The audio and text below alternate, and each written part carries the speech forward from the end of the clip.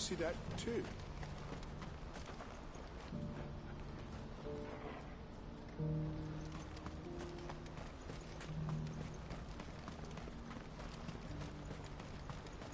Papa?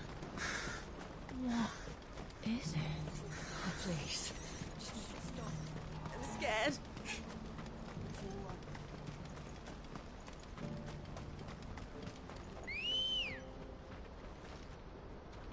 Come on. Fly, Ambrosia.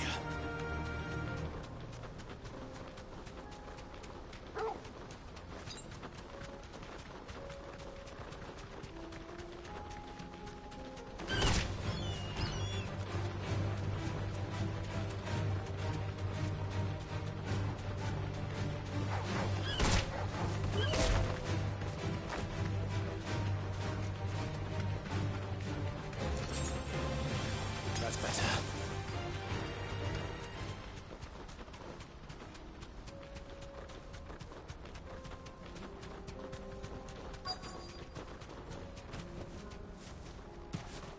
That can't be Rutherford, can it?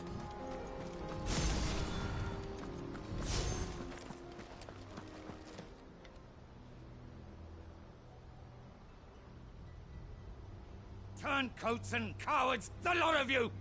If it's a fight you want, it's a fight you shall have! Allow me. I don't need your... Please, Field Marshal. Oblige him. This won't take long. You're right. It won't. Men, finish him.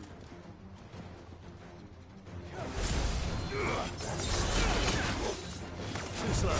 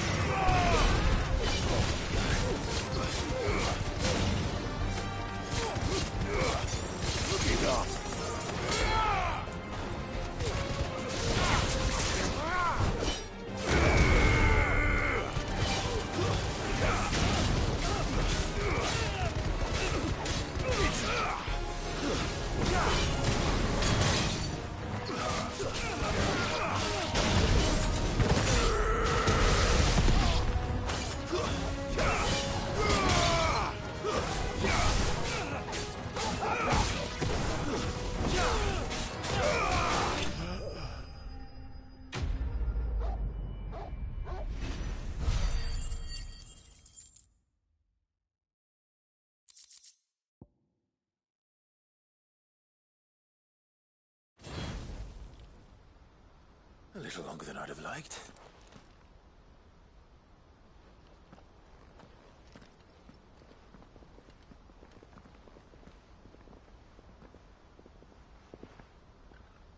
Field Marshal Havel, I presume. Are either of you injured? No, my lord. You arrived just as our escort turned on us. Fucking traitors.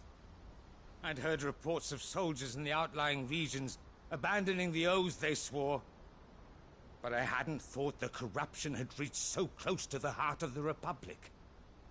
It's a fucking disgrace. Your interfering old bastard of an uncle tried to warn me, of course. My lord Marquis. Or is Sid the Outlaw more to your liking? Call me what you want. It doesn't change who I am. Or the urgency of the message I bring. My uncle has a plan to right the realm, and he needs your help to see it through. Before I agree to anything, I'd have you answer one question. What do you stand to gain from all this? I won't deny that I might benefit from further chaos. But I seek a new beginning for all of us. And while the choices I've made may not always have been the right ones, I know I made them for the right reasons. For so long, so many of us have been told how we could live, how we could die, when it should have been our decision all along. Now, we have a chance to put things right. But in order to take it, we must stand together. Even if it be beside those with whom we don't see eye to eye.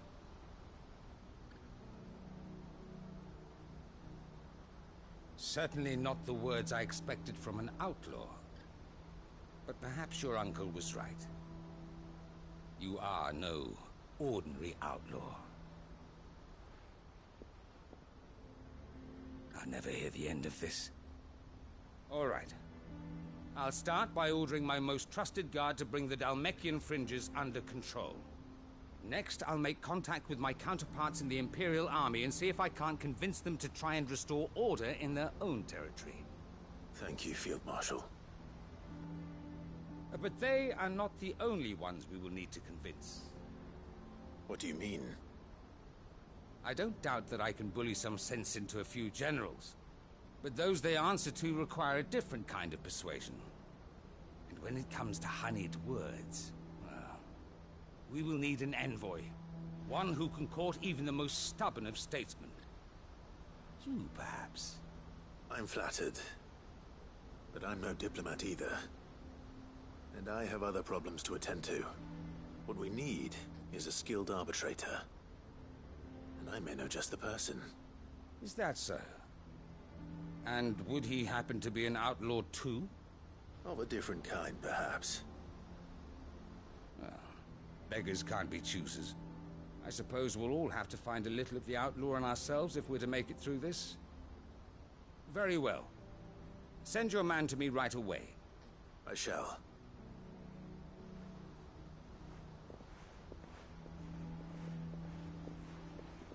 My Lord Marquis.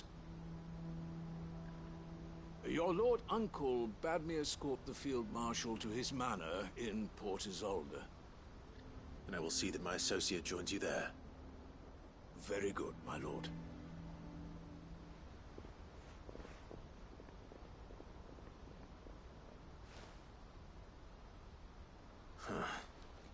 An envoy. I'm not sure I'm the man to talk anyone round. I can barely convince my brother to take his medicine. No. This is a job for someone with experience. Someone like Quinton. I hope I can convince him at least.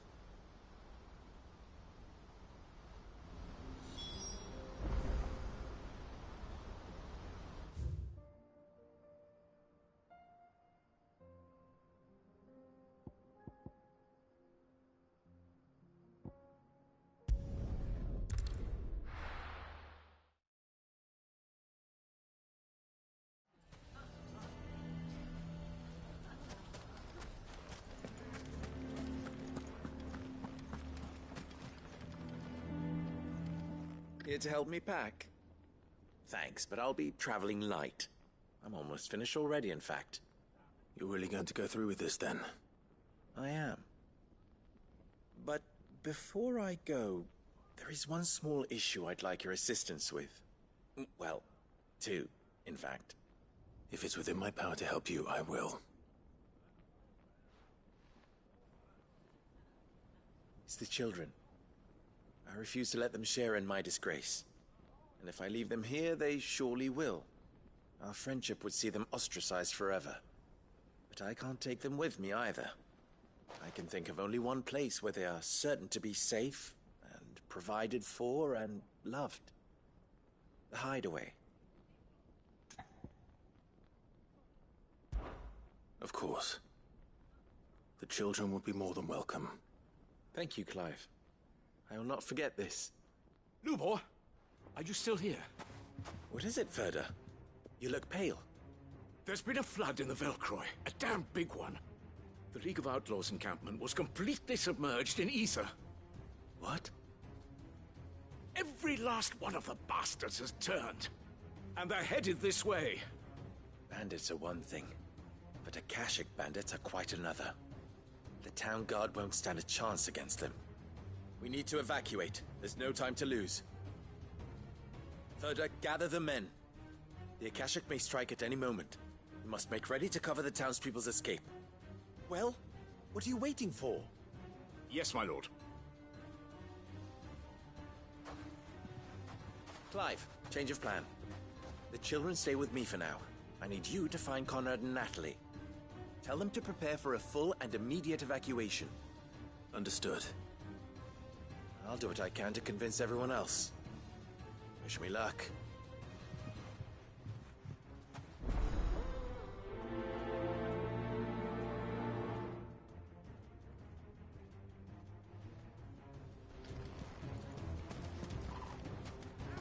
What's in You have to listen to me. They're coming. You need to... Why do they always have to make such a fuss?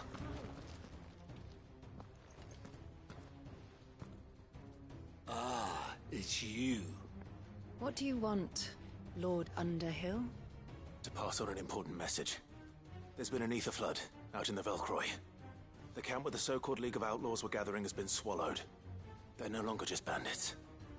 They're Akashic now, and they could be here at any moment.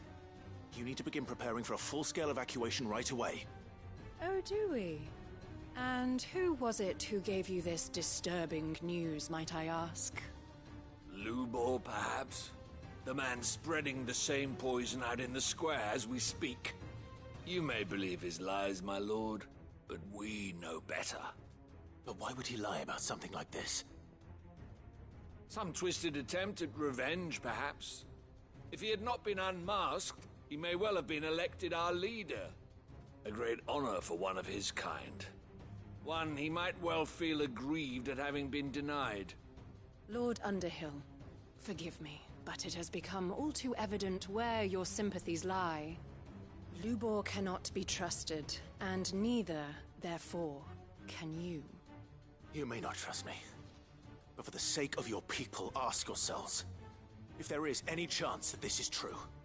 There isn't. You can be certain of that. Now be off with you. You're making a mistake. Come, Clive. If our words will not move them, then we must find another way to help save the town. You're right. Let's speak to Lord Furder. Why do they always have to make such a fuss outside? You have to listen to me. You lied about being one of us, and you're lying now. I think we'd better shut up. What's Lubor raving about now?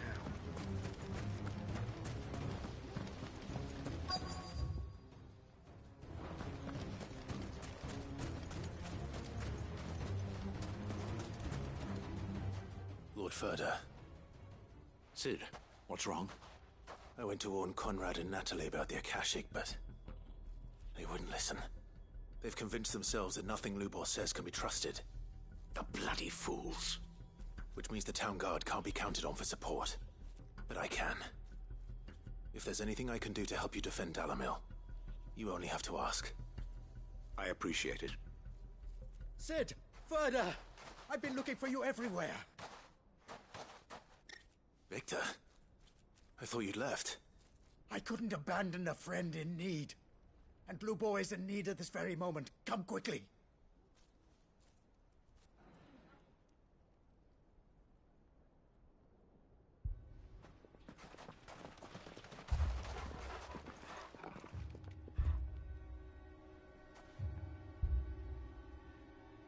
You have to believe me. The Akashic are coming. They don't eat, they don't sleep, they don't tire, and they don't care who they kill. They're unlike anything that's come before. There will be no parley, no mercy granted. We may have saved the town once, but this is different. I do not ask that you forgive me, but please believe me. If you do not run, you will die. You will all fucking die!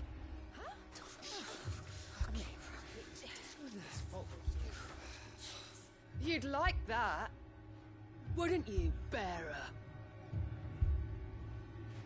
Yeah, with us out of the way, your kind will be free to claim Dalamil for yourselves. You should run! Run, bearer! Yeah, run! Far, far away! Just go! Yeah. Yes! Go! Come on, then.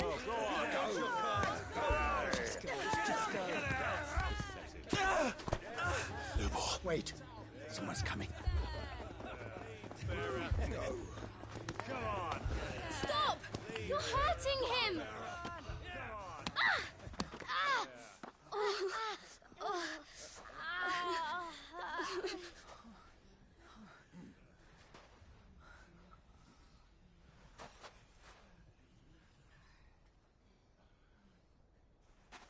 What did Lubor ever do to you?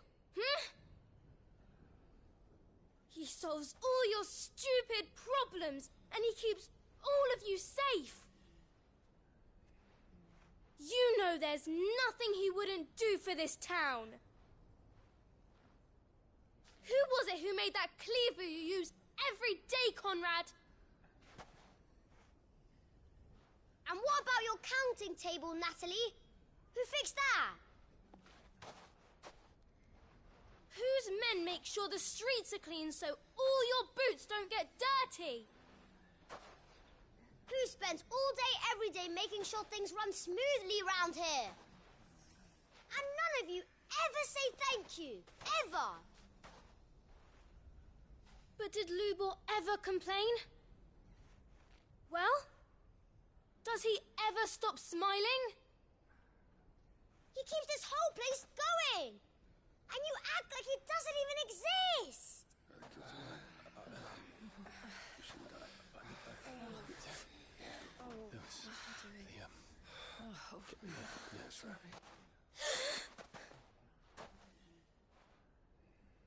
Lubor, we've heard enough.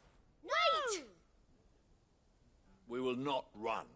The town guard will not abandon the very place it is sworn to protect.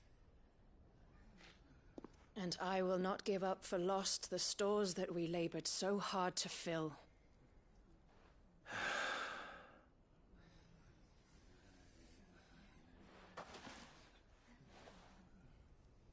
So tell us, how do you propose we deal with these Akashic of yours?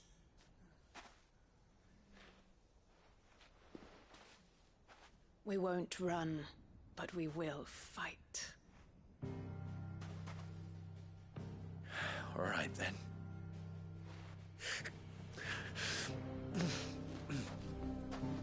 Fine.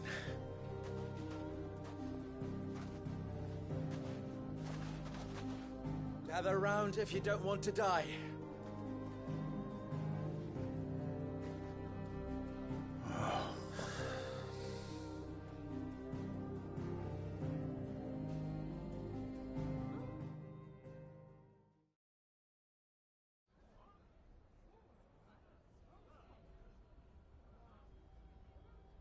Allow me to explain the situation.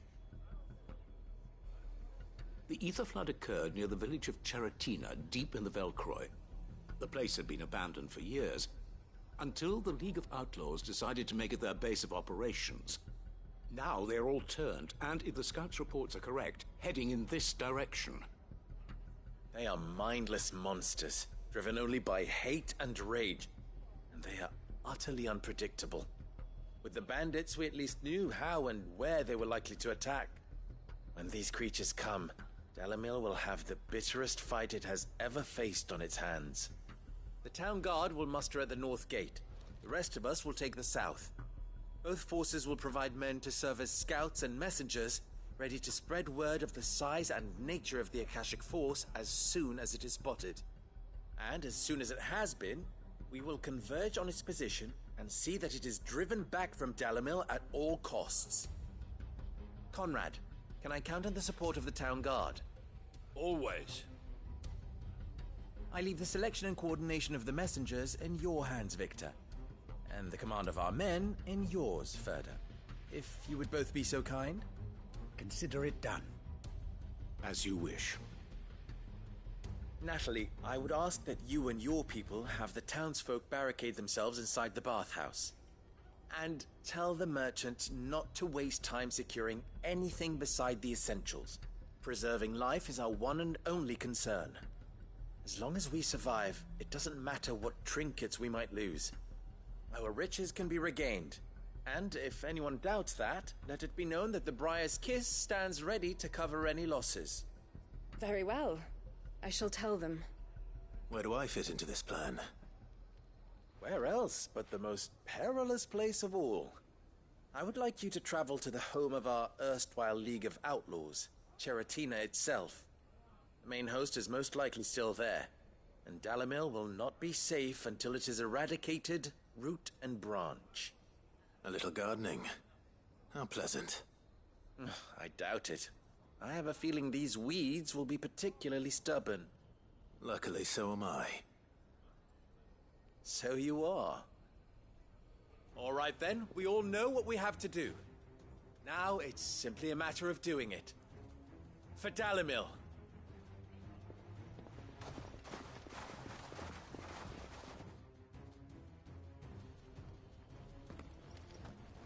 Looks like everyone's ready. Better not keep them waiting.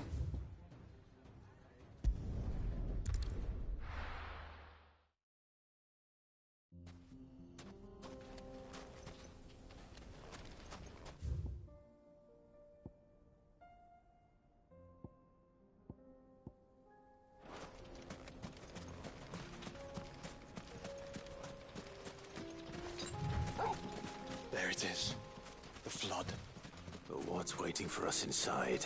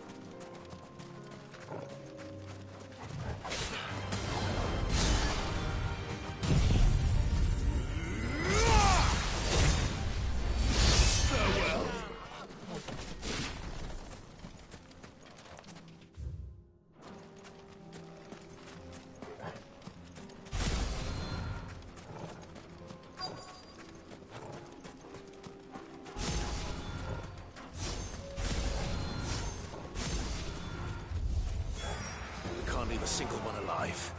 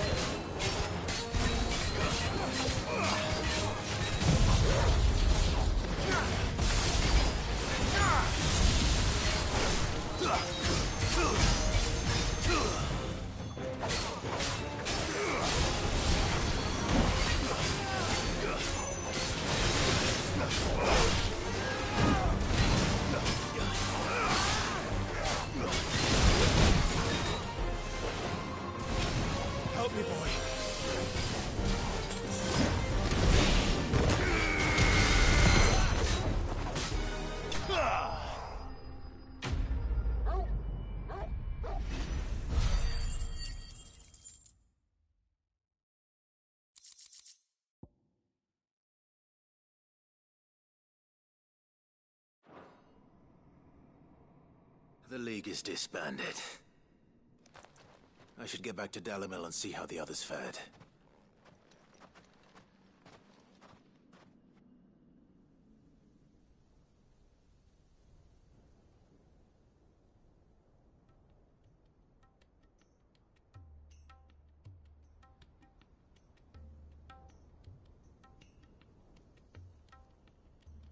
All the Akashic we were able to find have been dealt with.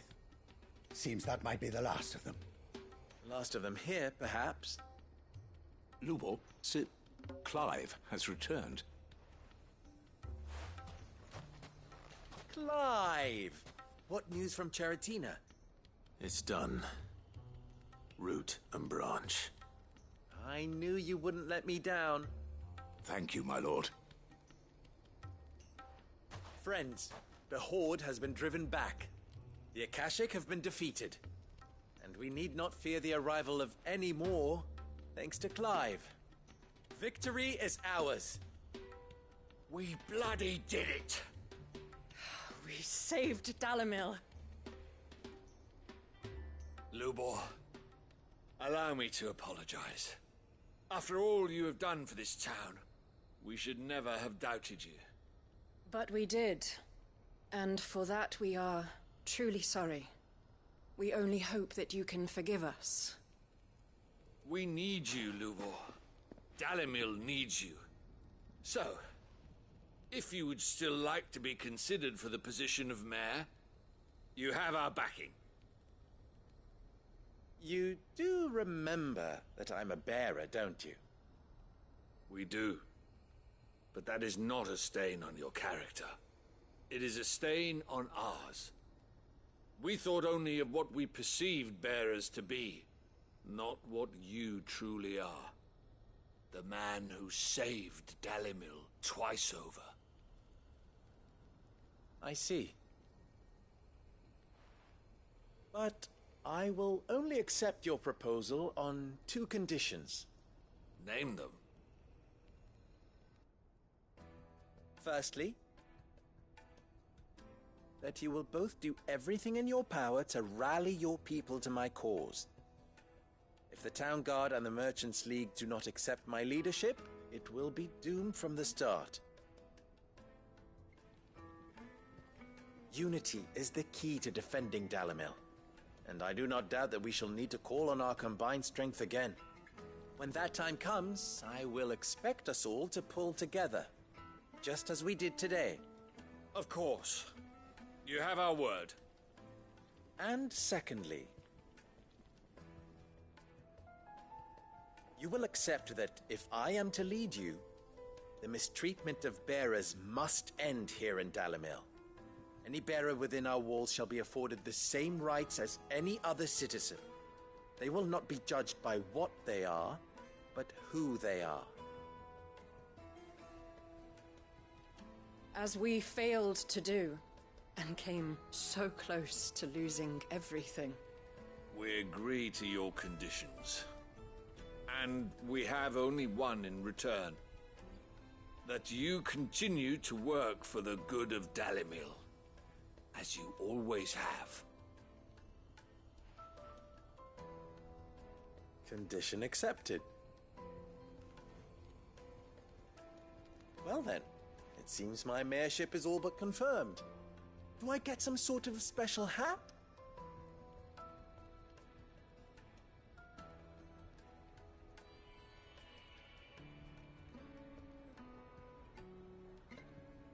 How fickle fate can be. Not so long ago, I had resigned myself to leaving Dalimil in disgrace. And now, I find myself her leader. Here. For everything.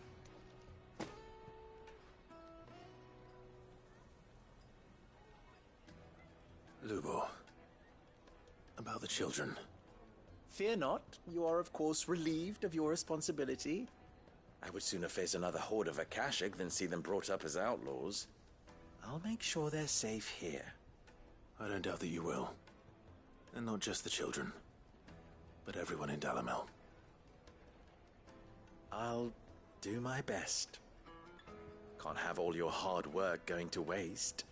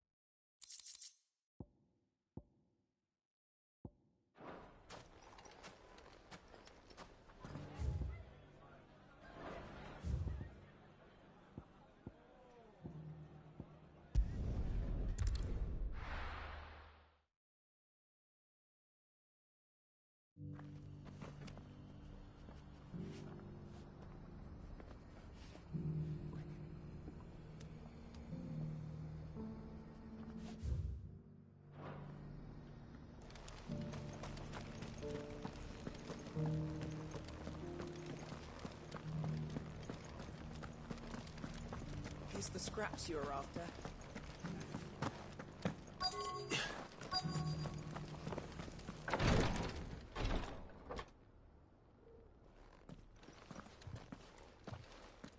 Your Grace, my lord, I trust your journey was not overly onerous. Cyril, you found a letter from Father? Yes, I have it here.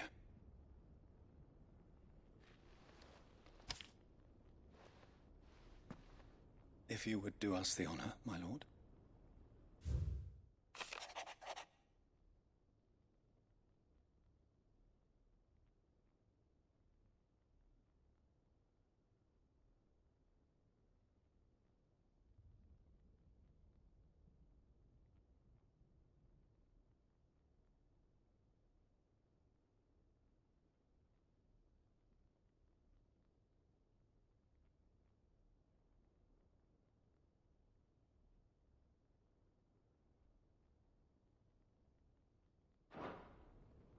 An inheritance. It would seem the late Archduke penned this missive shortly before his passing. The day before we left for Phoenix Gate. What are these plans he spoke of? His plans for the duchy, Your Grace.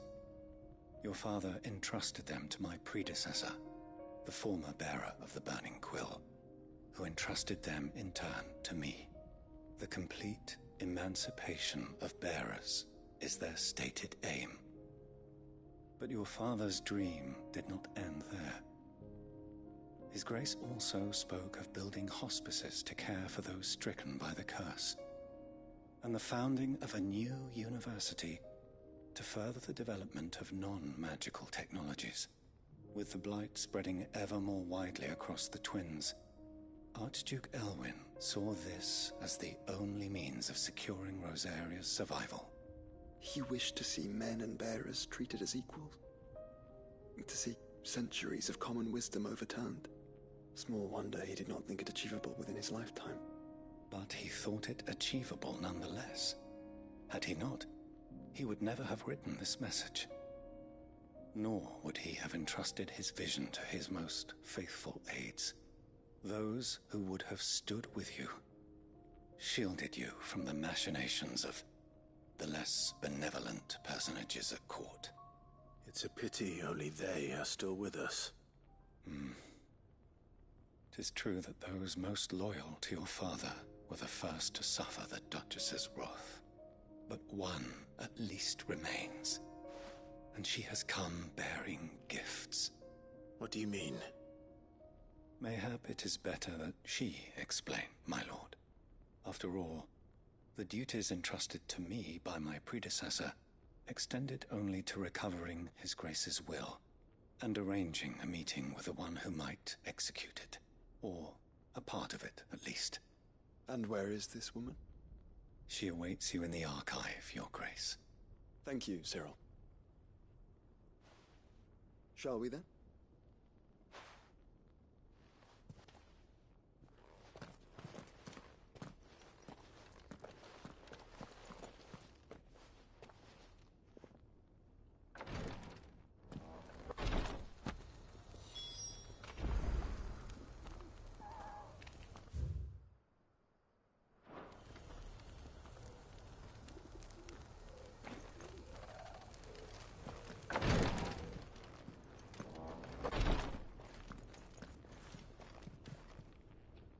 Lord Marquis, if you have a moment.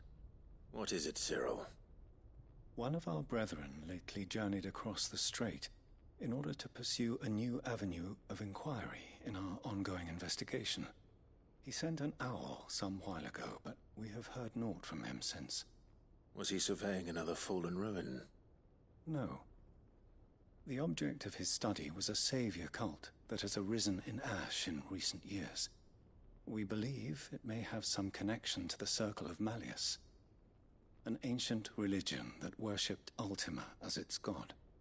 By gaining an understanding of this new faith, we hoped to learn more of the Circle's original beliefs. And so you sent one of your brothers to Ash?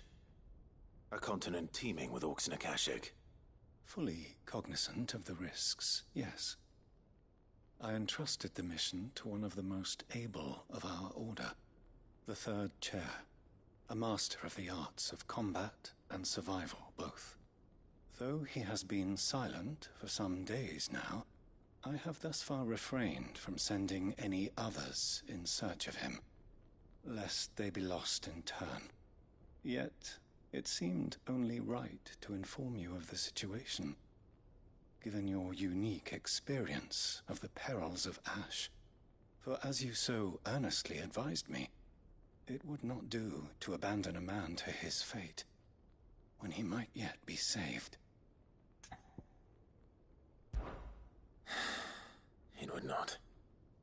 But Ash is a big place. Can you be any more specific? Perhaps.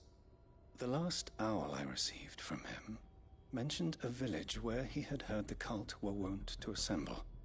Mickleburg was its name. It lies in the southern reaches of Waloed. If aught ill befell him, I expect it did so there. Right. I'll see what I can do. You are much too kind, my lord. Go then, with my hopes, and may the Firebird's flame ever burn in your heart.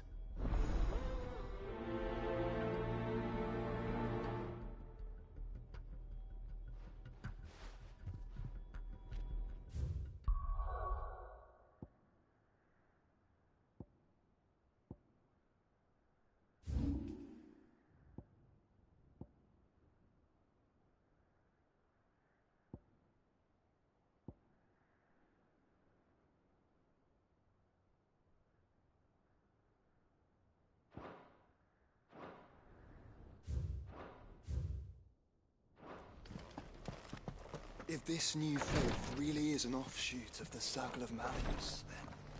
Let's concentrate on finding the Third Chair first, shall we?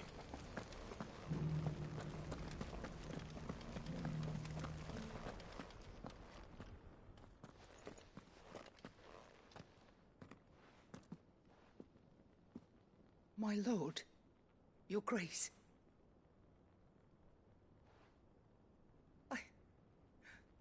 I hardly recognize you.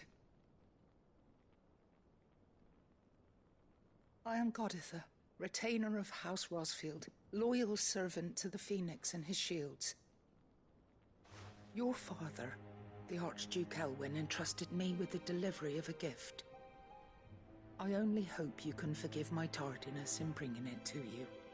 Lift up your head, Lady Goditha. You have our gratitude for your service to our house and to our father. I merely did my duty, as any proud Rosarian would. My lady, perhaps you could explain a little more? What exactly is the gift you bring? As I'm sure you know, it has long been the custom for the children of House Rosfield to be presented with certain keepsakes upon their coming of age. Indeed it has. Our father often spoke of the day when our turn would come. And had he lived to see it, he would have presented you with the treasures I bear. Matching armbands for you both. Alas, he did not live. Indeed, he was taken from us even before they could be completed. He had intended to claim the Heartstone with which each armband was to be finished himself, but it was not to be. And his gifts remain incomplete. I see. It saddens me to bring them before you, as they are.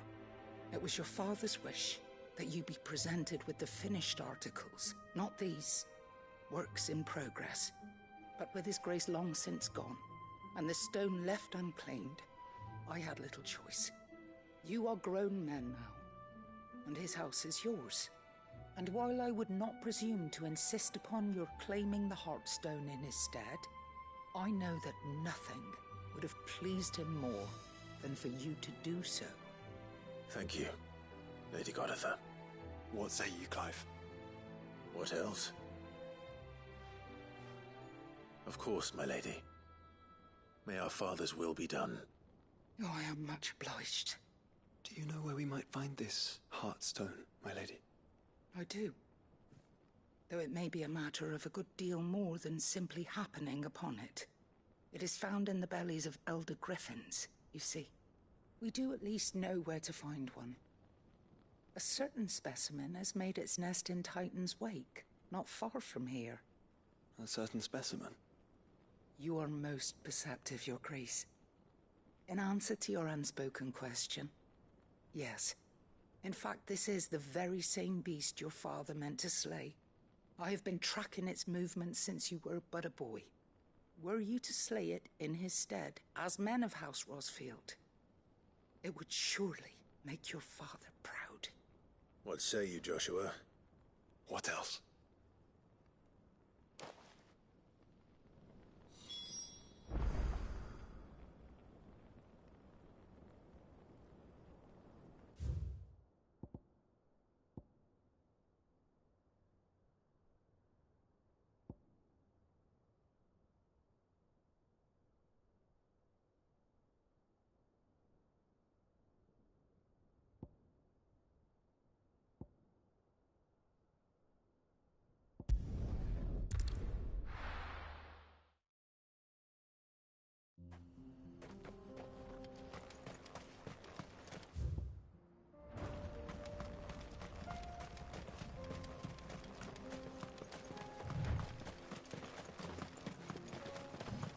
Eyes peeled, Joshua.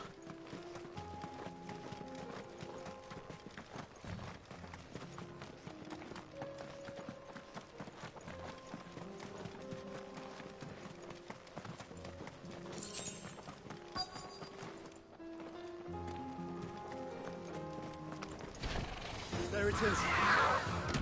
For House Rosfield.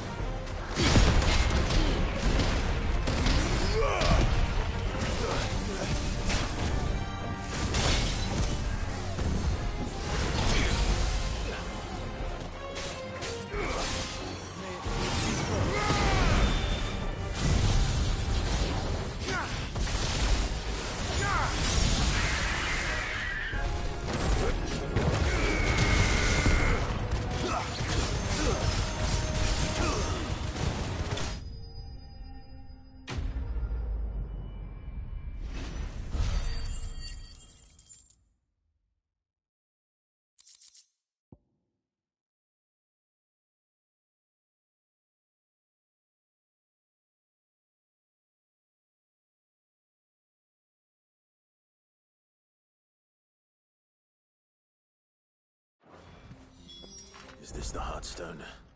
I expect Lady Goditha will know.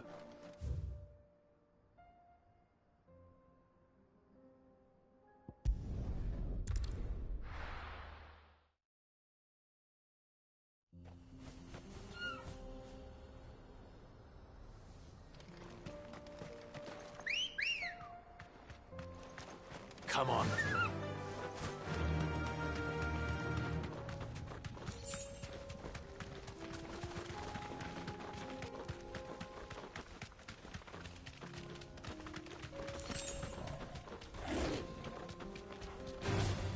This won't be easy. Here we are again. Carava. If you were a tortoise, Torgor, where would you hide?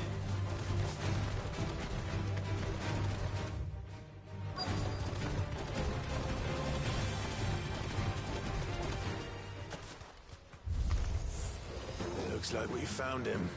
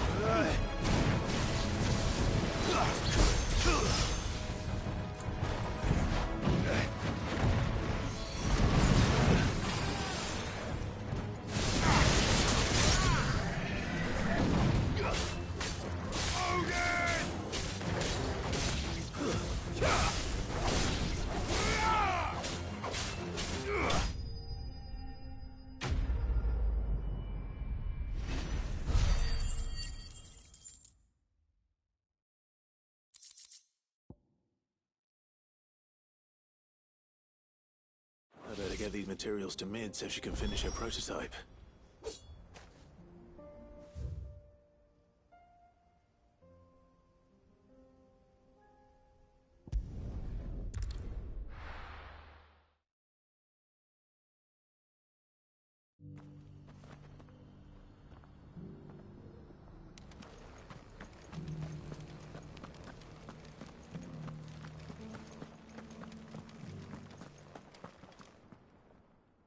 Thank the Founder you were safe. The Griffin is slain then? And the Heartstone claimed.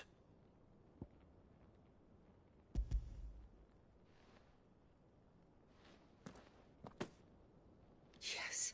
This radiant luster, like frozen flame. It is just as your father described it. Thank you, my lord. Your Grace. Your father would be so proud. Lady Goditha, the lapidary is ready. Thank you, Cyril. I will be with him shortly. If you would excuse me, I shall have the stone cut and set forthwith.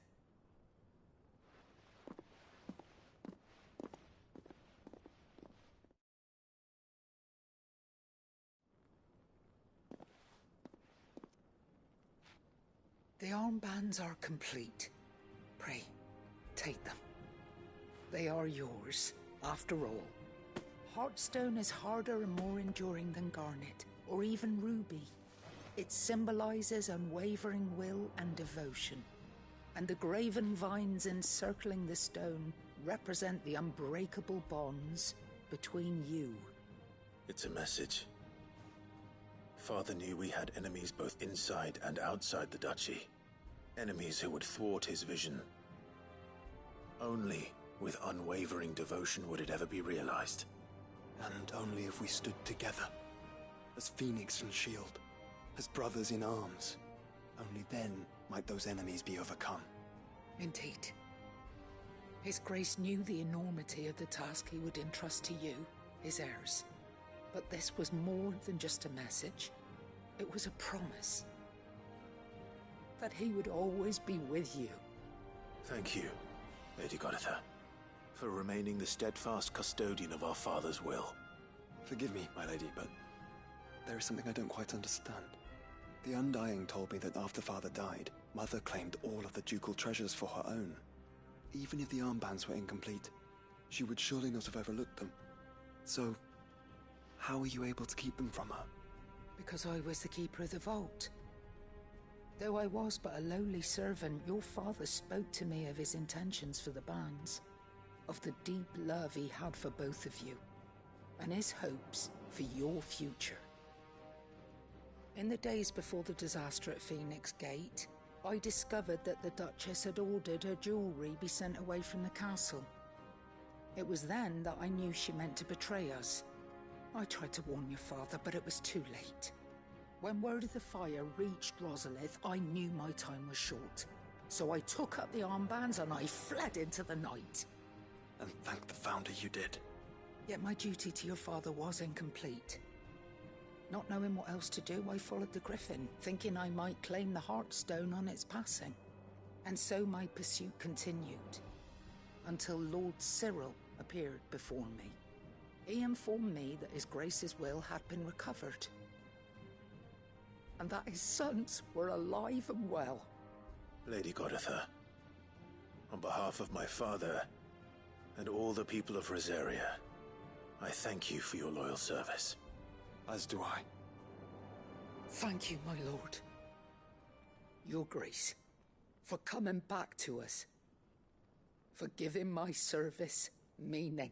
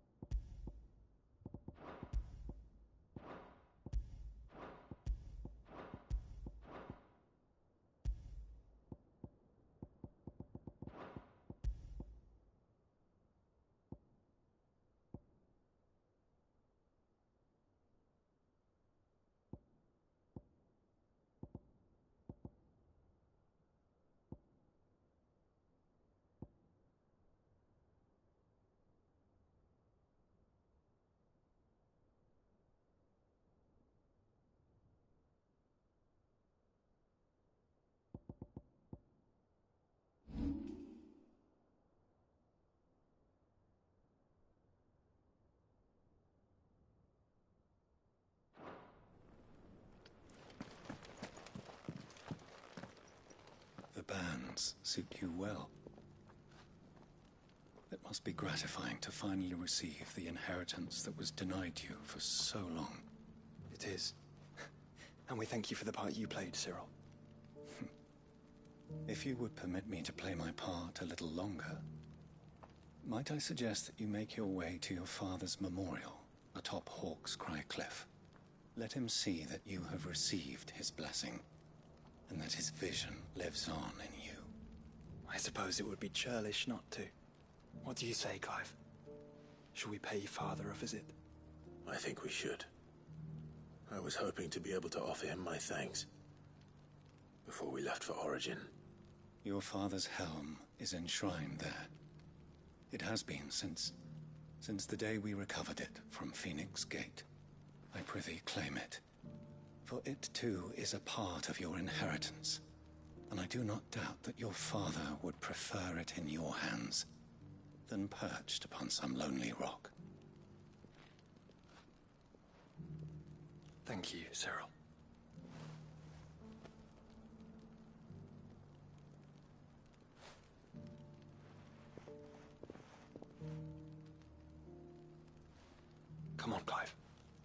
He's waiting.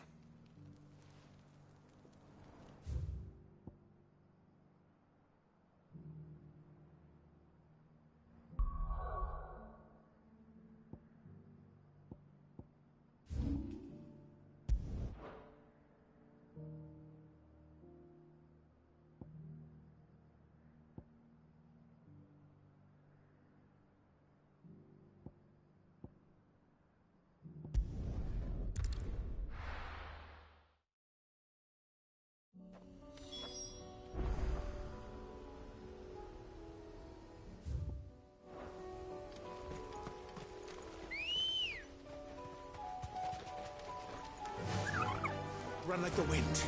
Unwavering will and an unbreakable bond. Do you really think we're strong enough? To save the world? Of course. To have overcome Father's political enemies? Of that I'm less certain. Especially knowing what we know now.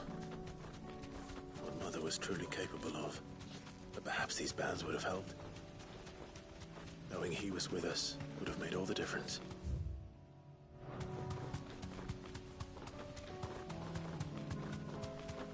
It's just back there.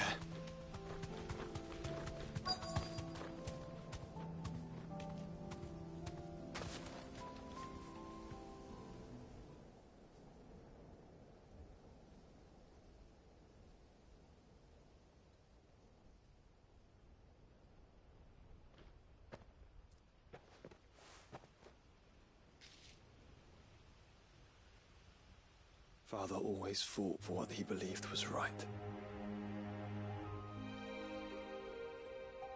It wasn't until that night at Phoenix Gate that I realized I had never fought for anything. I always had someone else to do the fighting for me.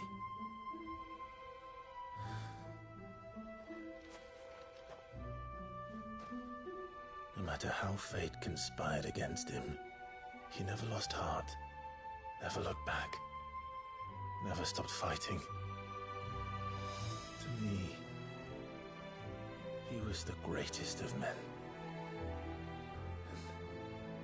And I've been trying to live up to his ideals ever since.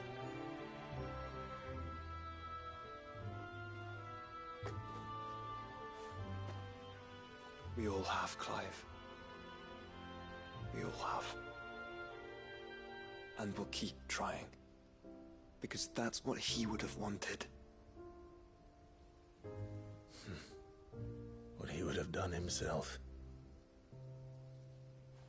Even if it meant standing against the very gods in the heavens. I shall be borrowing this, Father, if I may.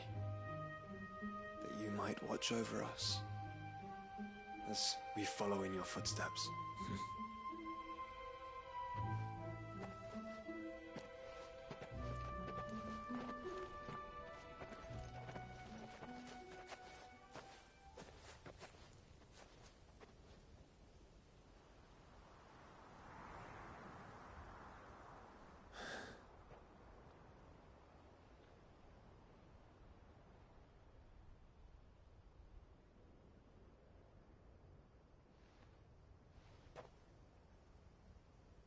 We won't lay you down.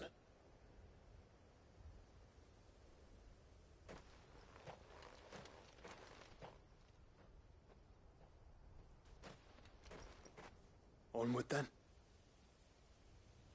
Onward. To the end. And to a new beginning.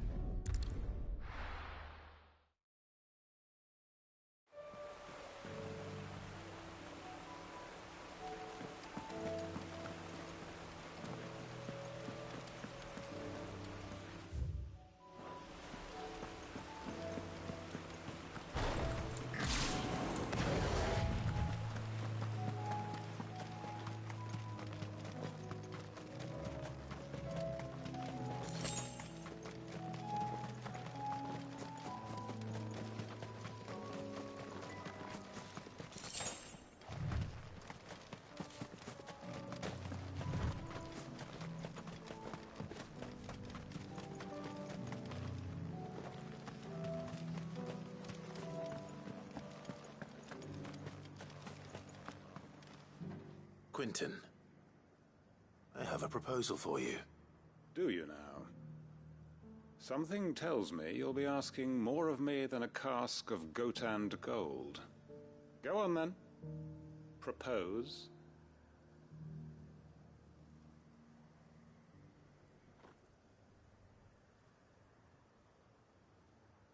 You'd have me convince the chiefs and chamberlains of the realm that they should simply swallow their pride and do the one thing that has proved impossible for thousands of years. Was there anything else? Perhaps I can fetch you a meat pie as well. I know it's a lot to ask, but I can think of none better suited to the role.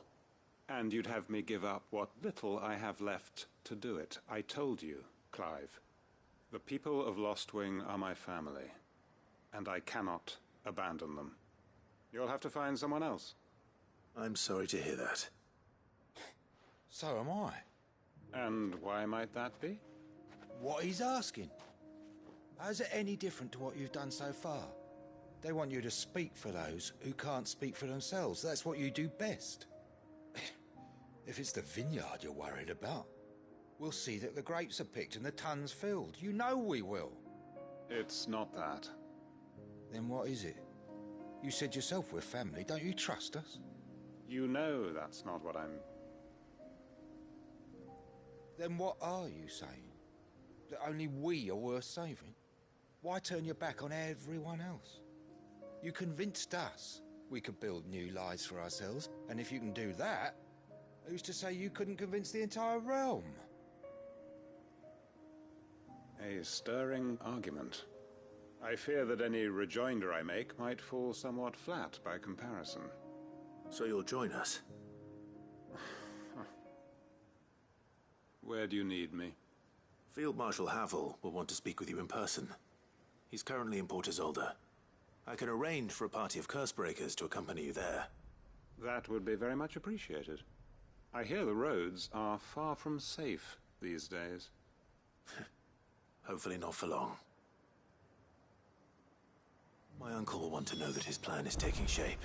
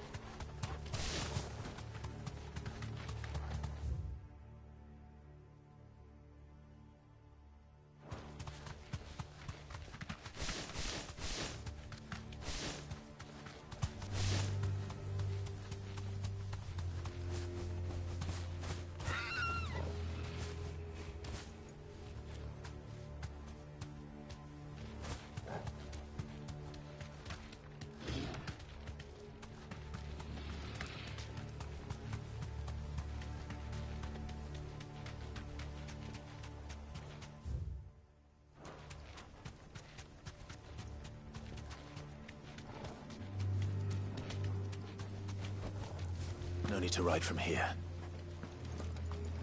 This must be the orphanage. Hopefully the registry is still here.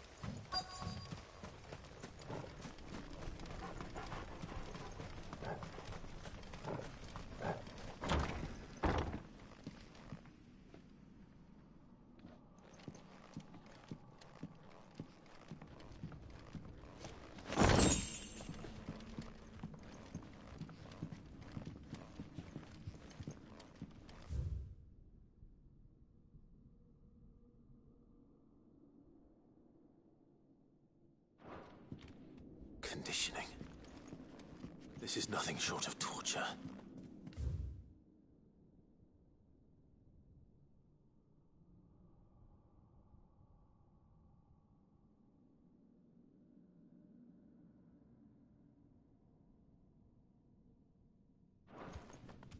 Disposed of. Herman wasn't exaggerating. It's a wonder he survived this place. I need to find that registry.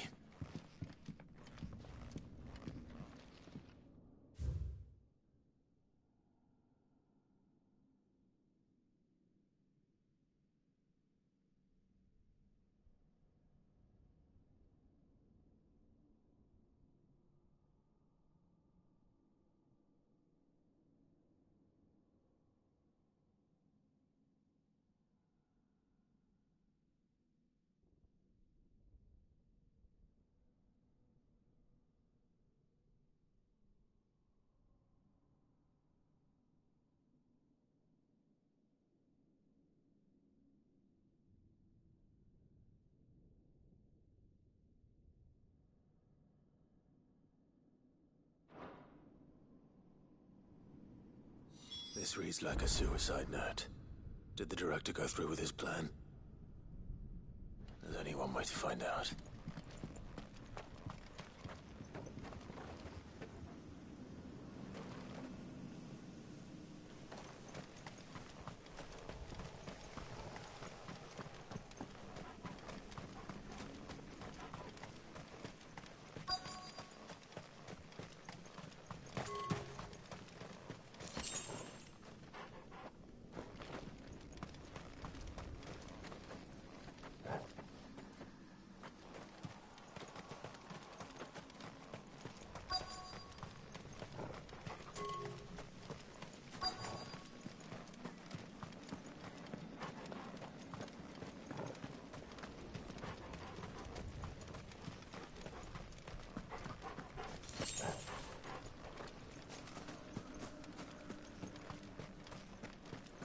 Forked white tree.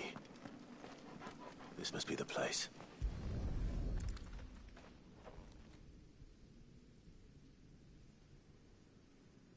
Could he really be buried here?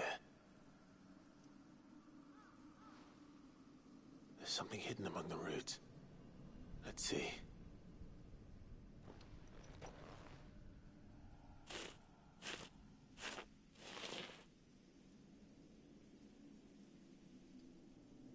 This must be the registry.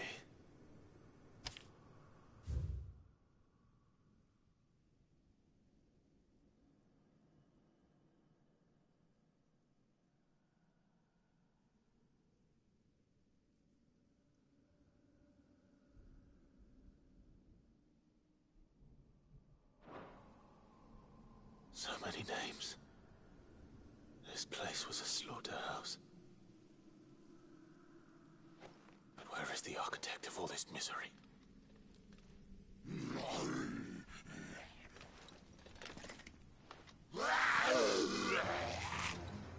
It was only a matter of time, I suppose. This place is cursed. Let's try.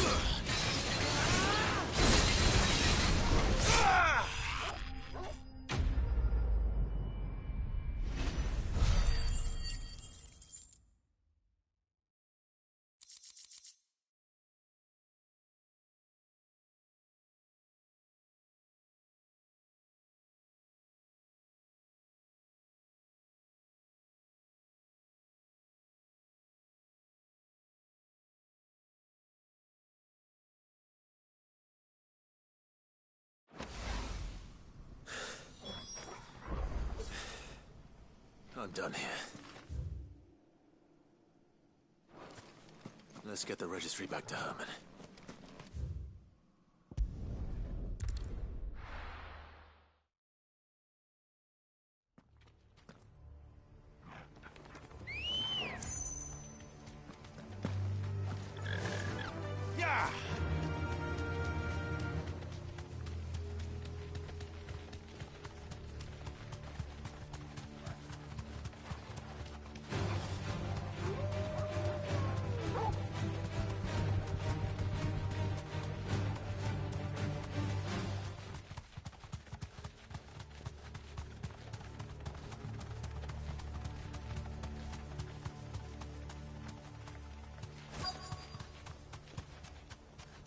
The entire village looks abandoned. Now, which house would a bookworm live in?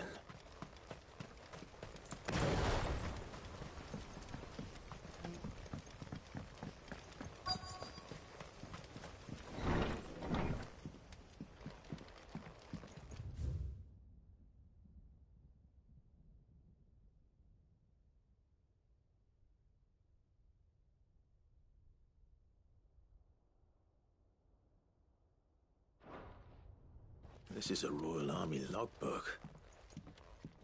Did he take this from the local barracks?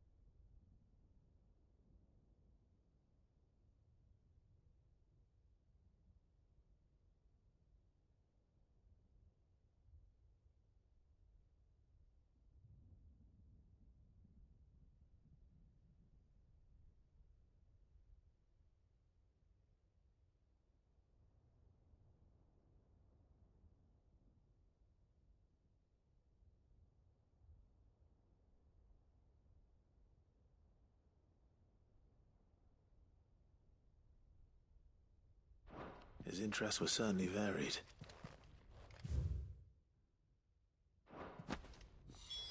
This is it. But if what it says is true, I need to get this back to the hideaway.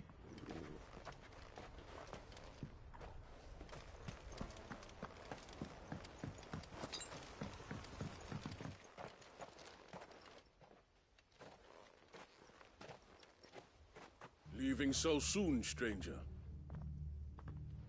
We've been watching you. From a distance, so to speak. Subtle. I know who you are. Then we need not waste time on introductions. Hand me the book. Leave it in our care and return to your life. Your care? Do you mean to burn it, or bury it? That is not my decision to make. But by one means or another, its contents shall be removed from the common record. Then I'll have to politely refuse. I won't let you erase our history. Then we find ourselves at an impasse. Very well. The book can just as easily be pried from your dead hand.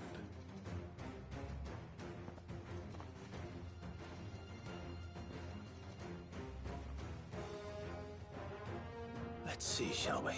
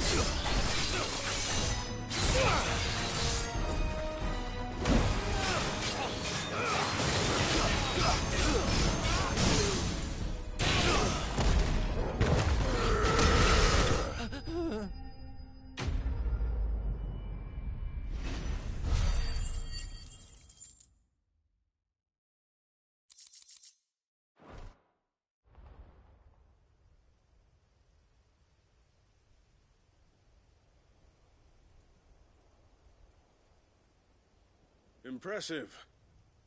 But we have other means. We shall claim the book yet. Why do you want it so badly anyway? It lays out in no uncertain terms the vanity and avarice of mankind. It tells the shameful history of the persecution and oppression of a gifted few by a giftless many. Would you say that this interpretation was correct? I don't know. You don't know. Your sword may be sharp, but your wits are dull. So let me answer for you. There is no correct interpretation of history. That a series of events took place may be proved beyond a doubt. But there can be no single, immutable explanation as to why they came to pass. It is a question of numbers and of belief.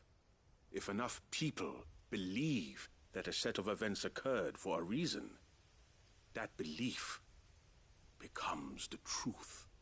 So you're trying to control the truth?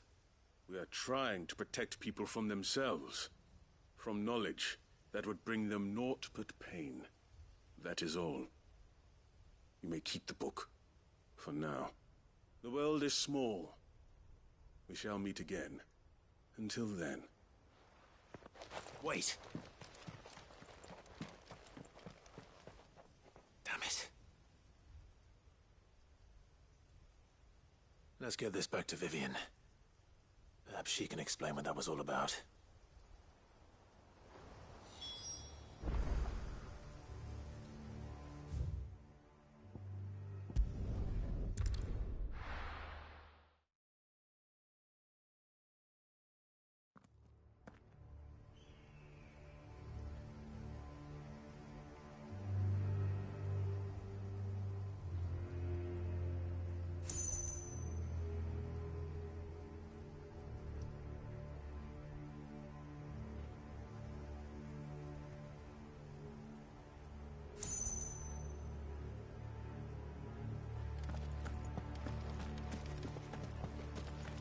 Doris is waiting for me near Balmung-Dark. The longer she's out in the open, the more likely she is to be found by Akashic. I need to hurry.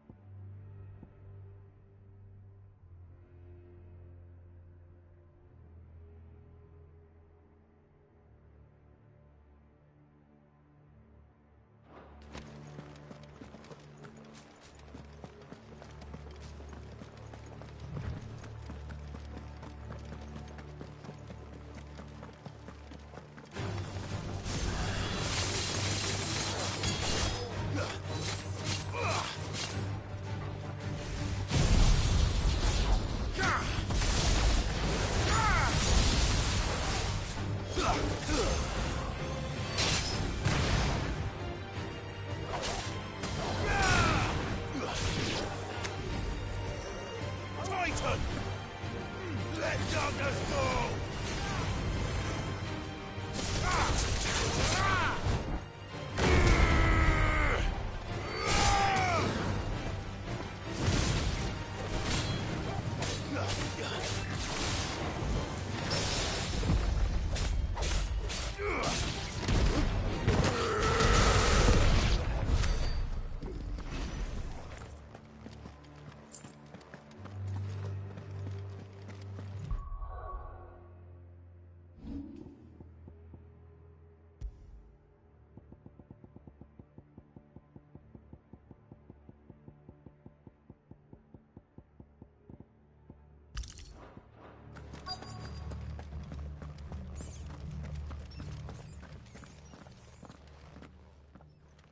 There were no guards, I take it?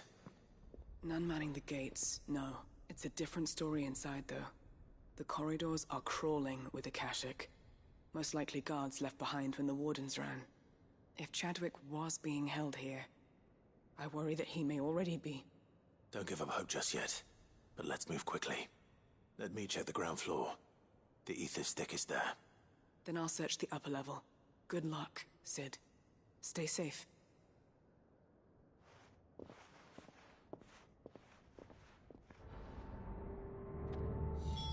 Just how bad are the floods inside the walls? Bad enough to turn a bearer? I hope not. We're risking a lot just being...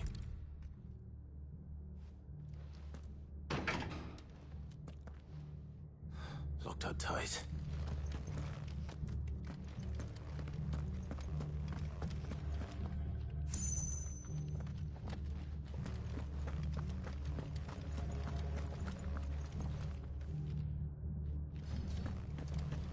Have care.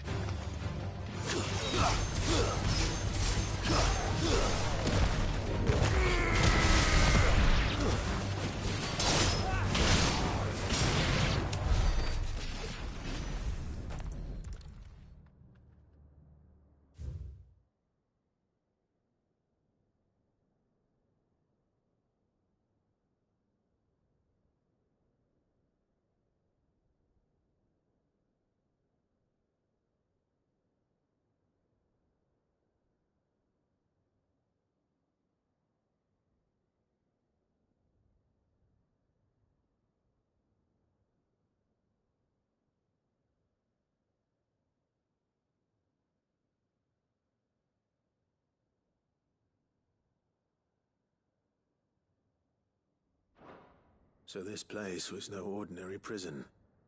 And I doubt they'll have taken the creature with them when they fled.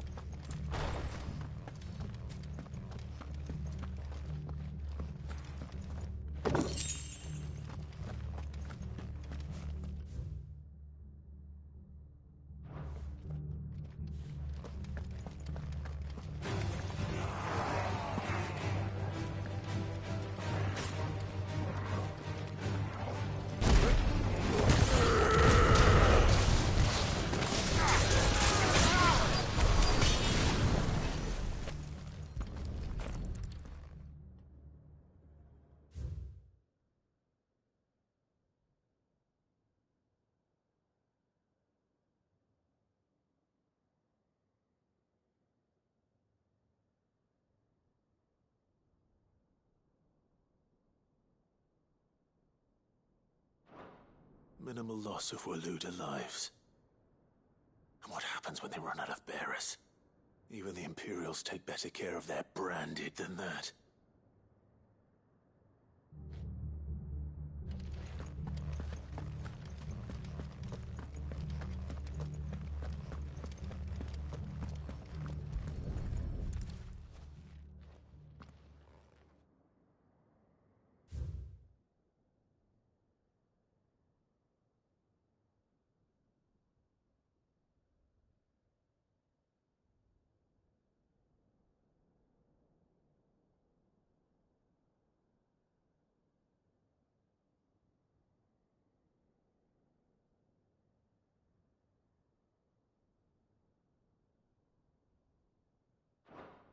They were feeding bearers to it. This is even worse than I'd feared. Nothing but Akashic down here. Hopefully things are looking better upstairs. I should go and see how Doris is getting on.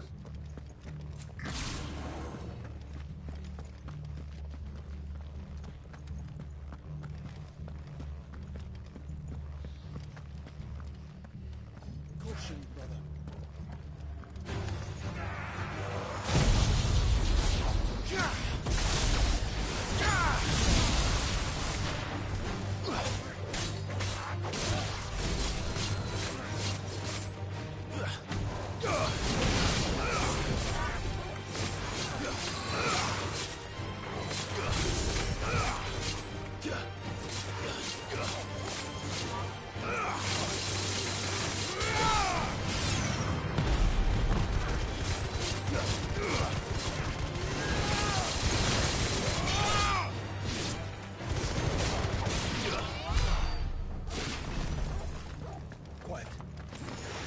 Someone's brave.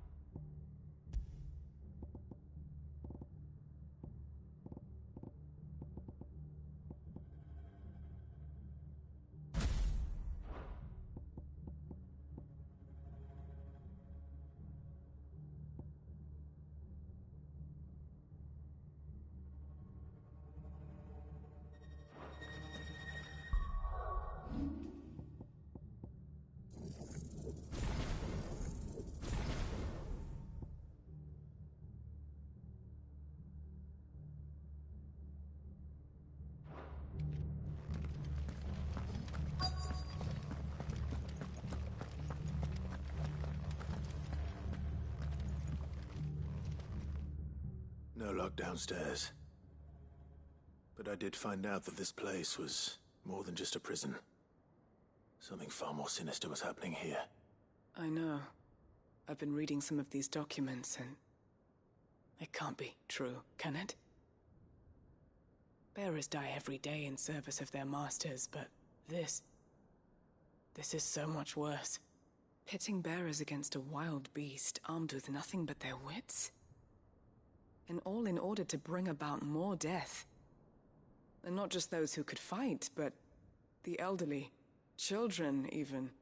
And those who wouldn't or couldn't were disposed of. Whatever that means. I'm afraid it means they were fed to the monstrosity they kept here. Then we're too late. And I was a fool to bring you here. Don't say that. Did you find anything else? A key. But it doesn't fit any of the locks on this floor. Perhaps it will fit one of the doors downstairs. There's a corridor I haven't searched yet. Finish up here, then come and find me when you're ready. All right. I'll be there in a moment.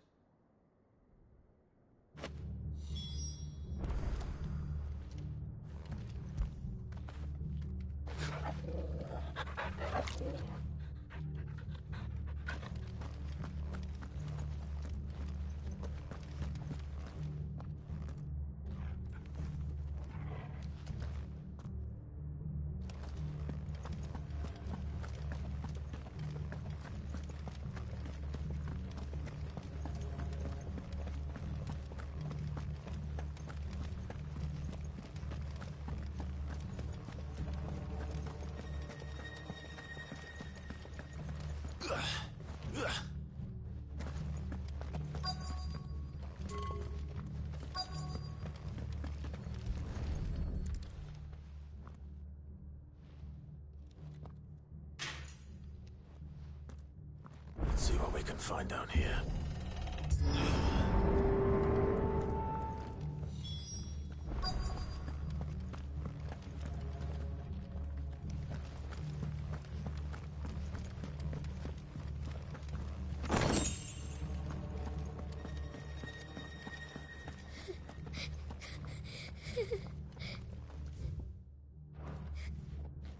survivor. And she sounds close.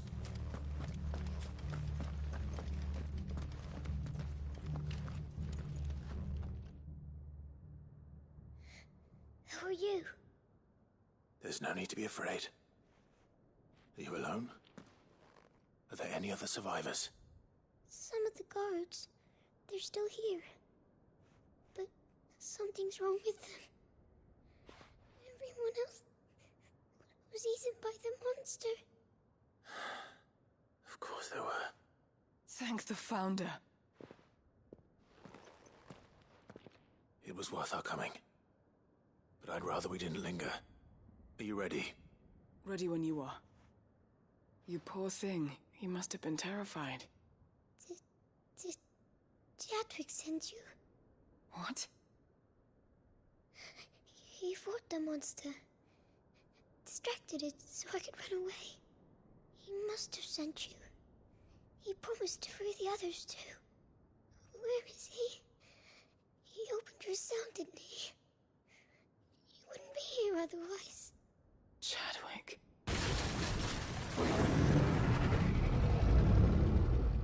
Was that? Monster's back! Jadwick, help! We have to get out of here. Doris, keep the girl safe. All right. You put that bearer-eating bastard in the ground.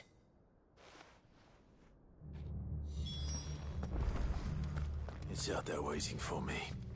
I can't let it live. Not if it's got a taste for bearers.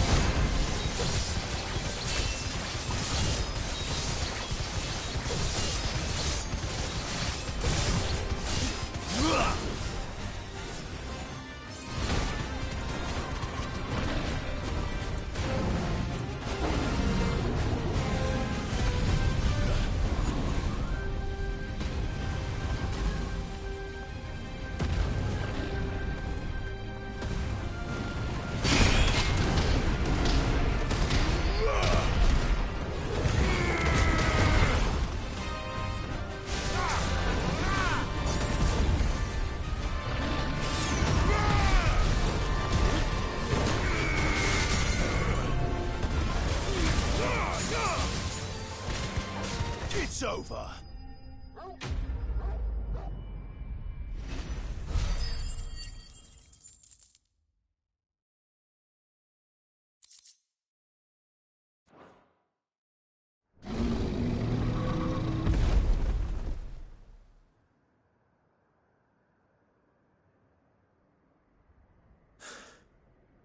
Finally. Cid, are you hurt? I'm fine. I think.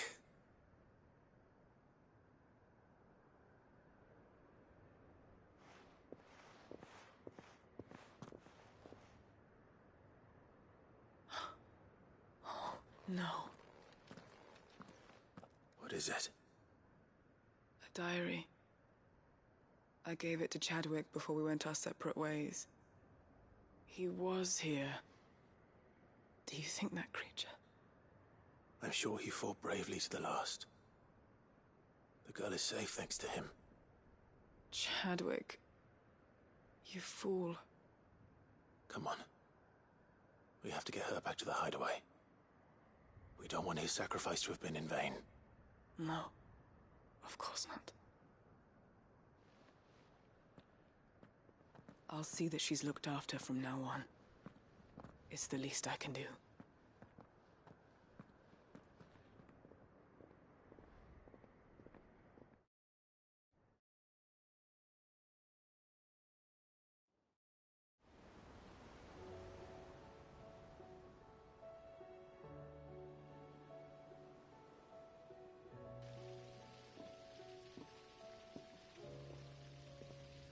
From what I hear, you've barely left the girl's side in days. I hope she's recovering from her ordeal. She is. Slowly but surely. She's far tougher than she looks. I thank the flames we found her. If we hadn't... I know. But we did. I'm sorry we weren't able to save Chadwick. There's no need to apologize. Without your help, I would never have found out what happened to him. How he fought to the bitter end to save her. To save Hyde Marie. That's the man I remember.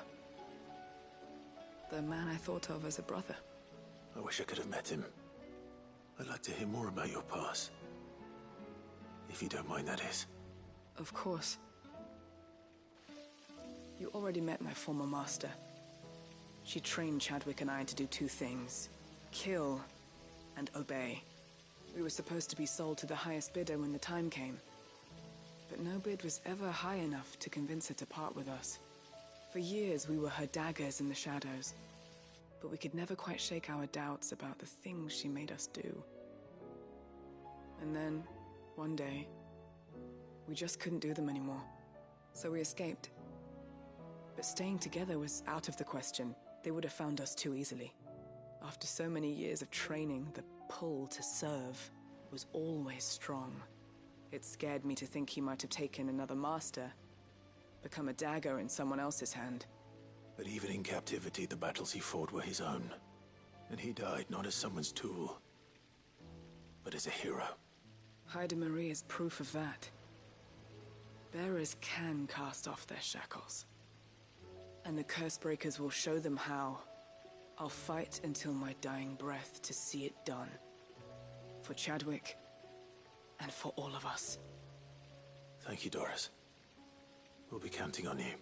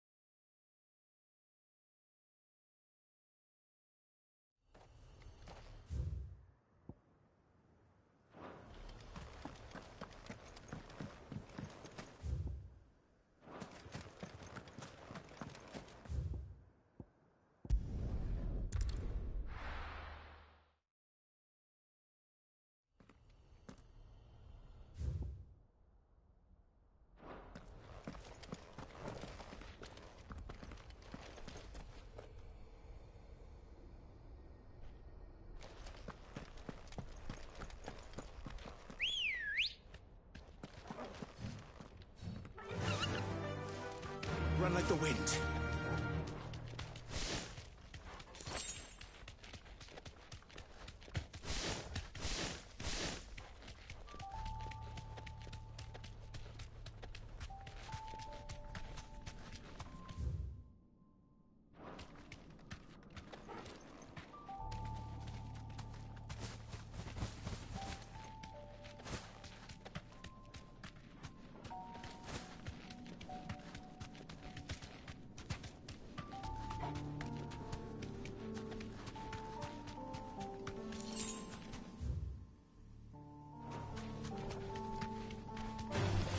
No holding back.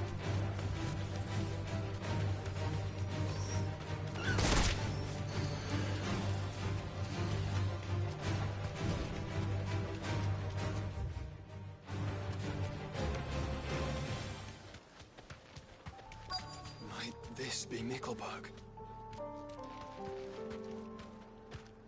Straight home now.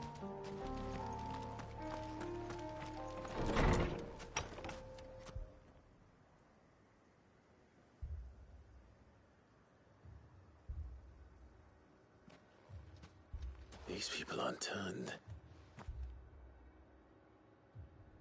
And the village seems safe enough at least.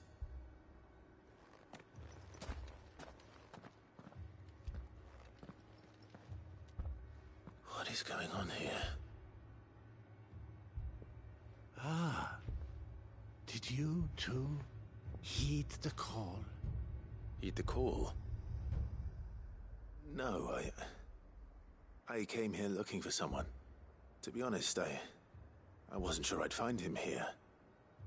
Let alone all of you. Is that so? What are you doing here? Is this where you live? It is my home. The others, they heeded the call. You keep saying that.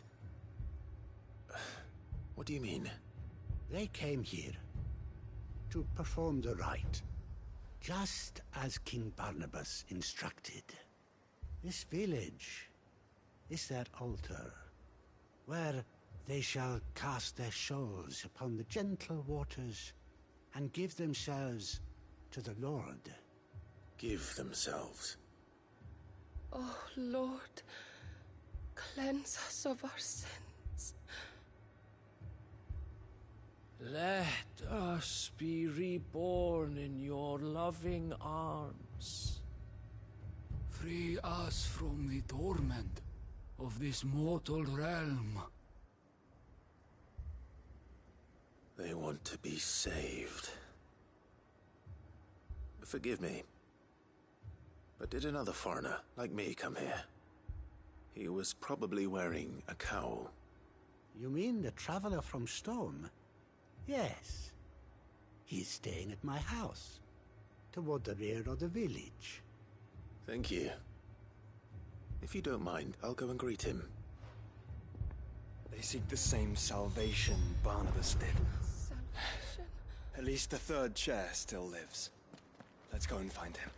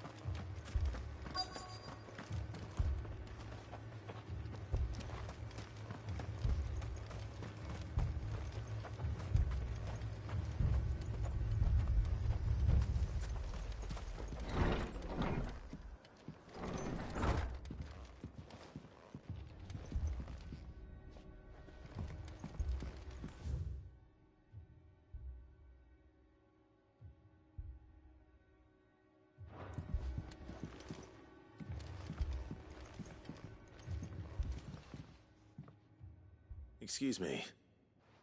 Are you with the Undying? I am. And so it would appear, are you? Lord Rosfield, if I am not mistaken. That's right. And you must be the third chair. I am. Cyril was worried for your safety. He sent me to find you. Then I must apologize. I did not mean to trouble the bearer of the burning quill. Much less you, my Lord Marquis. He said that you had failed to report. Is there a reason for that? I came here to study the followers of this new faith. But the more I learned of them, the more my own faith began to falter. You have seen them at their prayers, have you not? They devote themselves to the veneration of their Lord with a fervor I have never seen before.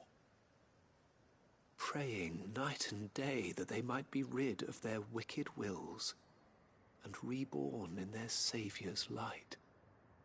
Not that they might be granted respite from their worldly woes, but so that they might continue to serve him. Serve him with all of their beings. I, too, swore to devote my life to the service of my Lord and Master, but this... 'tis different. It is more. And so I would see it through to the end. See these people safe, that they might achieve their dream. That they might do their duty to their Lord. Even if it should keep me from doing my duty to mine. You do understand what their dream is, don't you?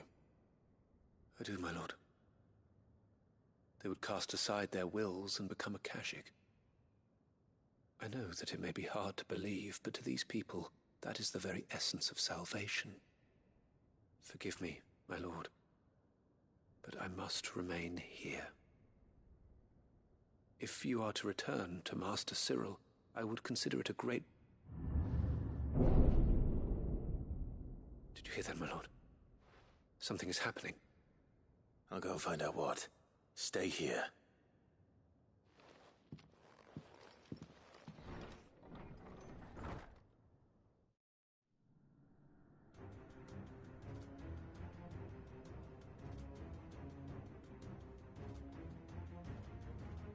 An ether flood. Oh no. There must be something I can do.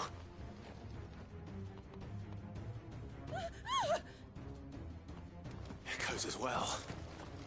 Found her. Ready, brother?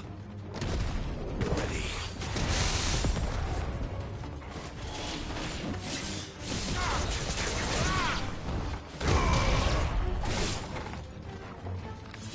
Over here!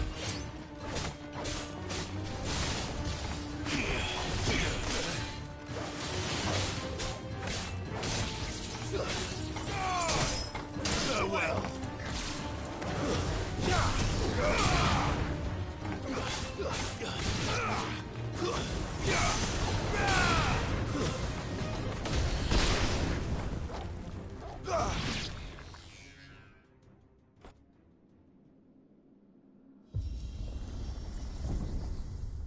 What now?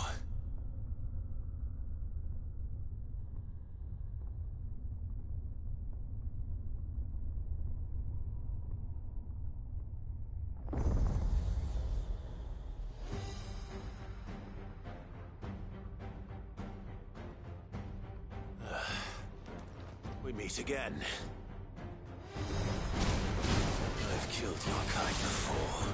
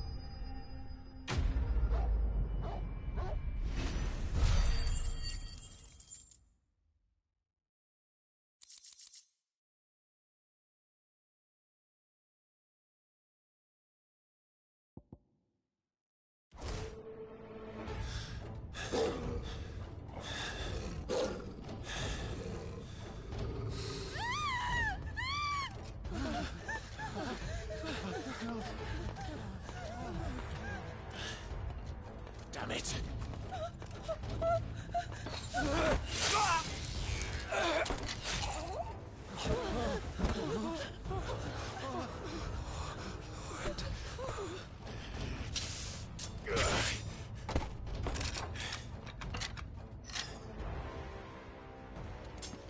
Don't you die. Come on, speak to me. I had to save them, that they might have a chance to find true salvation by devoting themselves to the service of their Lord.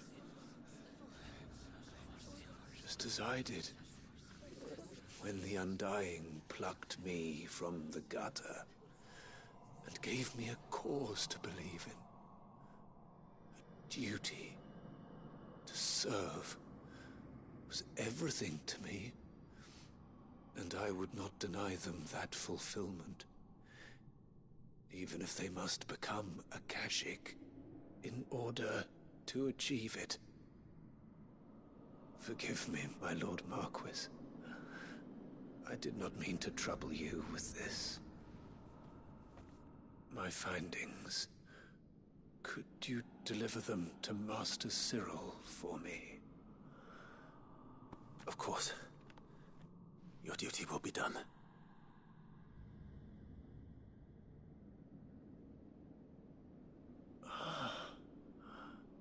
Look, my lord. They are saved.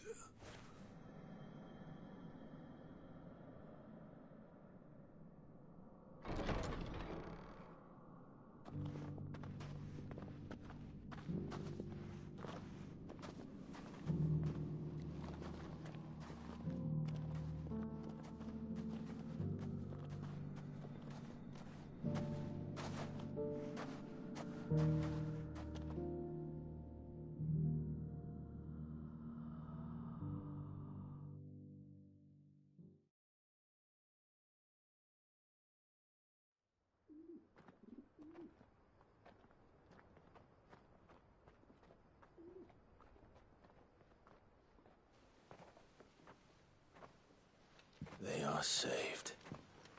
Found that. I should get this report to Cyril.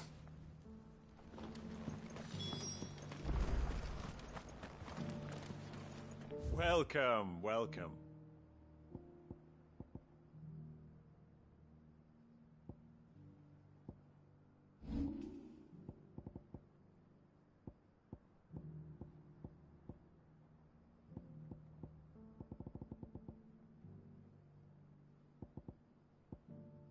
Take care.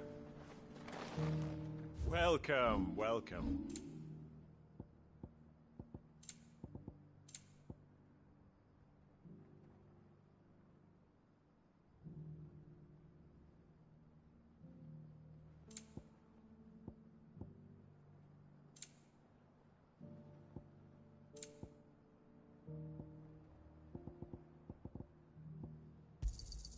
Of course. A fine choice. Come again. Welcome, welcome.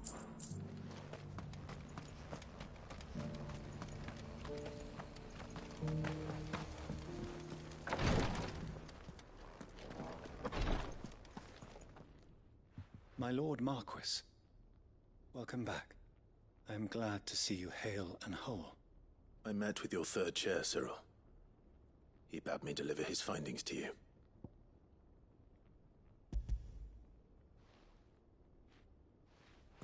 Thank you, my lord. He remained in Ash? He died protecting the villagers from an echo. I buried him in Mickelberg. I'm sorry that I couldn't save him. If you could not save him, no one could. The villagers, they were believers in this savior cult. They prayed to their god that they might be unburdened of their wills. Then an ether flood came, and their wish was granted. Your brother sacrificed himself that they might live, even knowing that that life was death by another name. Then he perished defending liberty. A hero's end. For the right to choose how one dies is no less sacred than the right to choose how one lives. Sid would agree. He wanted to build a world where people could die on their own terms. A noble ambition. To die for one's cause is the most perfect expression of one's faith. It matters not how misguided others might judge one's decision to be, only that the decision is one's own. We live according to the teachings of our order. We believe in them, we protect them, and yes, we die for them. For better or worse, that is our creed.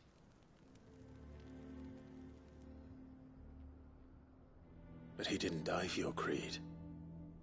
He died to save them, and you still believe that what he did was right. I believe that he believed it was. We of the Undying are not slaves, but willing servants. And this was his will, the ultimate expression of it. All right. I'd like to know this man's name, Cyril. To know the names of all the Undying who've fallen in the line of duty. They died serving my house. It's only right that I remember them. That is my duty. Of course. I shall fetch the Book of Martyrs at once. My lord, it has been, and shall ever be, the greatest honor of my life to serve House Rosfield. Though our duties may differ, yours is no less important. I pray with all my heart for your success. And were they here, I have no doubt but that every one of my fallen brothers and sisters would feel the same.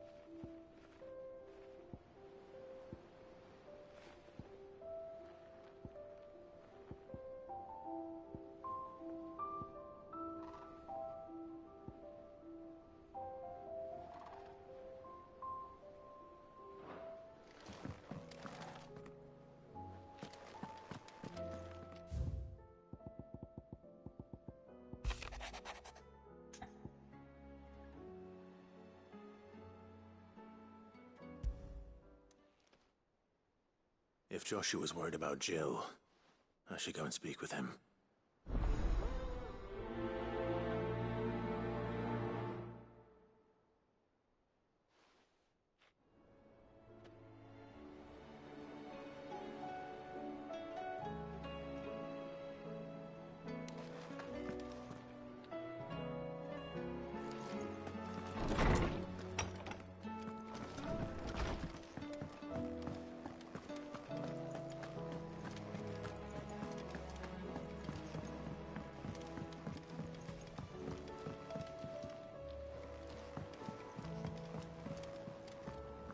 Uncle, I bring good news. The Field Marshal has agreed to your plan. Ha! Of course he has. I didn't doubt you for a moment, dear boy. Rutherford is accompanying him back to your manor in Port Isolde as we speak. They will await your return there.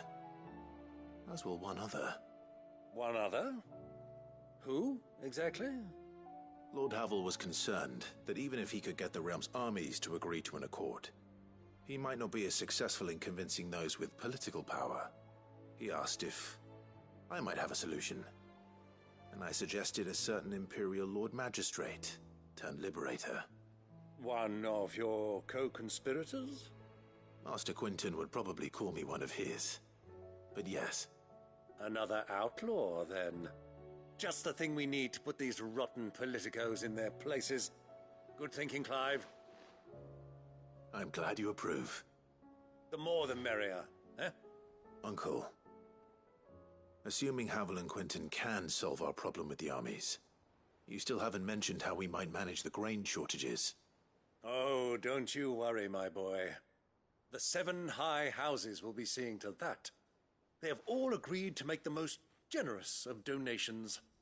Oh, of course, it did take a little persuasion. But luckily I had some unexpected help.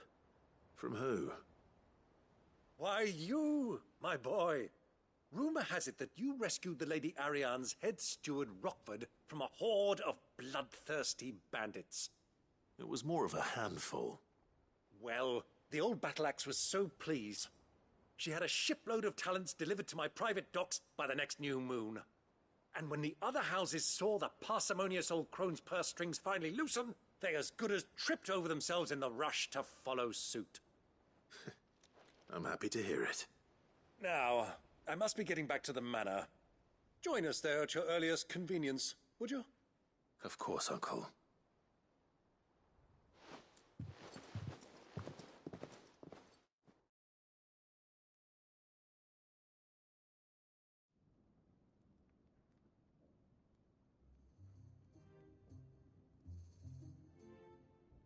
And how, pray tell, will we get that grain to the capital if the roads are still overrun with Akashic? You'll find another bloody road. I only have so many men, and I'm not about to send them headlong into an ether flood. That is, unless you'd have them turn as well. Well, I'd certainly eat less. Says the man with a belly bigger than a band of curls. My soldiers actually need their rations. Without any food to keep them going, they'll be dead even before you've sent them on your fool's errand. If I may, gentlemen, perhaps I might suggest an alternative approach. Though supply routes are indeed disrupted, there is no shortage of ships. Indeed, they bob away in every bay from here to Randalar, awaiting a safe haven. Allow them to make port and fill their bellies full of grain. And once those who crowd the cities are fed, ferry the displaced back to the countryside to work the fallow fields. But I'm sure that you wish to continue your discussion. Forgive the interruption. 2 such firm friends as yourselves need no help from the likes of me. Rutherford spoke fondly of the great bond between you. Us? Friends?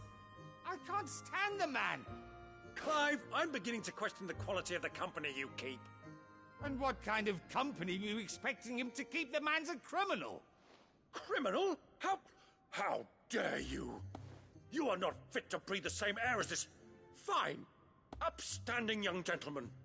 Upstanding? He calls himself Sid the Bloody Outlaw!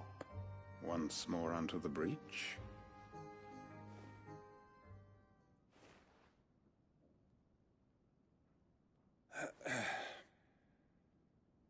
Shall we begin again?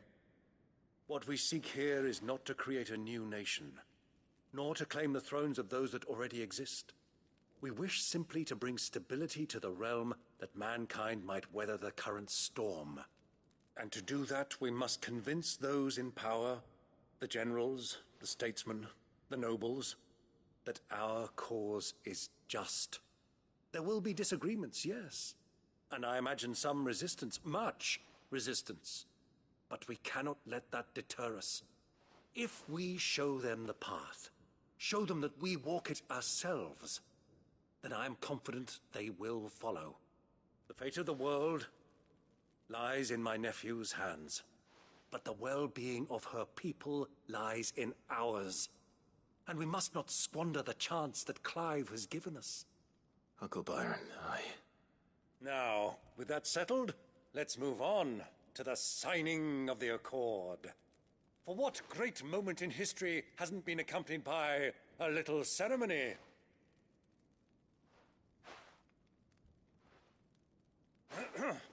Citizens of Valisthea, I present to you the Triunity.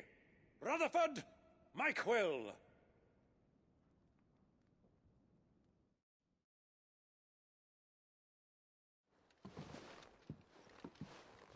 Well, my boy, the stage is set. That it is. This is the role you were born for. Now I ask only that you trust in the talents of your supporting cast. We shall play our parts to the best of our abilities, that you might have the opportunity to shine. The realm needs its Sir Crandall. And there is no better Crandall than you, Clive. I want you to keep this signed accord as proof of our faith in you. I will. Thank you, Uncle.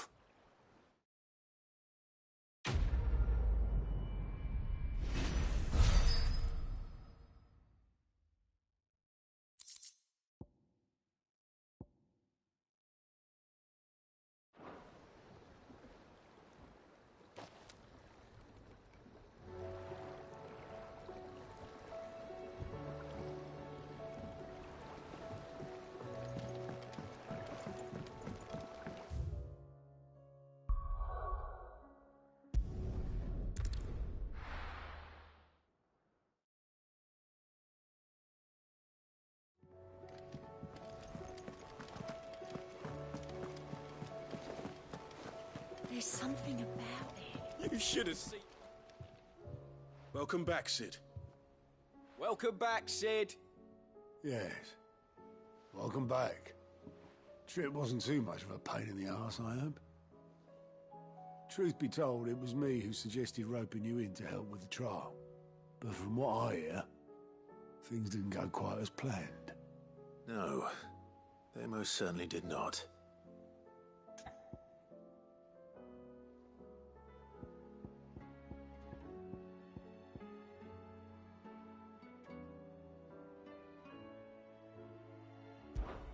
Ember lost his nerve in the face of a beast of prey, but he didn't lose heart.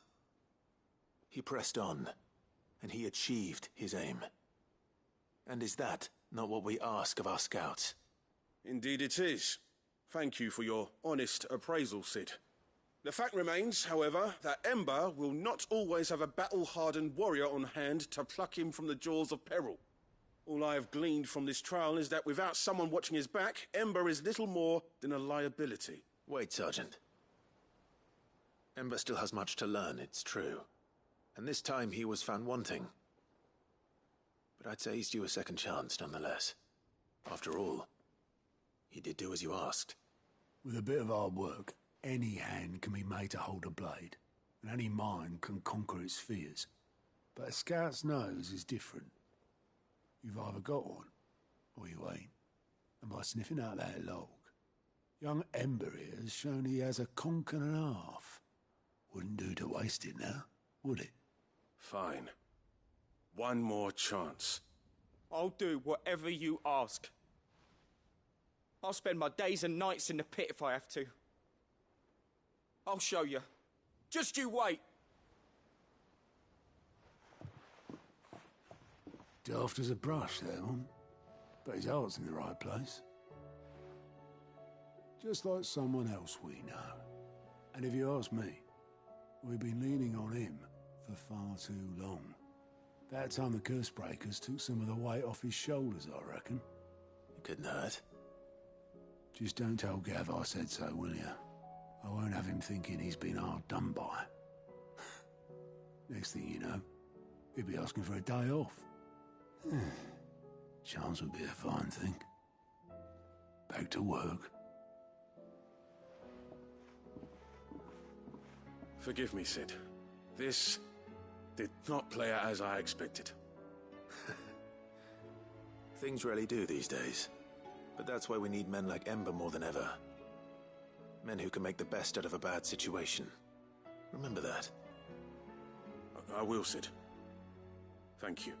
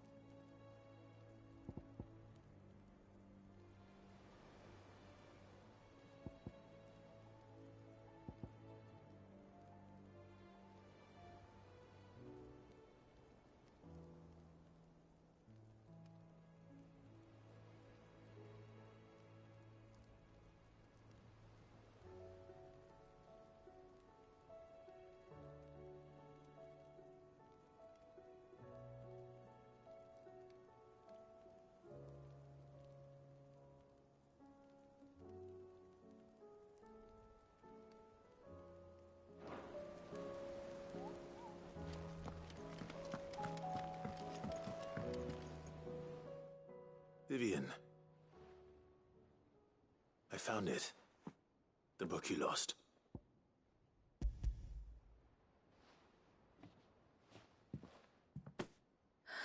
You found it. Thank you, Clive.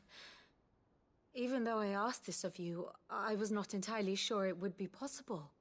I feared the executors had seized every copy. I met with one of these executors, and I convinced him to let me keep it. He told me something.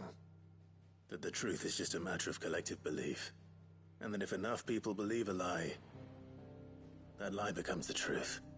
It does. But it also means that the truth is not immutable. That it can be changed.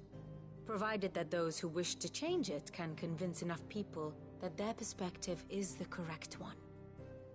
As the sad history of the Bearers proves. You said that the book inspired you to become a scholar. It did. Or its author, rather. She was a heretic, you see. A firebrand and a dissenter. A gallows stood ready for her in every corner of the realm. And by shunning society, or perhaps being shunned by it, she stumbled upon a truth so potent that an entire realm trembled at the prospect of its utterance. I, too, have always felt somehow set apart from the world of men.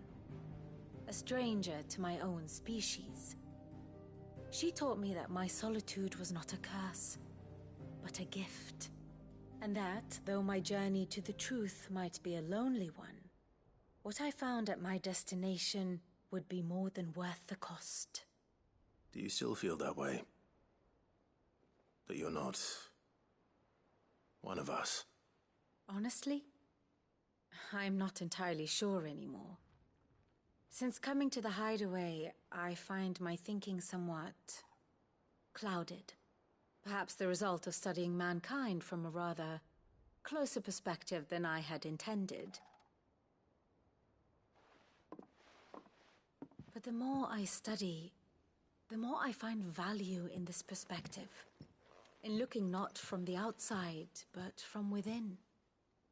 So if you'll permit me, I'd like to continue my work here. Remember, Clive, when enough people believe, belief begets truth. Give the men and women of this benighted world the gift of truth. Make them believe in you, as I do. I'll try, Vivian. I'll try.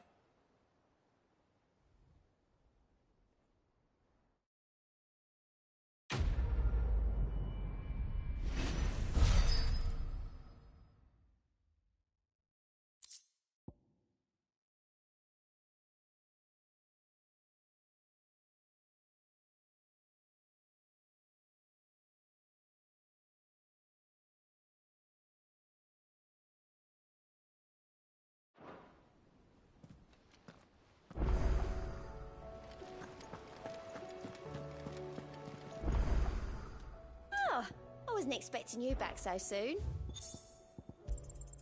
You earned this. All done?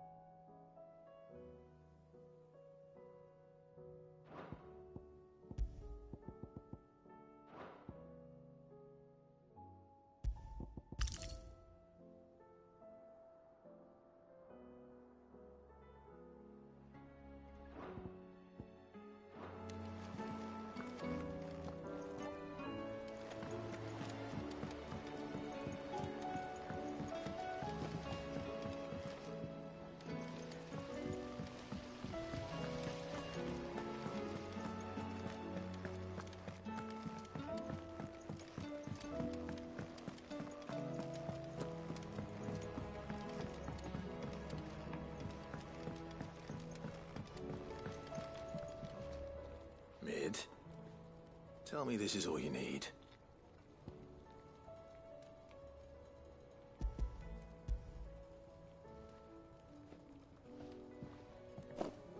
Aw, you make it sound like I asked you to save the world or something. Tell me this is all you need. It's most of what I need. After you left, I went over the figures again, and I realised I'd forgotten a 1 and a 0. And a cogwheel. Just a tiny one. Though, that's the problem. Gears that small are a bastard to make, and I may have lost the one Blackthorn spent a fortnight toiling over. Wait. The children. When they took apart your scales, there was a tiny brass gear. Now that I think about it, they didn't use it when we put the scales back together.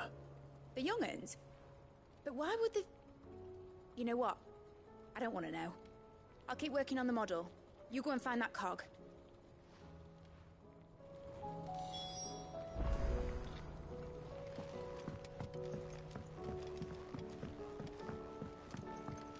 Has Midadol mentioned a new project yet? Sid! Is Mid still hiding from us? She wasn't hiding. She's fine. She's just busy working on her next project. A new invention? What is it? What is it? Is it an airship? I bet it's an airship! Do you think she'll let us help? That just so happens to be why I'm here. She needs something special, something only you three can provide. A brass gear. A tiny one. One that might fit on, say, a set of scales? Oh, the one you forgot! We remember! We saved it, just in case. It's in the bag of bits. Since your lesson, we've been disassembling, then reassembling everything we can find. All the pieces that are left over, we keep under our beds, just in case. That's good to know. Look! I found it!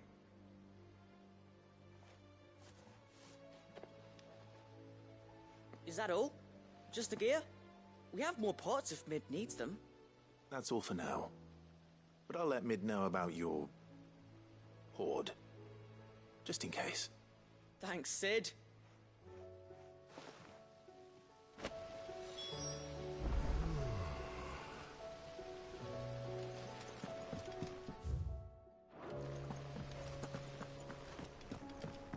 should I write next? A love story?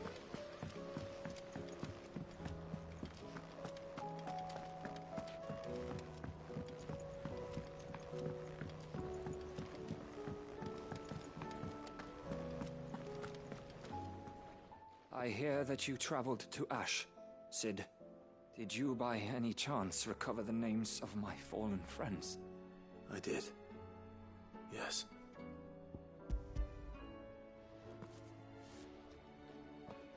If I may? The Bearer Registry.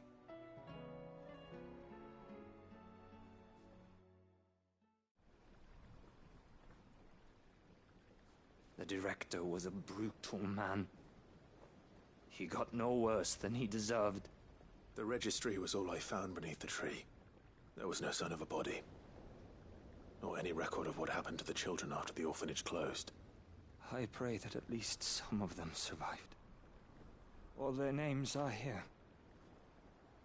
The ones we lost. My friends. My light in those dark times. I can still remember their faces, like it was yesterday. Children who were taken from their bunks in the morning, never to return. No explanation ever offered. They'd be happy to know that you survived, Herman. But why did I make it out alive, when so many others died in that awful place? It's not your fault. And blaming yourself won't bring them back. Honor their memory. See that their names live on. That way, at least. They're never truly gone. Thank you. Cid, I'm going to write a book. An account of the horrors of Badbach, and the spirit of those its custodians sought to crush. All of Valisthea will know of our suffering. And in the name of those I lost, I will not let it happen again. Neither will I. These records would have been buried for all eternity, were it not for you. Thank you.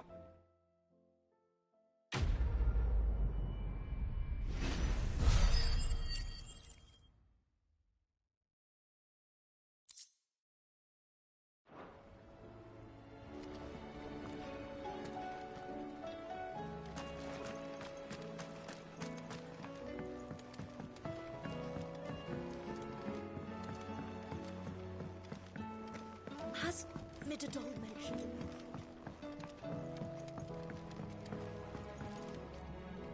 Well, did they have it?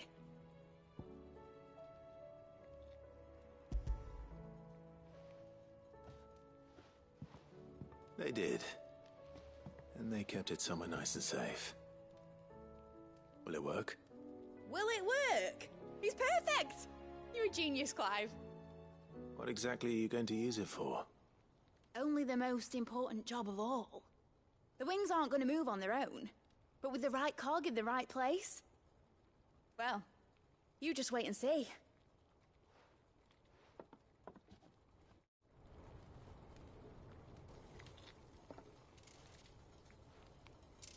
That should do it.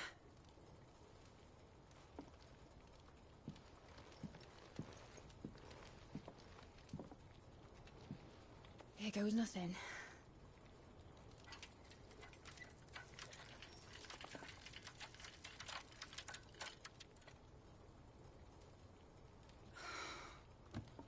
Titan's tits. It wasn't supposed to fly, was it? Of course it was supposed to fly. Wouldn't be much of an airship if it didn't. Honestly, these bloody engines are driving me mad. I was so sure this would be the day she soared. The Mithril engine was made to make dreams come true. But maybe this is one dream the world's better off without. Show folk how to take flying. It won't be long till they're raining death down on each other. People will lose their homes.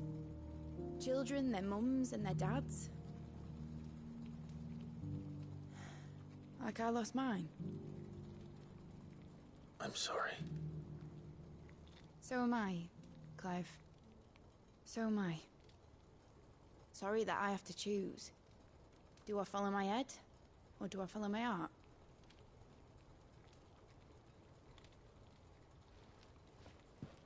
Good question. The first time I stood on the deck of your ship, felt the wind in my hair. It was like I was flying. But imagine how it would feel to actually do it. My dad always said there were two ways of living life. Chasing a dream or shuffling to your grave. And he were right. Right about a lot of things. Not that I like to admit it. People need dreams to chase. Especially in a world like this.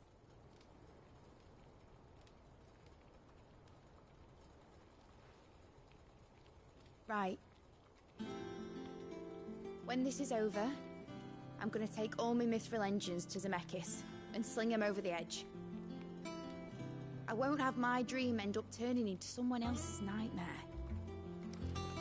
But all that hard work... All that hard work will not be used for war, Jamie. But it ain't like it'll be gone. Tell me, Clive, have you ever been on a treasure hunt? Not since Joshua and I were boys.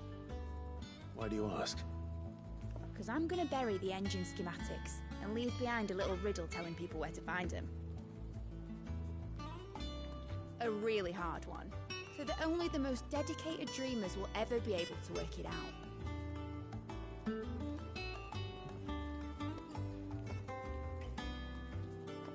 Ooh, I can picture it now. Some daft general squinting at the words with a gormless expression on his mug. Like that one, yeah. Right.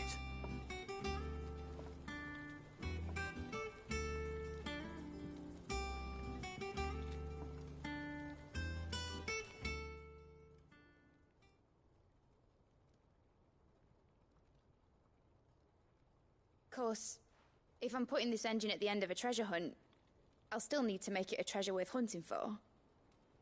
Won't be much of a prize if it couldn't even make a toy boat fly after all. My dad always said, dream big. But it ain't the size of a dream that's important, is it, Clive? Only that it's a good one. And I reckon I've got a fair few good uns left in me. I'm sure you do.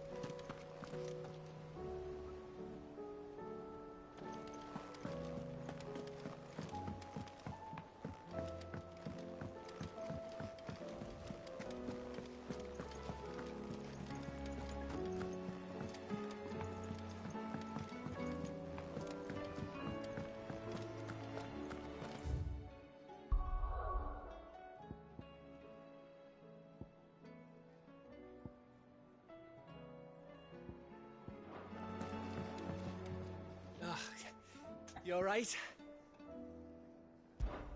Something troubling you? No more than usual. It's just... Edda's baby will be coming soon, and I wanted to make something for it. I'm sure she'd like that. Back in the north, families would always make gifts when a bairn was on the way. Yeah, I'll let the little tykes know they were welcome in their new homes, like. So, what's the problem? Well, the problem is that Ed is due any day now, and I don't know if I'll be ready in time. Is there anything I can do to help? You know, there just might be. All right then. What exactly are we making? A good luck charm. But not just any good luck charm. Not just any. No. One made from the feather of a silver chocobo. There's naught lucky in all the realm, or so we used to say back home anyway. Thing is, they're hard to come by. Had Otto and Karen check with their suppliers, but nothing. I'd try and track one down myself, only... Only the big day is fast approaching. And that's all you need, a feather. That or the bird whose horse it's attached to, aye. I was gonna start by asking around with traveling traders plying the northern borders. Well, there's no shortage of those passing through Martha's. I think I might make that my first port of call. I'll let you know if I find anything. You're a good friend, Clive. I won't forget this.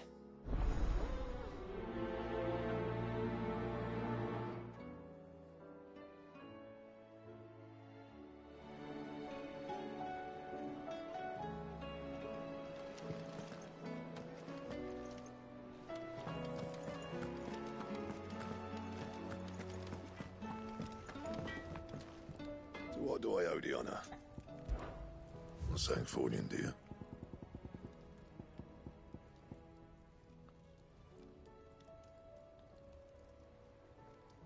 And?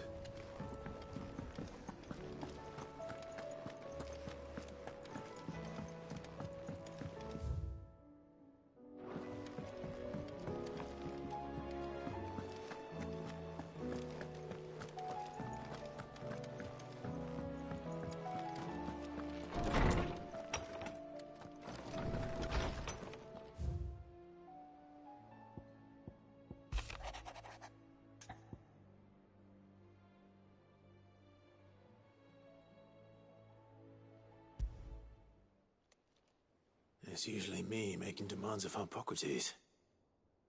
I wonder what this is about.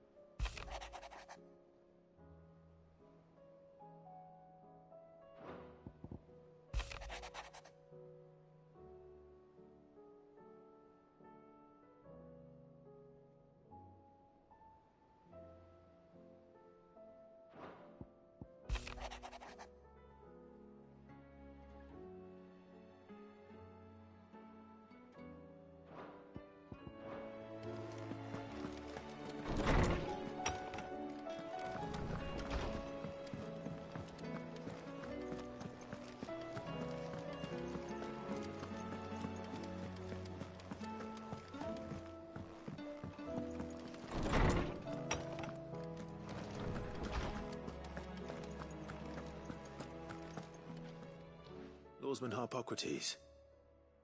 I received your note. Ah, yes. I expect you're wondering what this is all about. You spoke of making amends with Dion, but I can't imagine what for. Then I should begin by telling you that I was once his tutor. This was some years ago, of course, before I joined Cid in his hideaway. At that time, I was counted among the foremost scholars of Oriflamme, and was accordingly invited to the palace to supervise the young prince's education, all to ensure that the future emperor had a firm grounding in, well, everything an emperor should. History, religion, commerce, government. Alas, our time together was cut short when Dion left to join the Dragoons.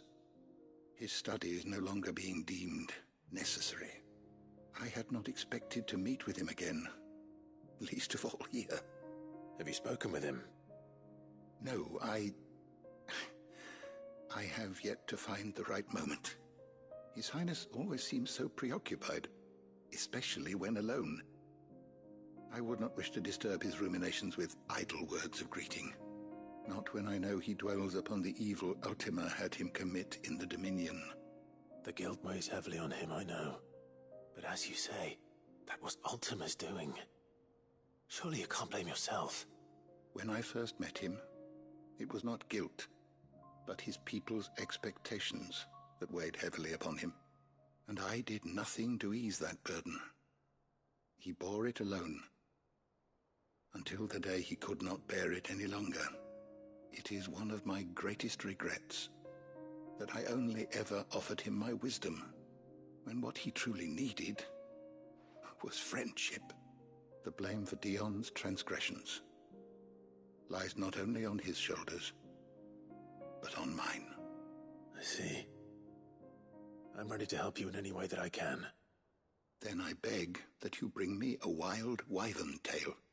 Apothecaries across the ages agree that even to glimpse such a flower is to be granted inner solace. Fabulists and fraudsters all, of course. But there is oft a seed of truth to be found where even the most outlandish opinions align. Well, it can't hurt to try. Where can I find this flower? And how will I know it? You have seen cultivated wyvern tails before, I trust. The lily-white blossoms from whose roots the poisonous ink for the brand is distilled. Well, those which grow in the wild differ only in their purple hue. The harsher the environment in which they are raised, the deeper the color. There is a waterfall in Rickmal's Roost across the strait, where the flowers once grew in abundance. Whether they still survive there, I know not. But try as I might, I can find no likelier location. It's all right. I'll find you a wyvern tail one way or another. Thank you, Clive. And please, be safe.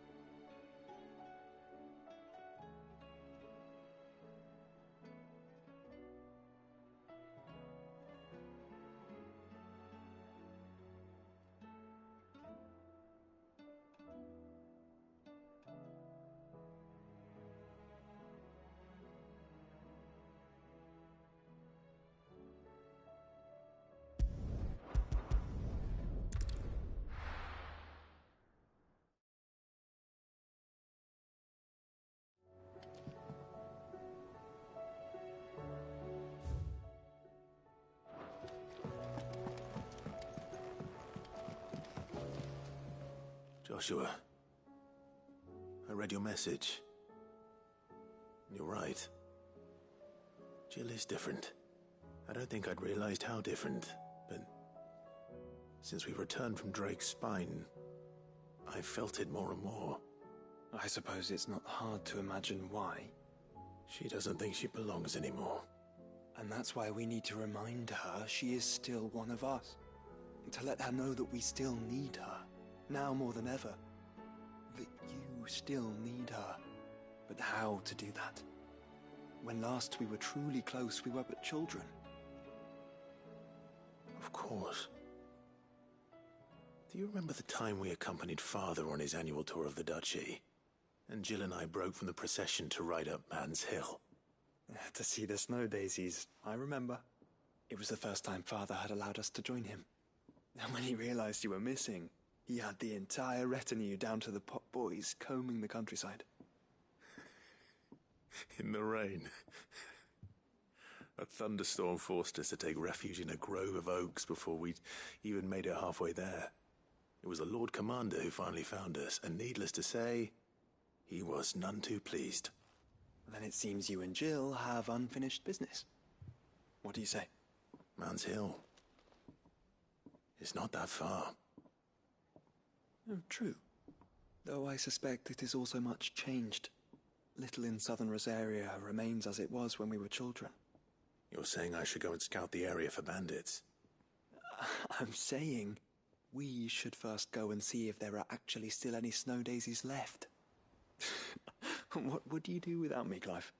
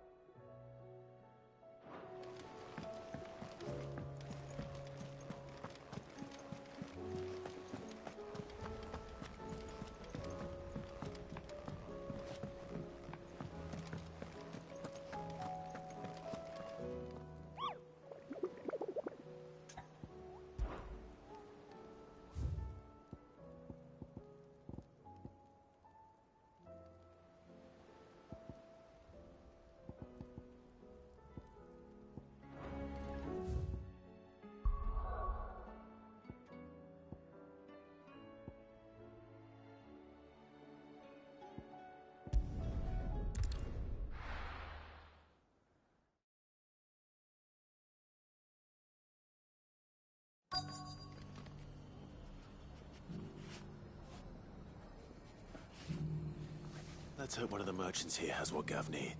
Excuse me. I'm looking for something. Oh, well, then I'm your man.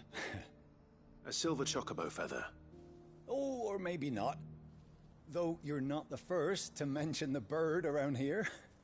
There was a man stopped by the rest not long ago claiming he was attacked by a silver chocobo near some gutted hovel not far from Eastpool. Most took him for a braggart and a liar, but who knows? Perhaps there was some truth to his tale. We'll see. Thank you.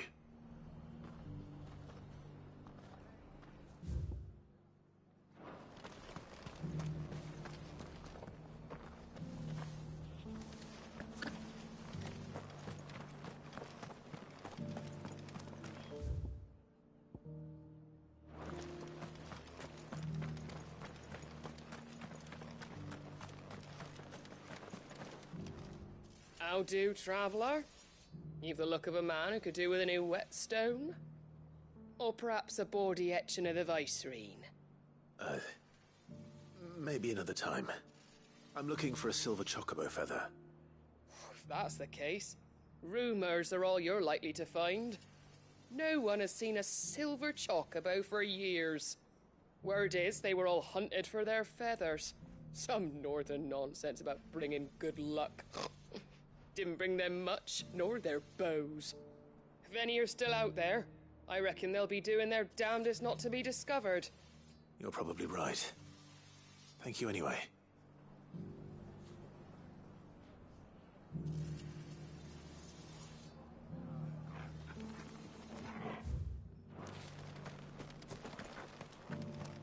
I've got greens of all... Just because the heavens have gone to rack and ruin, it don't mean we have to.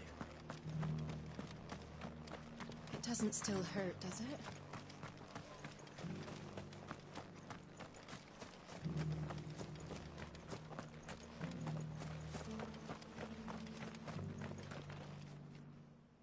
Can I help you with something? You wouldn't happen to sell silver chocobo feathers, would you? I deal in fruit, not fancies. But if it's fancies you're after, I suggest you try Rhiannon's ride. Was a silver chocobo seen there? Oh, yes. If you believe the ravings of a madman. It wouldn't be the first time.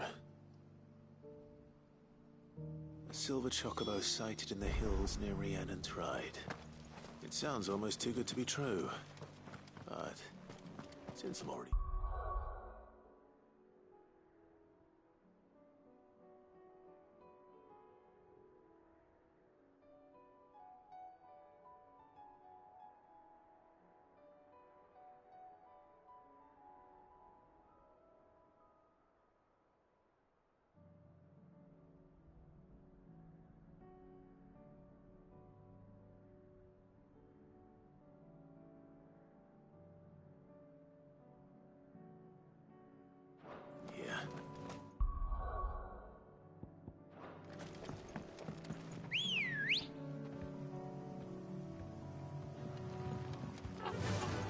Run like the wind.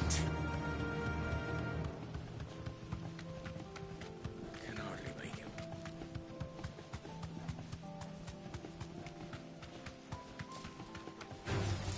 Someone's brave.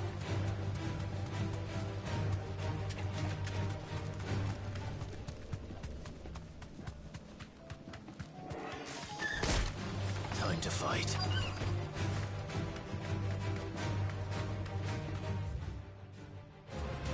Tracks. They're not left by bandits, Verche.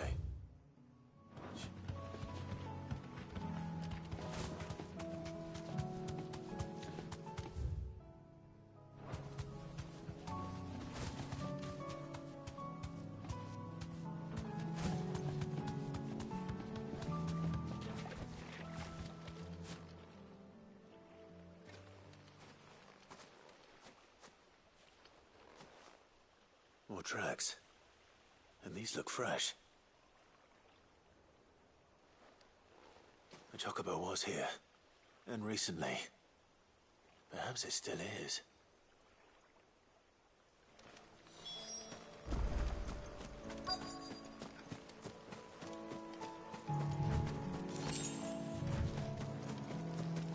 I don't hear anything.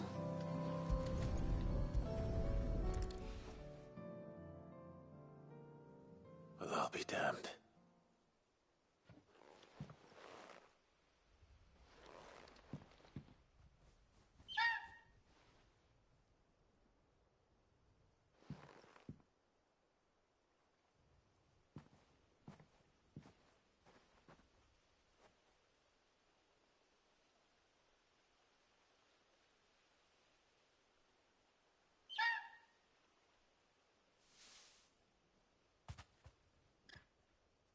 It's all right. I'm not going to hurt you. Just borrowing a feather for my friend.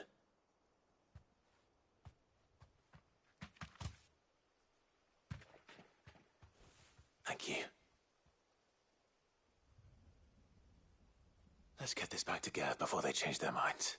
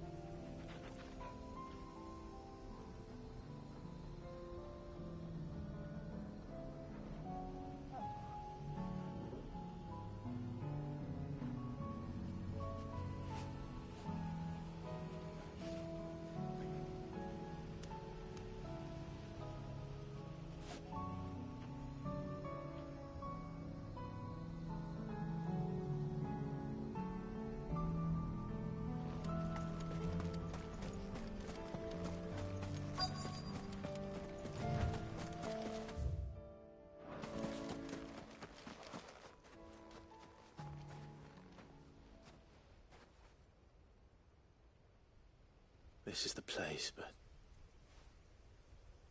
I'm sorry, Clive.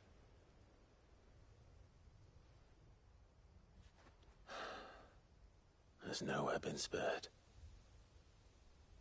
What do we do now? We keep looking. Man's Hill cannot be the only place where snow daisies grow. Perhaps, but... it's the only place I know of. Knew of. Then why not ask someone who might know of another? Someone at the backyard? To the hideaway, then.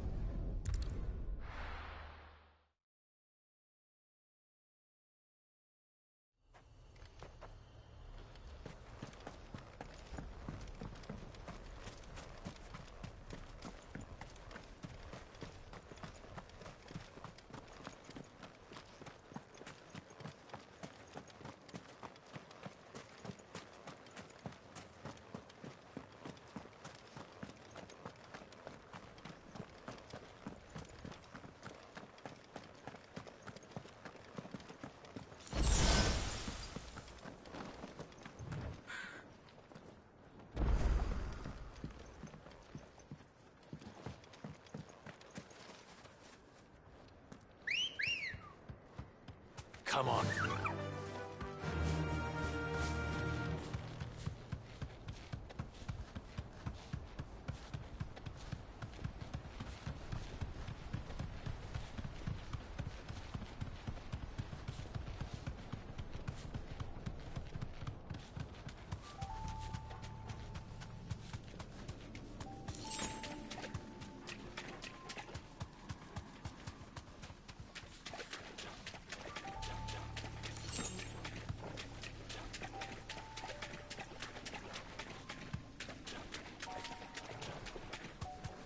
Seems this place has been flooded twice over.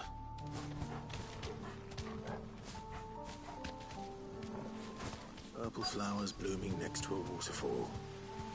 Shouldn't be too hard to find. This won't be easy.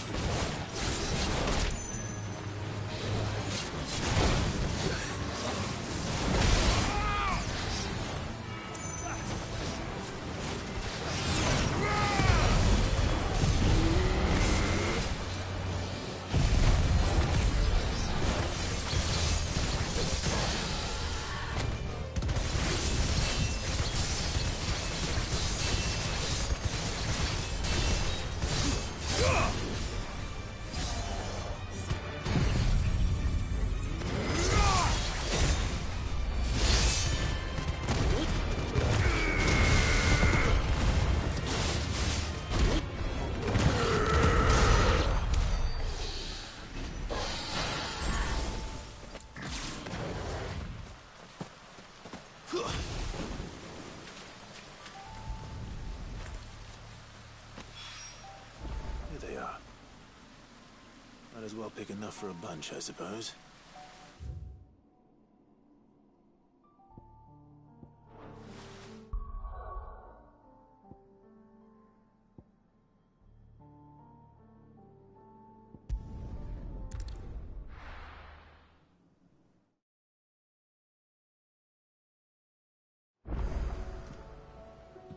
Let's hope one of the gardeners knows where to find snow daisies.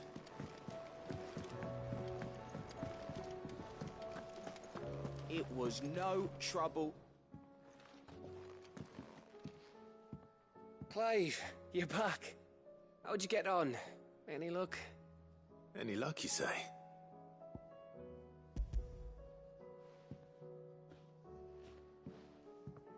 Crystal's crack. Is this what I think it is? Where in the hell did you find it? It's a long story.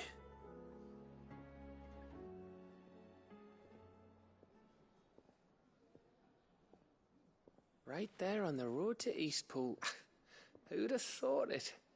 Everything up there's been abandoned for years. The empty cabin made for the perfect shelter. Though I fear my presence may have forced the poor creatures to look elsewhere. Don't blame yourself, Clive. The Blight's right on Eastpool's doorstep. They'd have had to move on before long, even if you hadn't have turned up. They'll find a new home. Trust me. After all, that's what us endangered animals do. Anyway, what matters is, you managed to nick us one of their quills before they could run off. And now all that's left is to fix it to the carving. I didn't know you could carve. Reckon there's a lot you don't know about me. Like the fact I'm as good with a whittling knife as I am with a sword. And that bone Ember gave me's a dream to work with. What did you say it was from again? An Avis? But it weren't your Avis, Sid. I slew one of my own at last. So all those long nights in the pit finally bore fruit. I'm proud of you, Ember. Don't speak too soon. I ain't done my trial yet. There we go.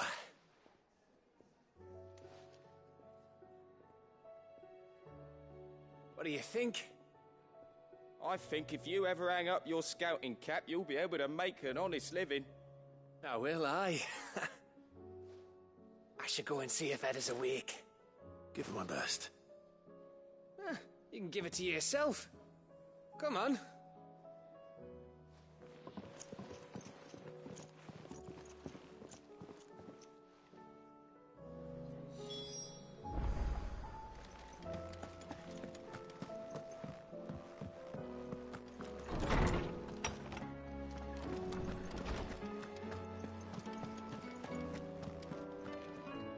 Oarsman, I found the flowers you were looking for.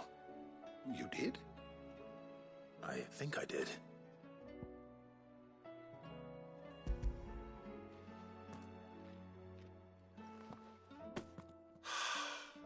You did indeed. My dear boy, thank you. You wanted to make Dion a gift of one, did you not? Shall I invite him to join us? Oh, I don't... It's no trouble. I'll go and fetch him.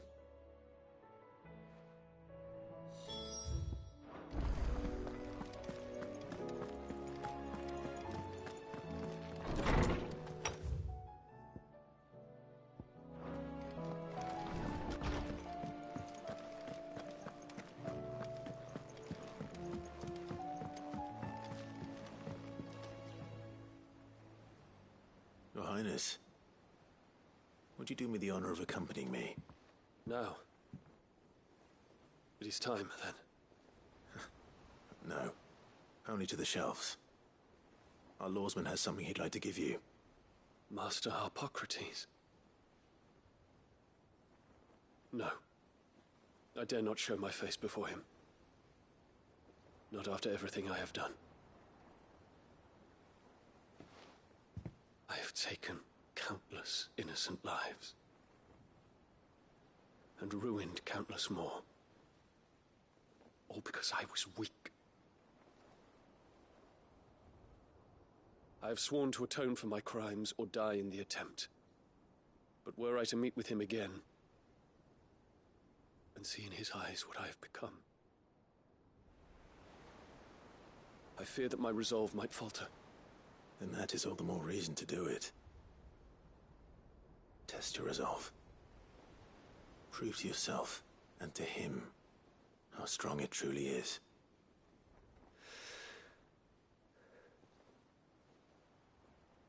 You are right. I I must, at the very least, offer him my gratitude. Very well, then. Take me to him. Follow me.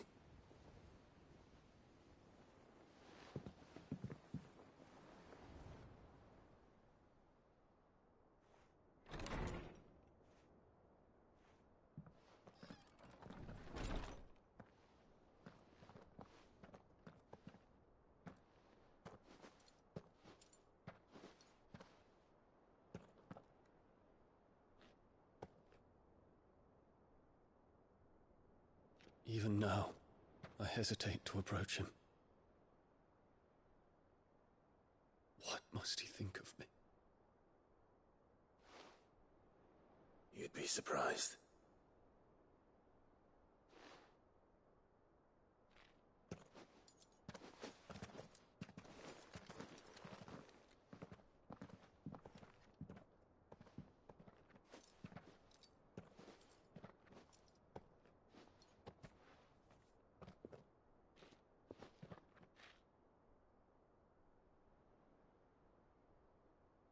Master Harpocrates, pray, accept my apologies for leaving your tutelage before my studies were complete.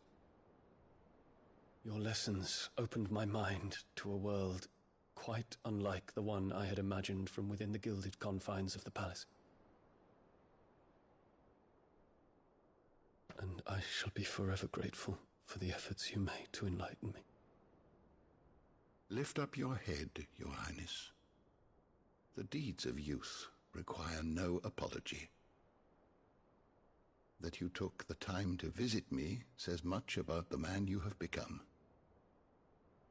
Now, there is something I would like to show you.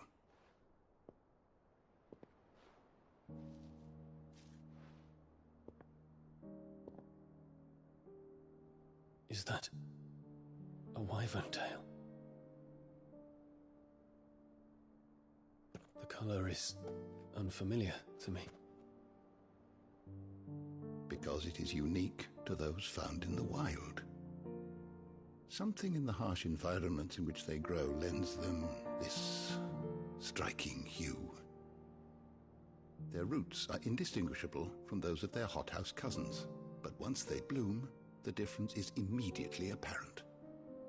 In this flower, I see you, Your Highness. Its roots were the roots of a wyvern tail, with all that implies. But they do not define it, just as yours do not define you. I want you to have it, that it might remind you of this truth.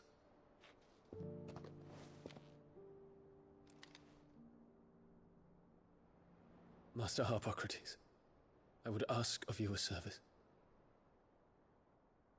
Keep your gift until I have fulfilled my duty to the realm, for only then shall I be deserving of it.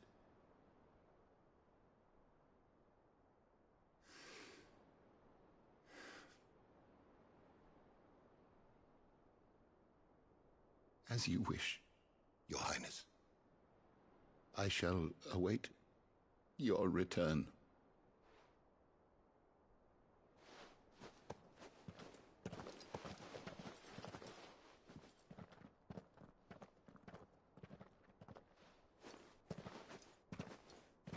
Our roots do not define us. No wonder my stepmother didn't like him. For reuniting me with memories I had thought long lost.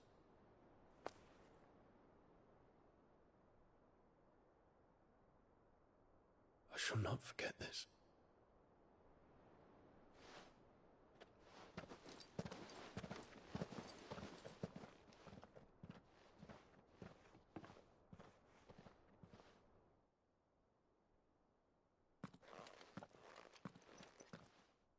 Thank you, Clive.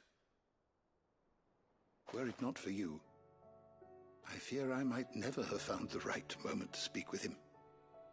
Not to mention the wyvern tales. I shall plant their seeds, that I might not disappoint His Highness upon his return. I hope the soil in the hideaway is to their liking. Why, these flowers bloomed in the bleak, black wastes of Waloed. I'm sure Nigel's yard will suit them to a T.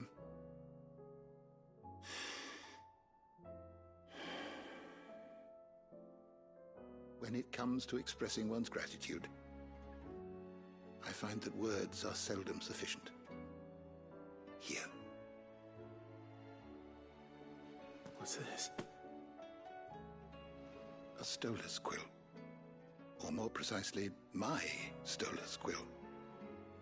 'Tis said that an owl's feathers are steeped in the wishes it hears over its long lifetime. All those words just waiting to pour out onto the page. So consider this my wish for you. That one day you may put down your sword and pick up that pen.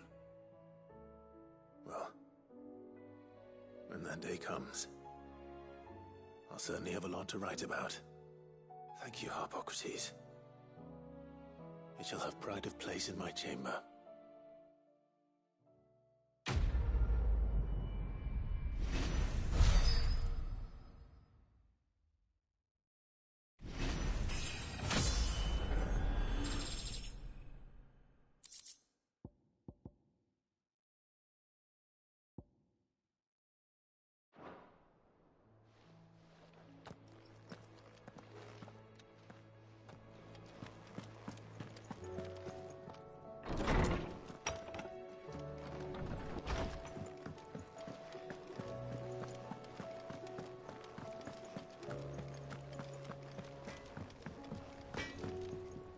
What do I owe the honor?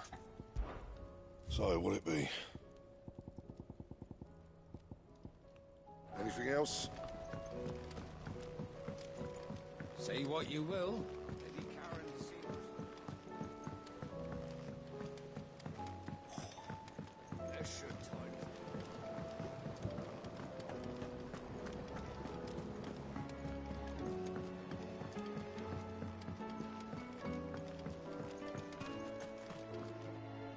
Oh. What brings you down from the heavens, Cid? I need your advice. Joshua and I are looking for a place where snow daisies grow. Preferably in abundance. Snow daisies. Then you'll want somewhere not too hot and not too cold. And where the winds are strong enough to carry the seeds. I reckon Man's Hill would be a good place to start. There in the Royal Meadows, perhaps? Both have similar climbs and the right elevation. If the Blight hasn't claimed them yet. Right. Thank you. Did you learn where we might find our flowers? The gardener here mentioned the Royal Meadows in Sambrak. Ah, the fields beyond Northreach. Well, if that's the case, then Yote was right. I recalled that she kept the record of our travels, you see. So I asked her if she'd perhaps noted anywhere that snow daisies grew, and she mentioned Oilafeist Bay. Whose shores border the meadows. Off we go then.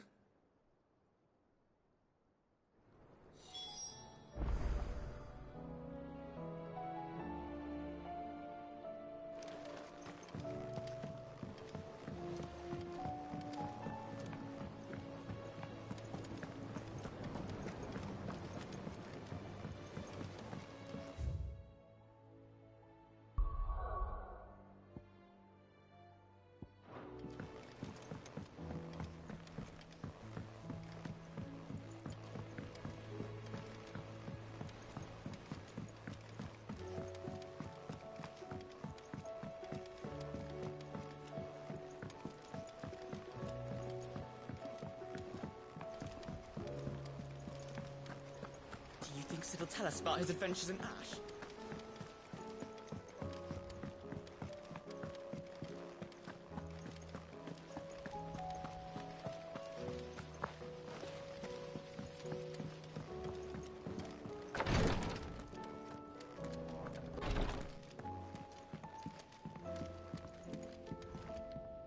Ah, me lords. How are you feeling? Well, thank you. Is something wrong? Wrong? No, nothing like that. What it is, Go on, please.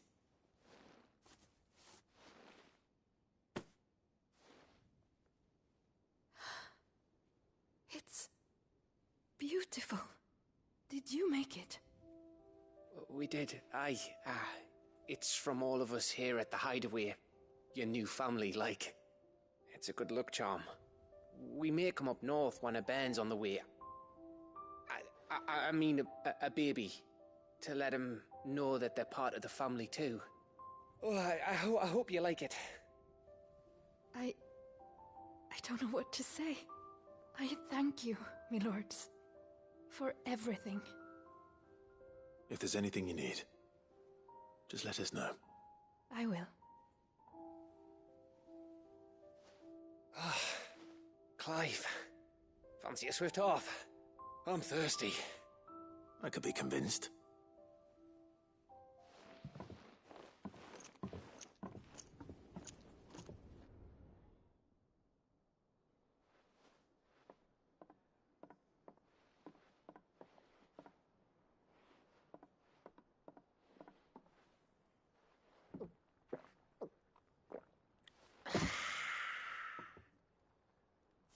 Don't you think you've had enough? Oh, we're celebrating. I'm gonna be a father. I think Edda might have something to say about that. You know what I mean. Bit of light in these dark times.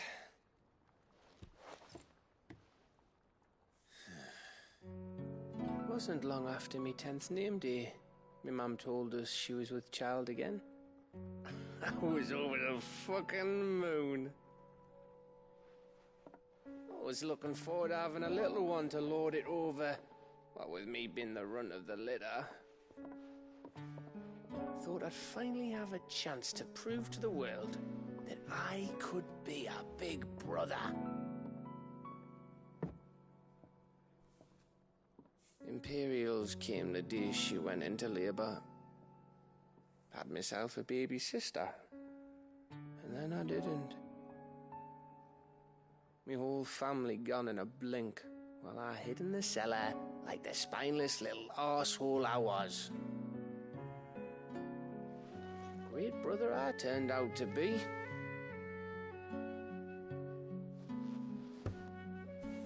I'll never be a leader. And I'll never be a hero. I'm just a daft little dog who comes running when his master calls. I'll never be like you, or Sid, or Jill, or even Torgal. Have you finished? Maybe.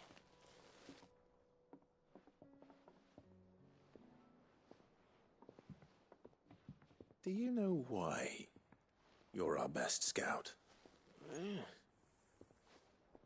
Because you don't need anyone to hold your hand. Without your resourcefulness, your courage, your determination, I don't know where we'd be. Maybe hanging off a cliff like, That was only the once. Exactly. You learned from it. And here you are after Founder knows how many missions, stronger for everyone. And let's not forget Rosalith. Who was it who freed me from the dungeon? Who was it who ran to Jill's rescue? That would be me. Because you're our brother, Gav. My brother.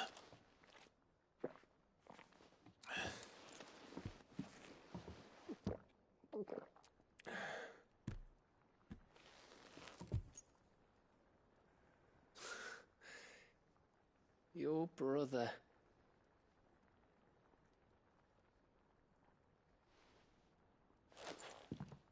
Which means that when the time comes, I get your room. And your sword.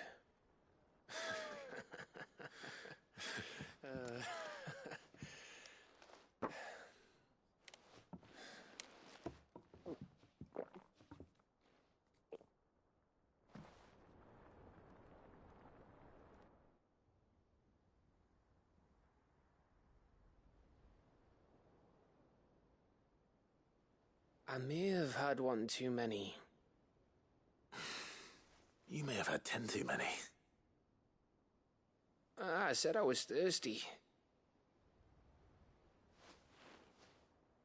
Better get back to work anyway, after I walk this off. Clive? What is it? Thanks for, you know. I know.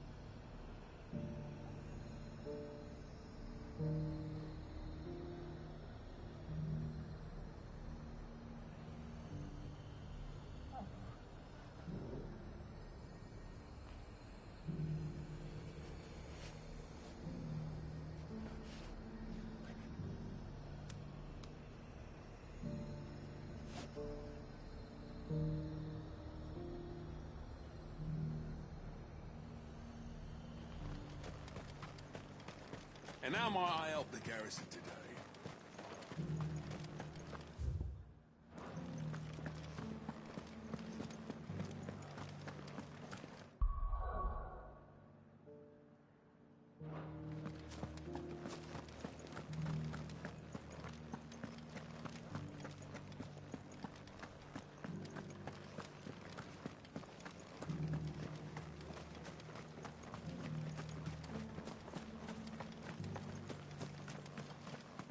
Those things didn't fight like men.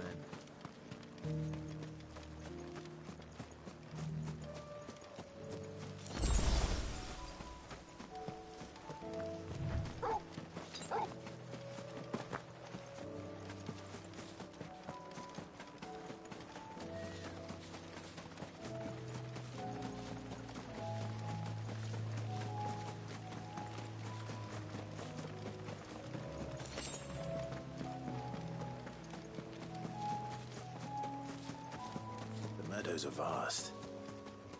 Where do we even start? Yotei mentioned the coastline. We can start there.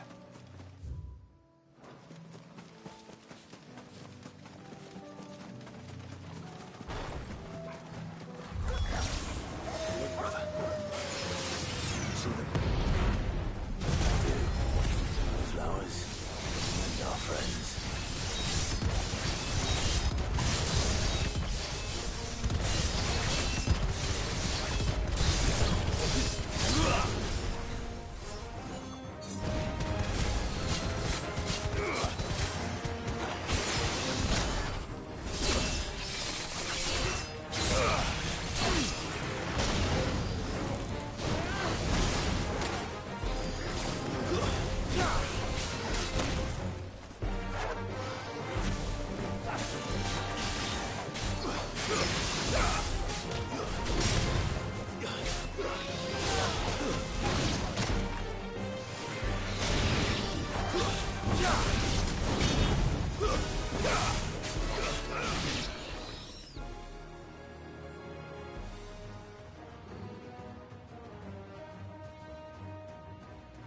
What do you see, boy?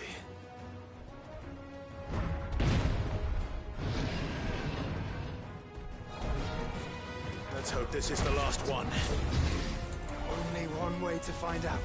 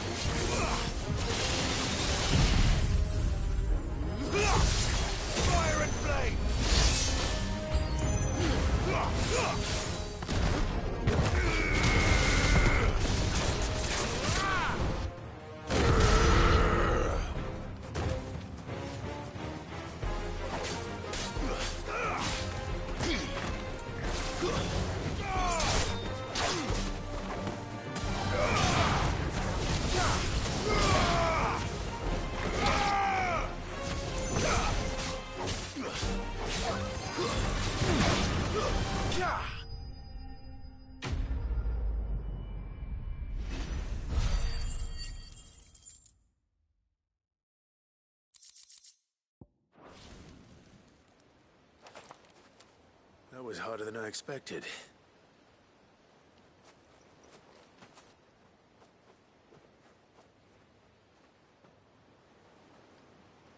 But Founder, it was worth it.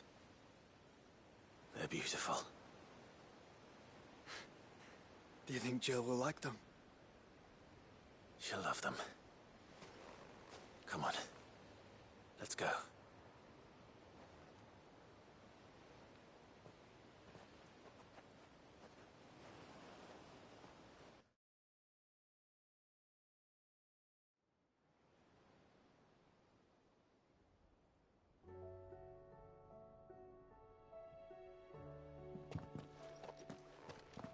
It appears my work is done. The rest, as they say, is up to you. Well, you and the skies. We wouldn't want another thunderstorm now, would we?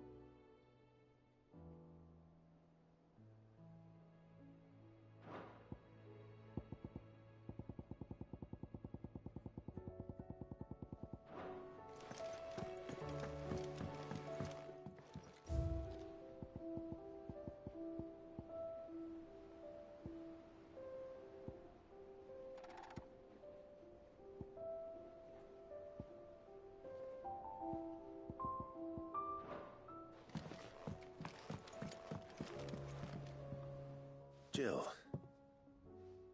There's something I'd like to show you. There is? And where might this something be? It's, not here. Now, I know this is sudden, but how would you fancy a trip to Oriflamme?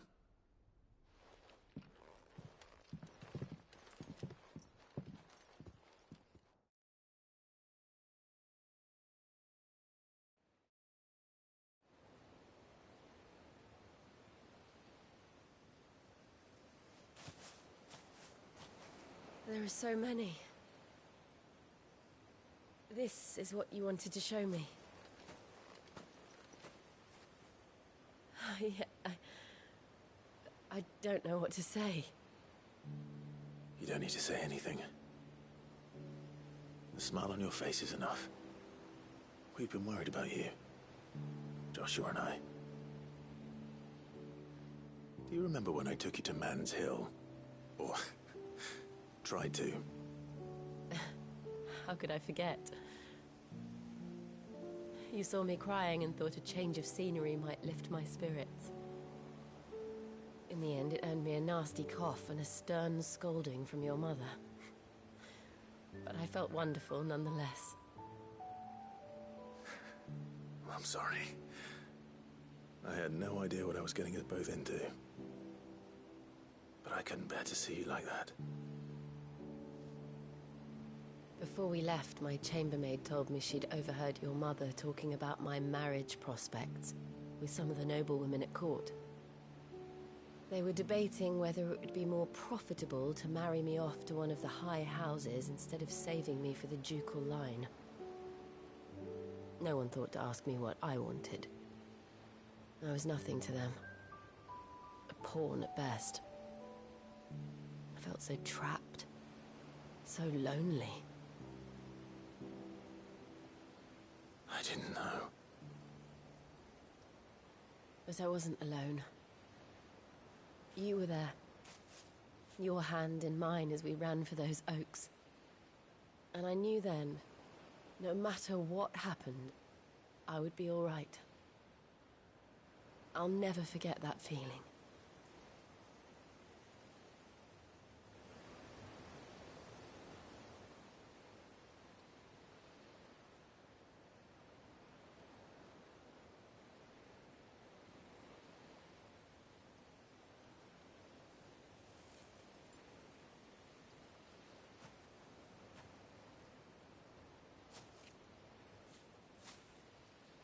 Before we broke camp, the morning after the storm,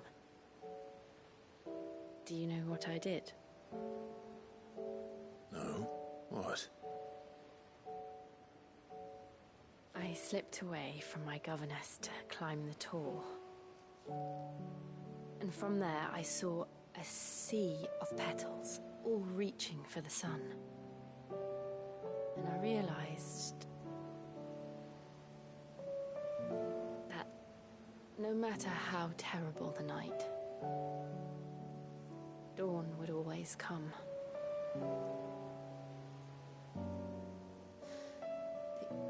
That you would always come for me. And you have. Again and again.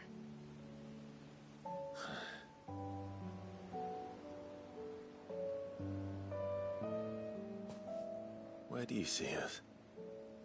When all this is over?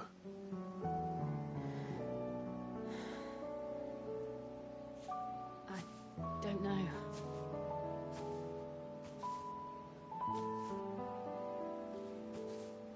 Not here, though. I think I've outgrown the twins. After everything we've been through, the realm just seems so small. I'll need some space to spread my wings. Then that's what you'll have. And I'll stop at nothing to see that you do.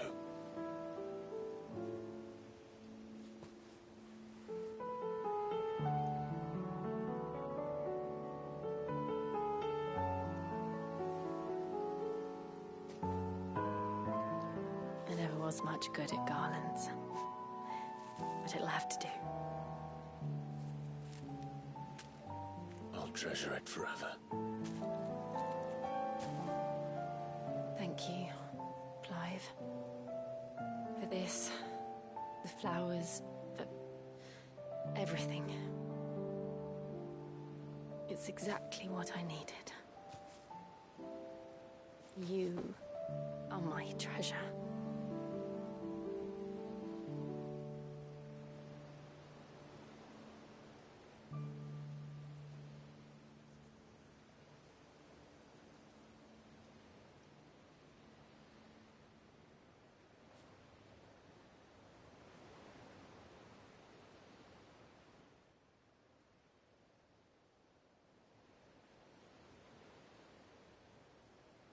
We should probably be getting back.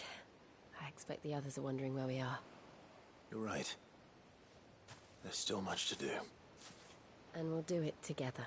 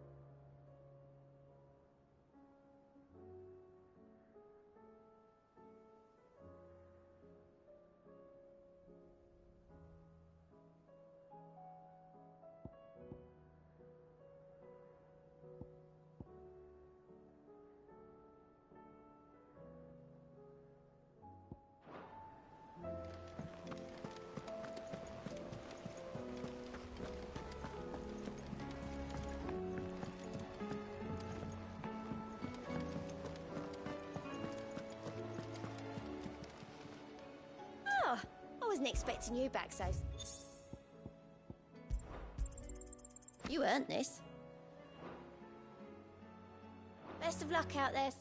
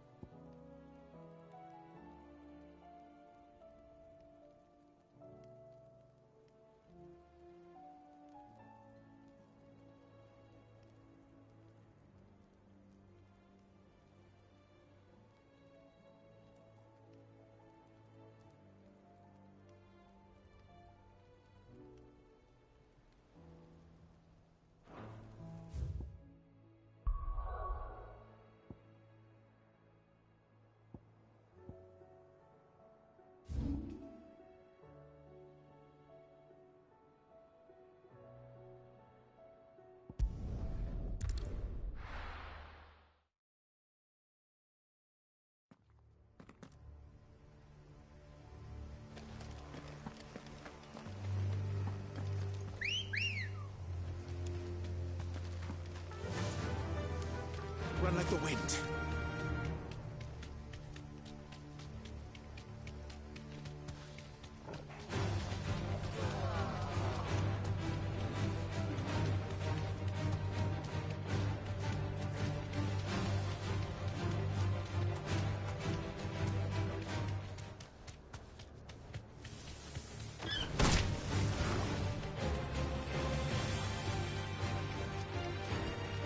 I can walk from here.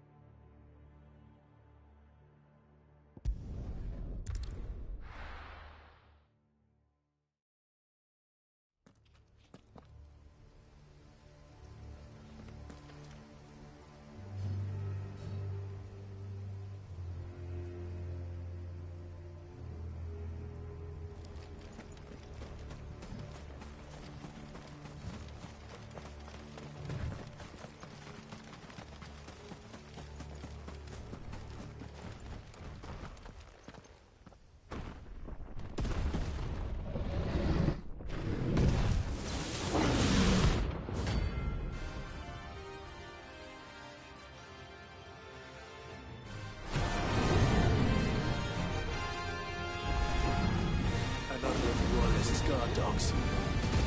Quite a specimen it is too. Let's try.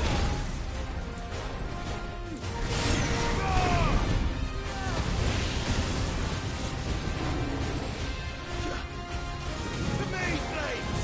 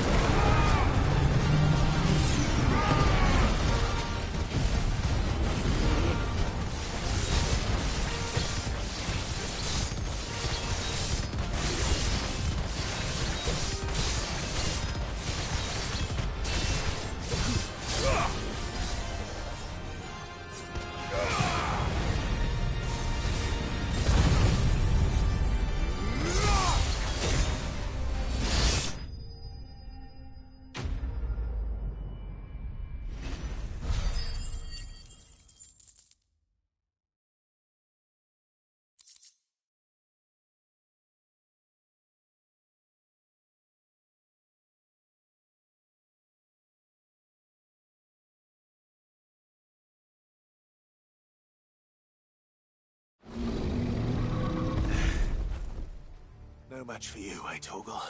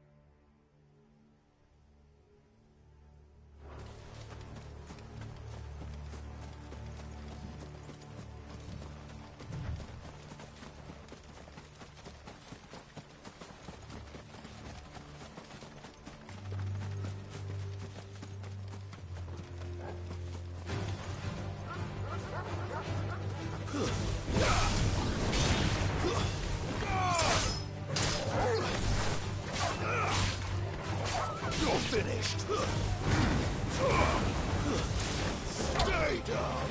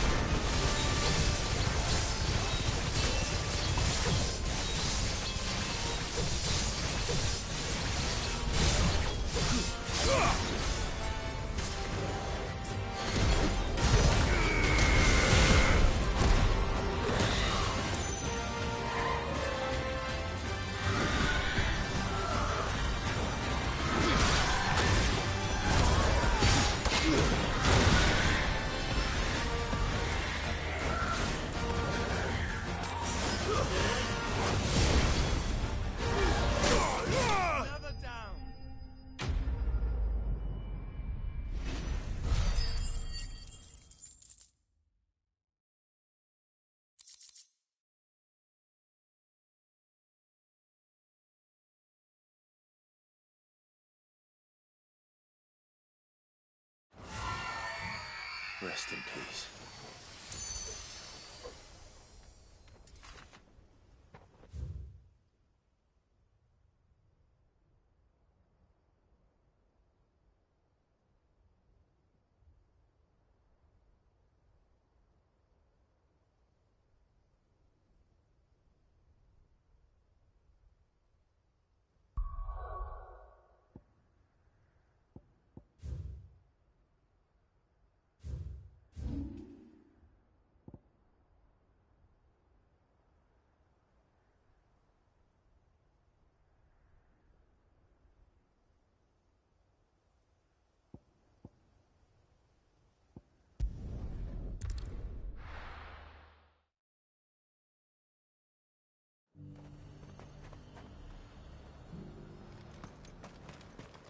And how might I help the garrison today? Well, what have you got?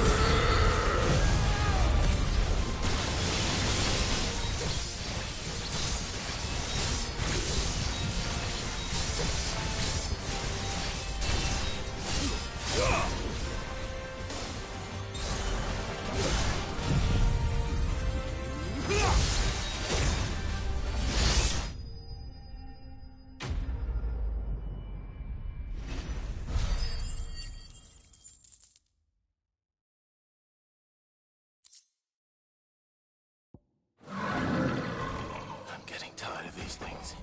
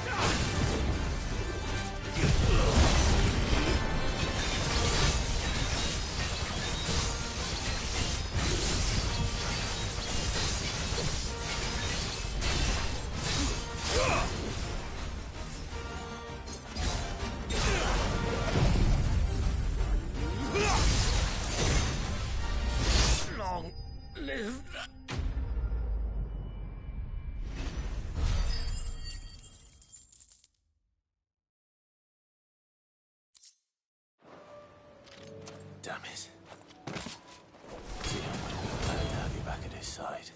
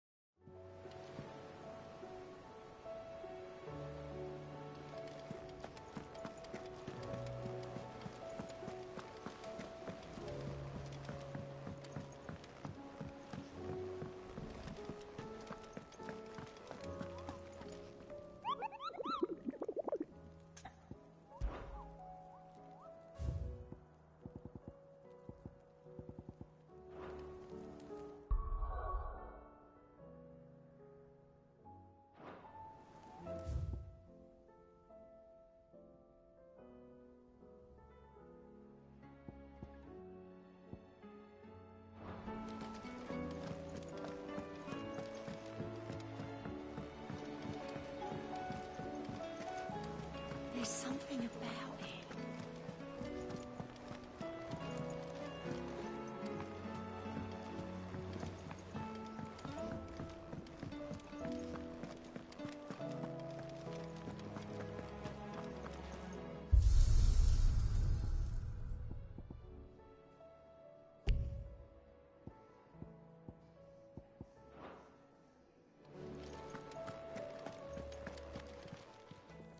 Aye, it's a dangerous world out there.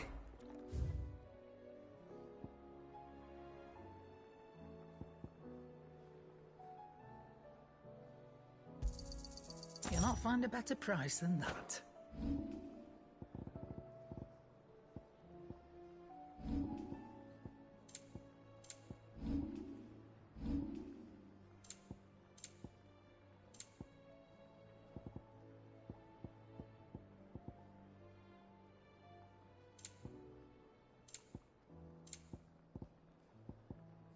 None today, I'm afraid. You're rubbing me blind, you know. You'll not find a better price than that. You're rubbing me blind, you know. Come again.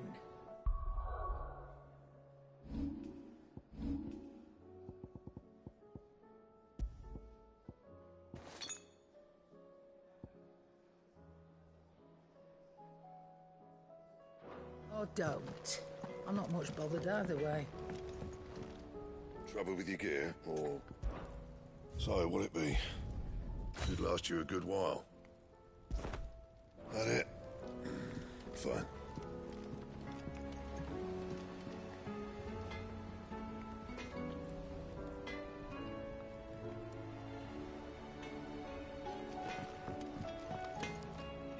Yep. What's Sangfornian, dear?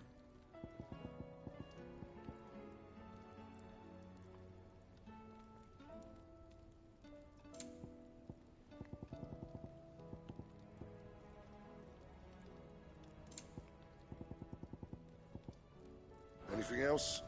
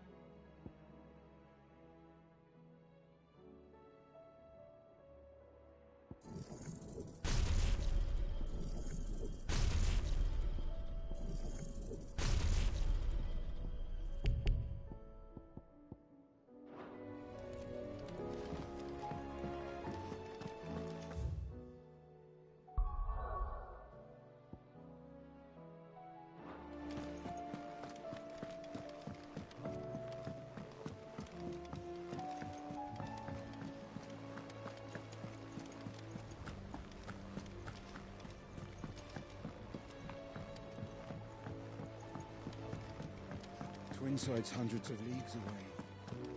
That'd mean the crystal... Fancy a look at the list, do you? Quick look. Always something.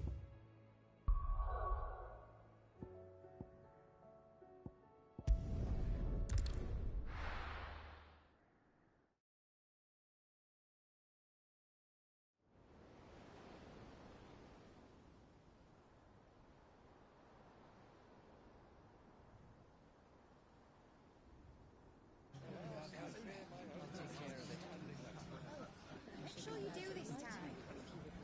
Oh, and while you're at it...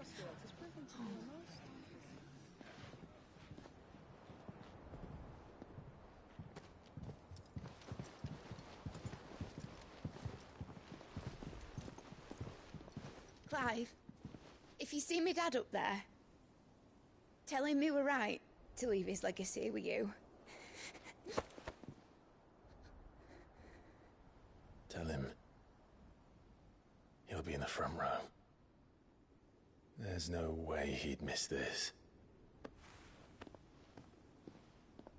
Well, behave yourself, Mitt. We'll see.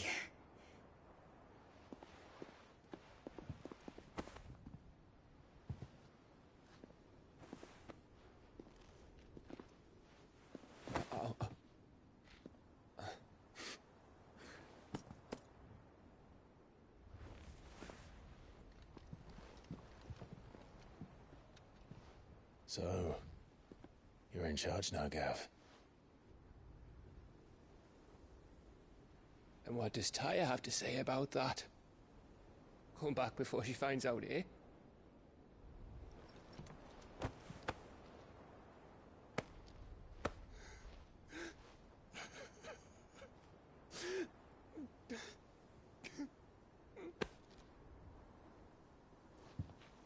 Thank you, Yote. I'm sorry. Your Grace, I shall pray for your safe return. That's kind of you. But you should pray he took his medicine. I didn't spend all night grinding herbs for his lordship to leave them on his nightstand. Again. You needn't fear, Lady Tyre. And thank you. See that your brother comes back in one piece. Or, at most, two. Any more and you can heal him yourself. I'll keep that in mind.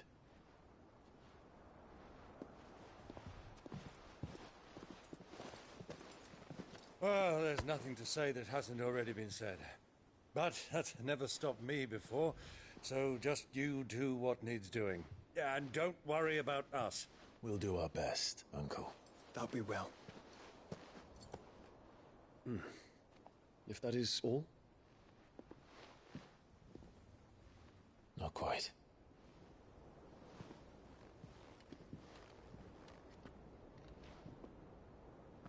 Jill. It's time, isn't it? It is. Take care of him.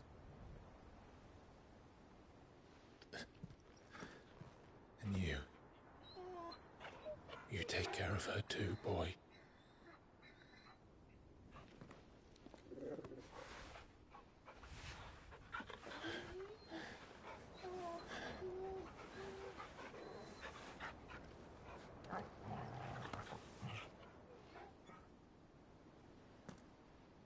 Don't forget, Clive. We all choose our own path.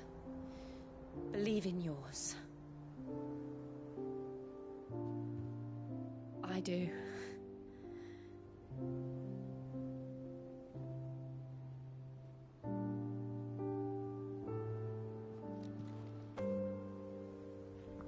I'll be back. I promise. I love you, Jill.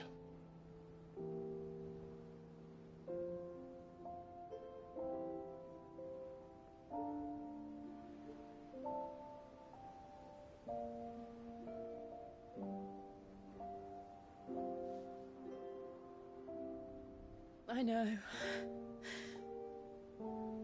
I love you too.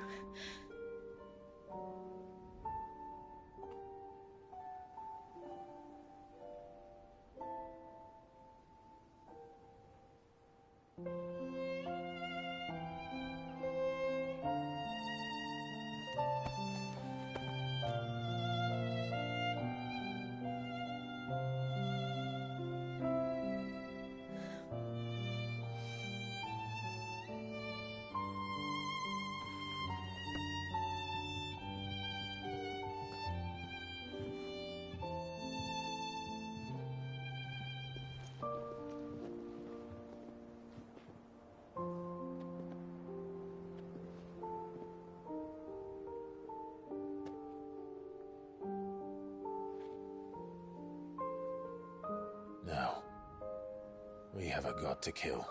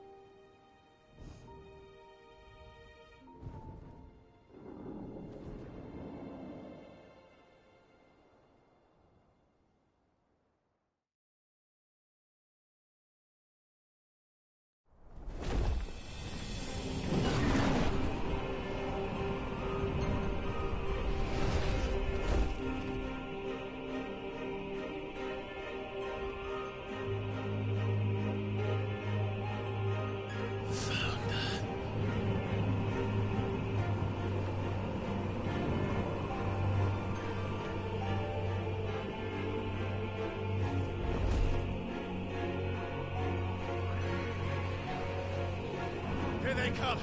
Hold on, Joshua! Already am!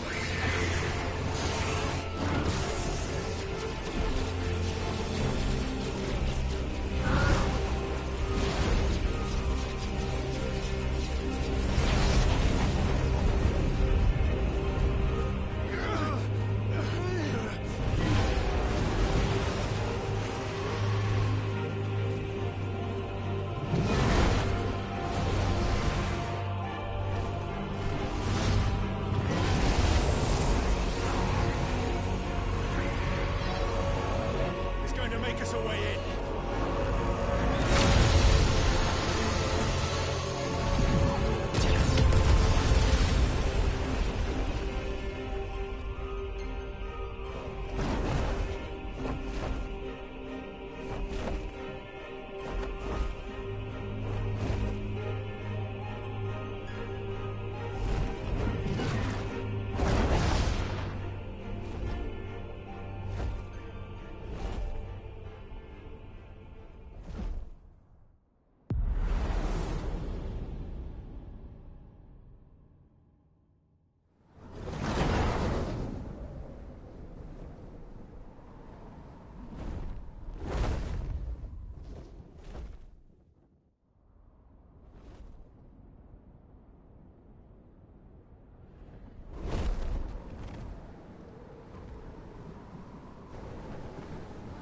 So, this is Origin. A far cry from heaven.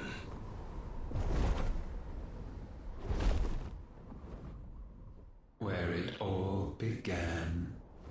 Where it all begins. Our ark. Your architect. There you are. It was here that we slumbered. Here that we waited for centuries, clinging to our decrepit shell, for fear that we might have need of it once again. But you have come at last. And now we shall be truly complete.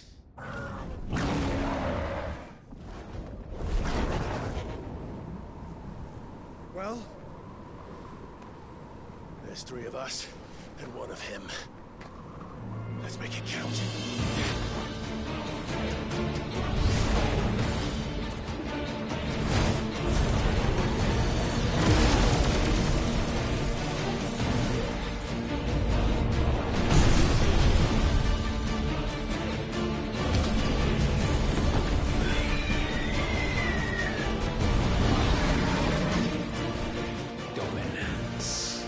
We will show you what it means to suffer.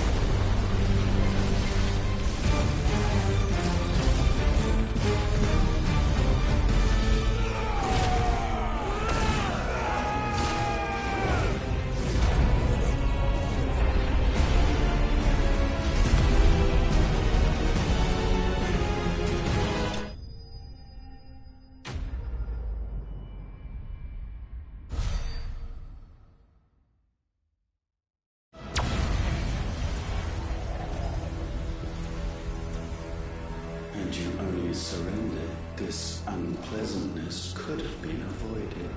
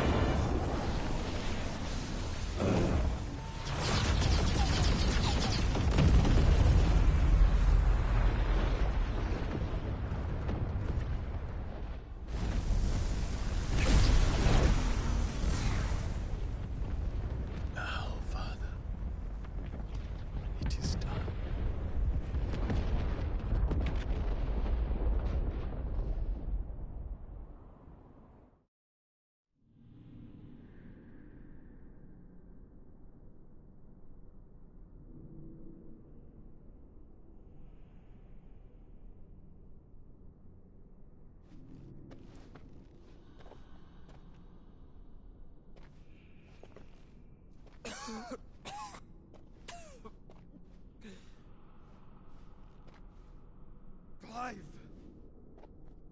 Clive!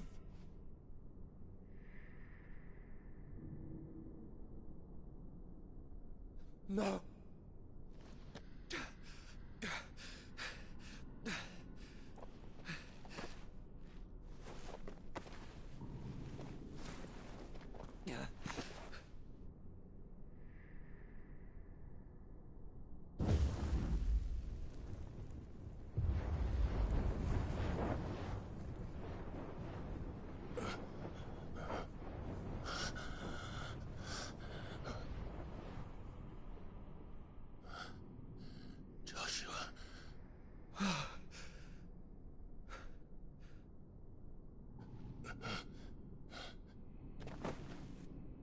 Thank the Founder.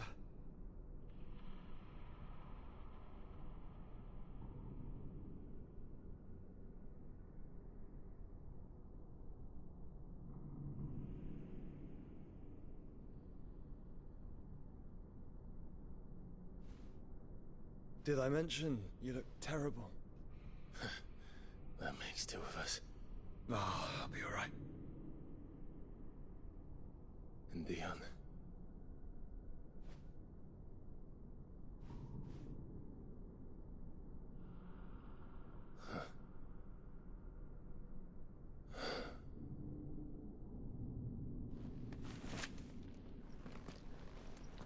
Take my hand. No, I told you, I'll be...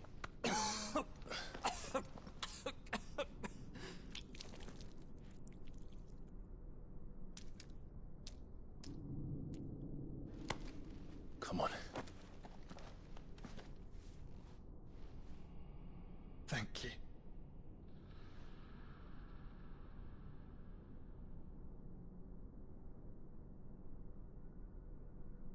press on. Always.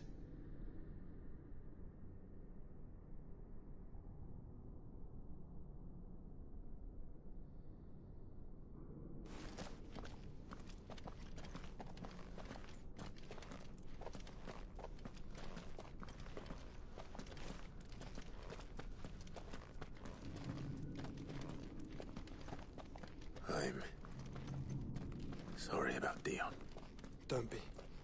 Please. He did what he had to do. And it's time we did the same.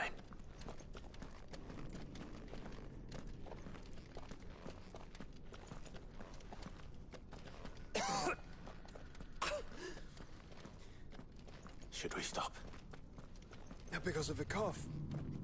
No, I think we're past that, Clive. I suppose we are.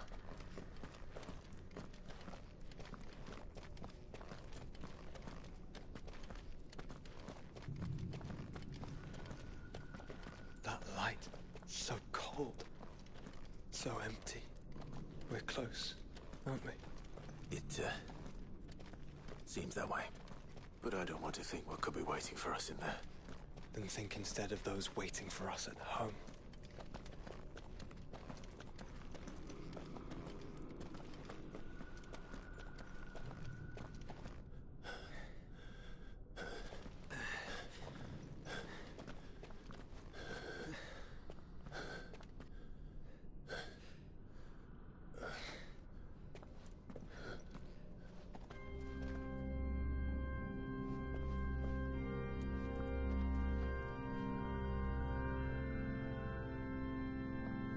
Clive.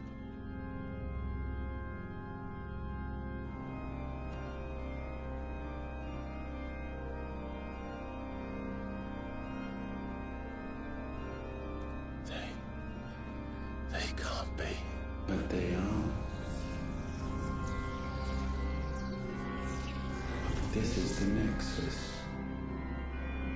A wellspring of life. Yours and ours. As we watch the world stumble slowly to its dark end, it was here we pledged a new beginning. And now, with the ether we have harvested, I shall raise my kin from their eternal slumber. That together we may usher in a new age of reason. This was never about creation. Only self-preservation. You condemned an entire world so that you alone might escape death. Alone. Him. Alone. Clive.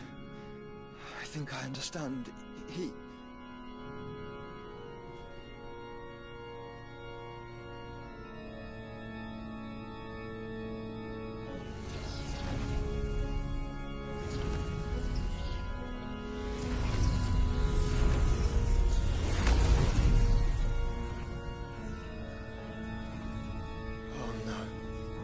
They sacrificed their flesh to become beating hearts of crystal that pumped the land's lifeblood from the depths of the earth unto this very chamber. And thus would they labor still, long after their work was done, had you not set them free. You meant for us to destroy the Mother Crystals. It's what you wanted all along. You have our gratitude, Mythos. In this you have served us well. You have both served us well. Welcome home, brother.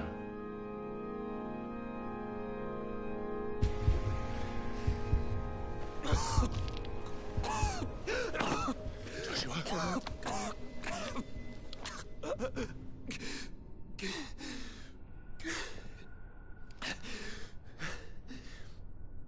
I thought...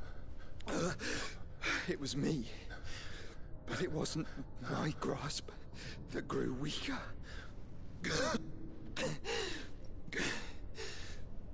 It was theirs that grew stronger.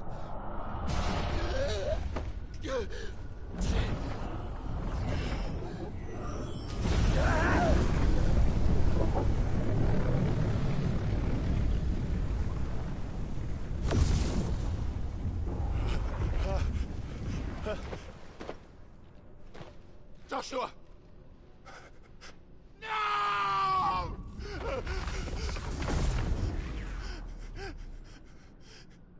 And now we can become one.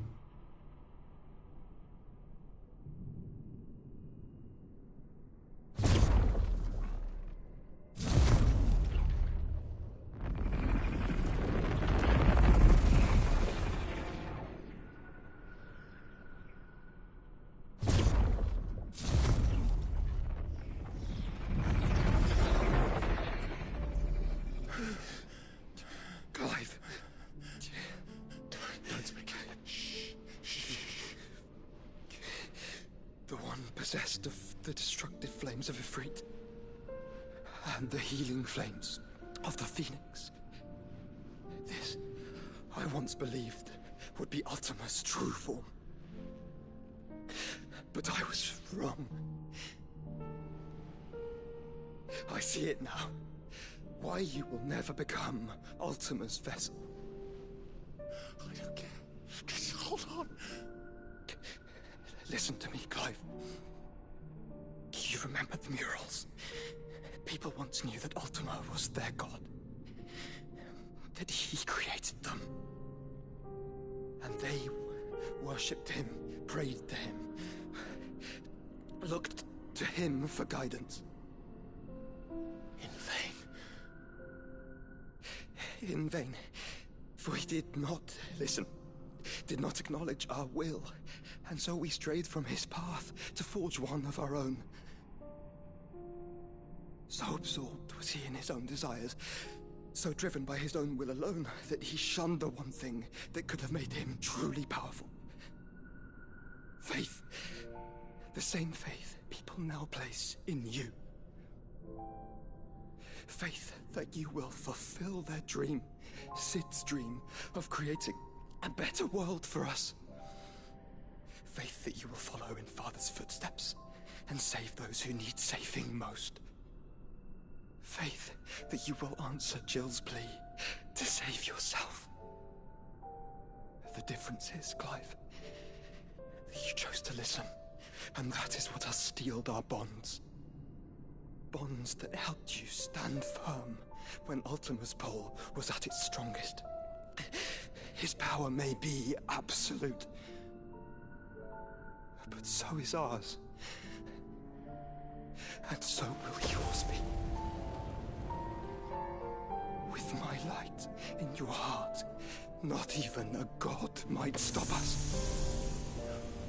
Joshua!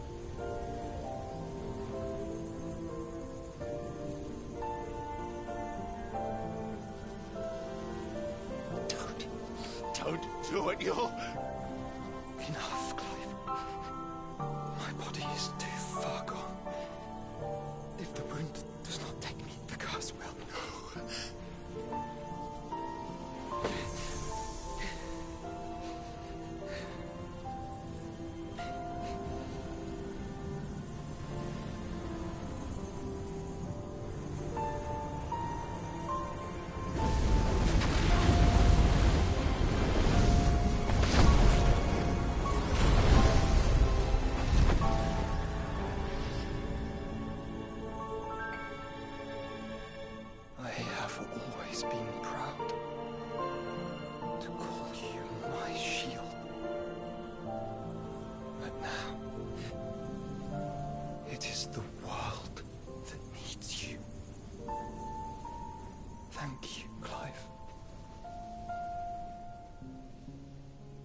Being my brother.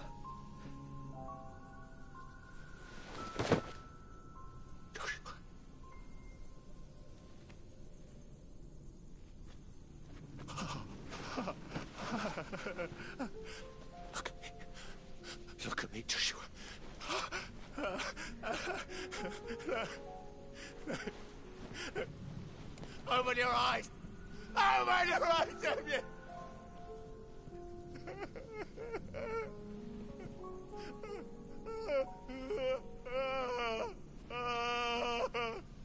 Why? Why did you do this? Joshua!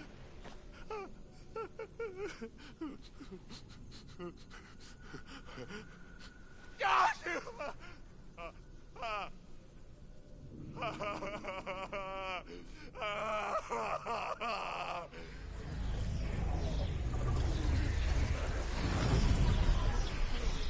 And thus does the final piece fall into place.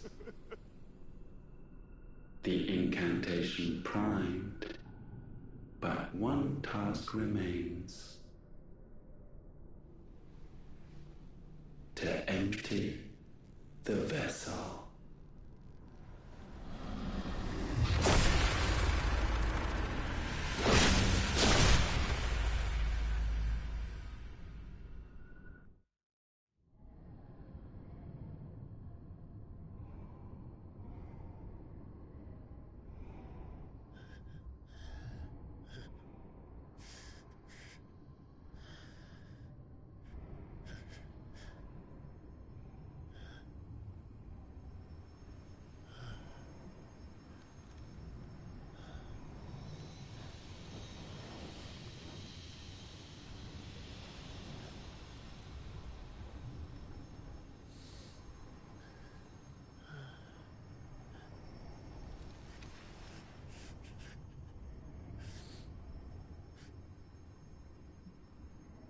Still here. With me to the end. Even now, you would deny the inevitable.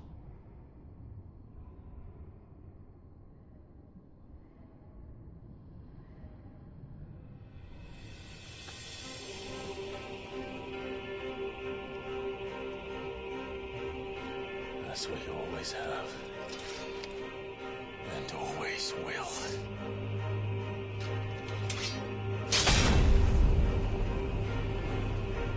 On this, my sword, I swear, to shield the Firebird's flame forevermore.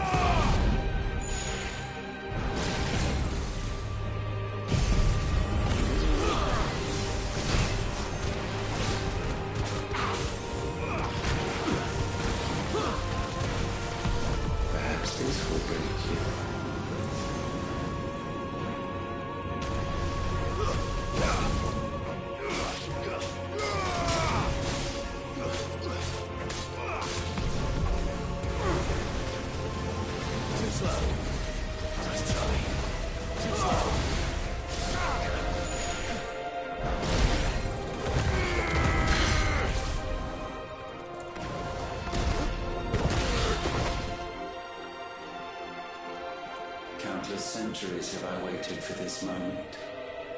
This moment in which I might revel in my creation, only to find it profaned and surrounded. It must be cleansed.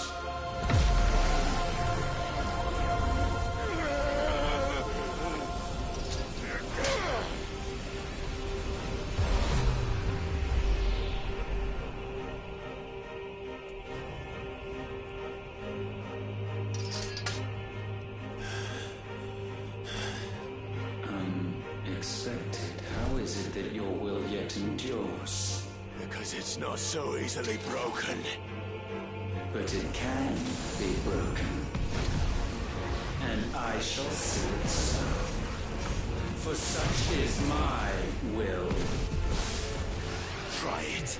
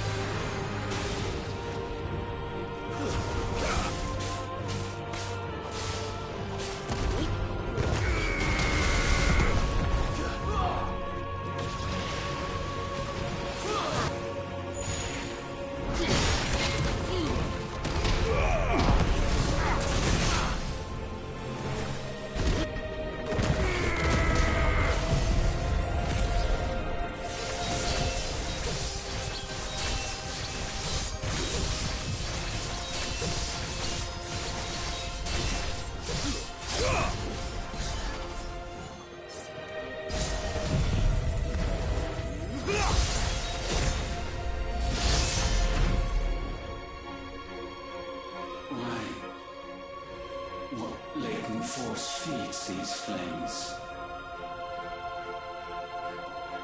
I sense more here than mere will. Is this Logos? Have you truly become free? No, I forbid it. You are not a god. You are but flesh and bone. You are not one of us.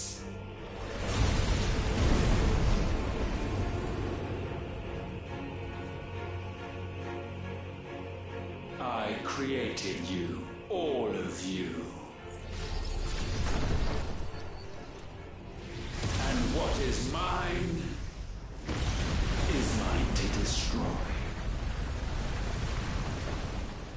Once, perhaps. But we are no longer yours. Our flames are our own, and they burn as one!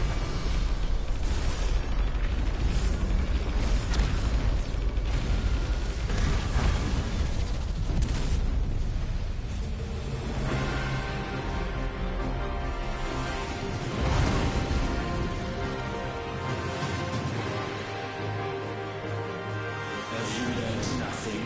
Damned is the slave who would turn the scourge upon his master.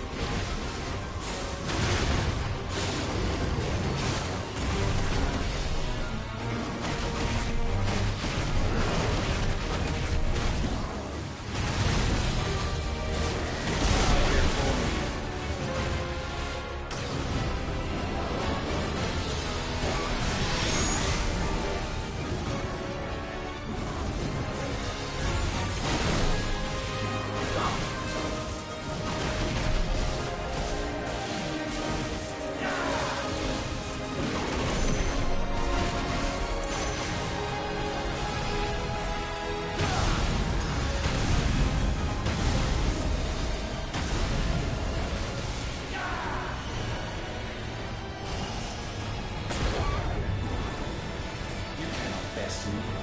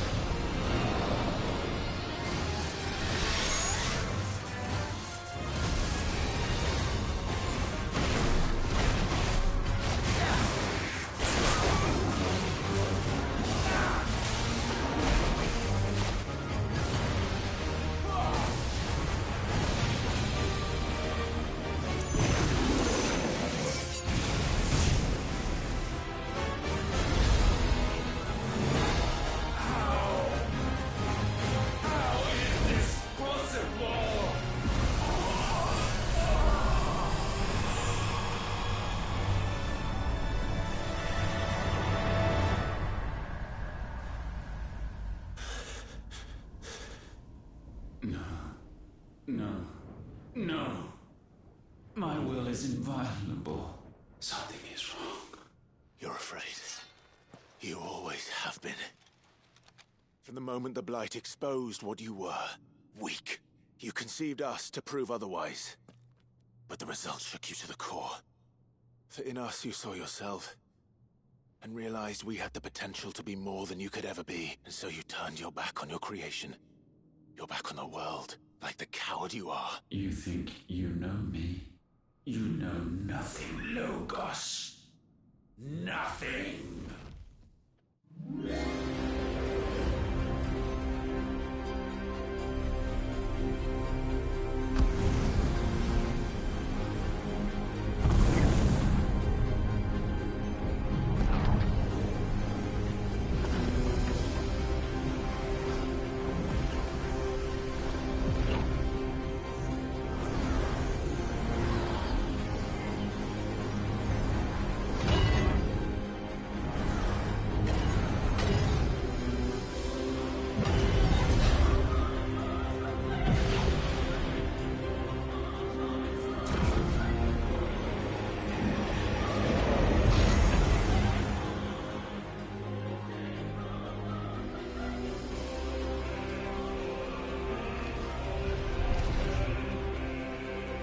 Bathed in light, I stand above you, my rebirth complete.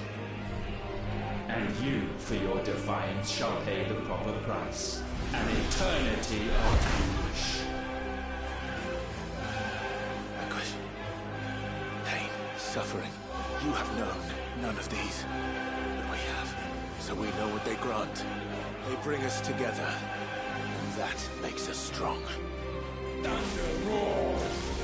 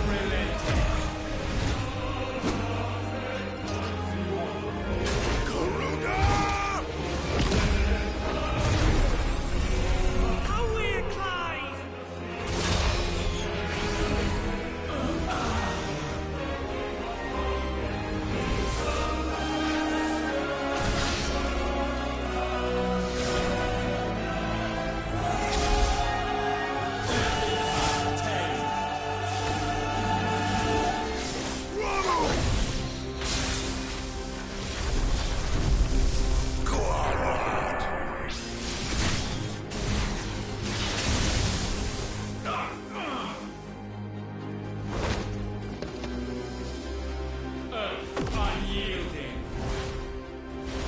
Titan!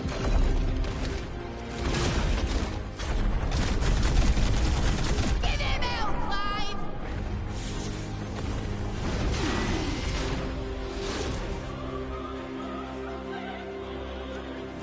You cannot have this power. It is not yours to take.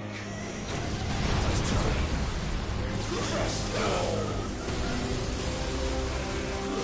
Darkness spread.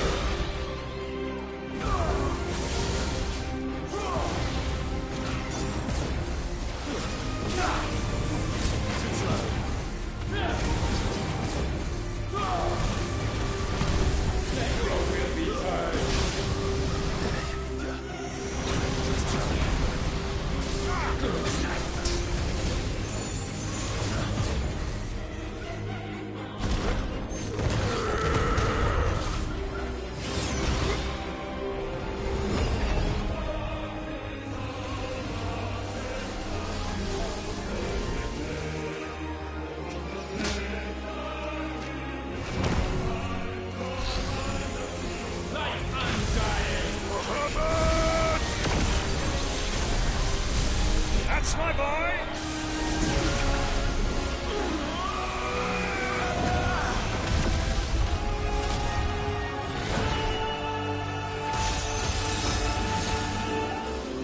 Ice unfeeling. Eva! Together!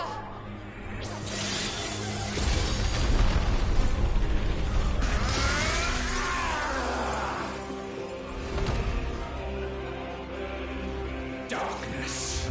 Unending.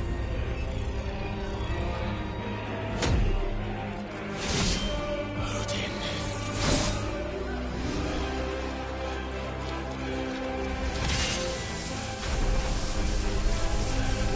Onward, my son.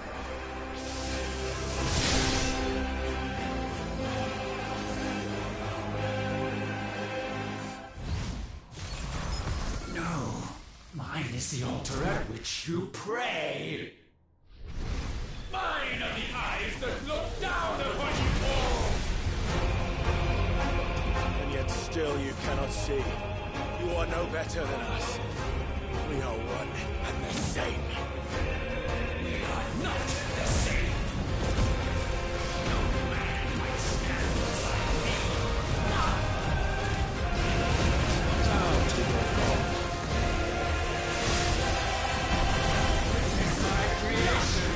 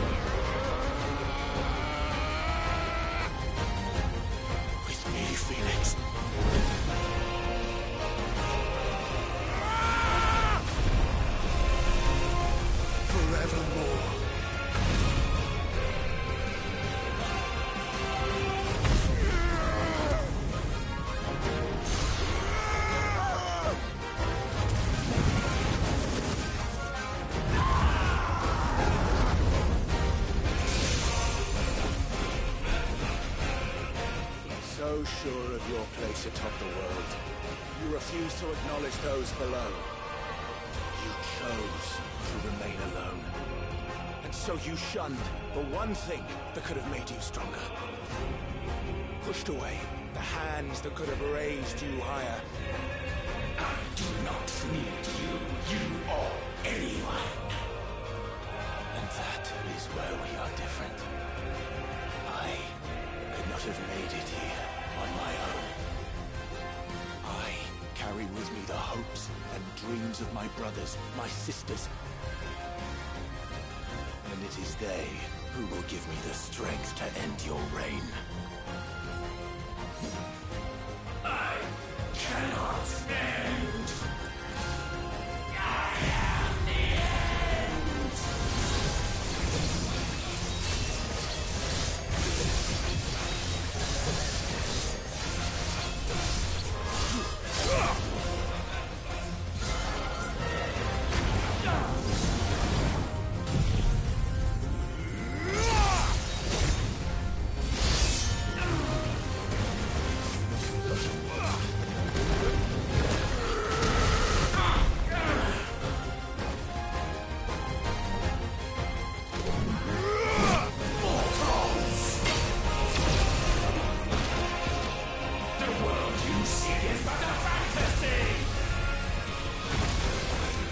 Fantasy here is yours, and we shall be its final witness.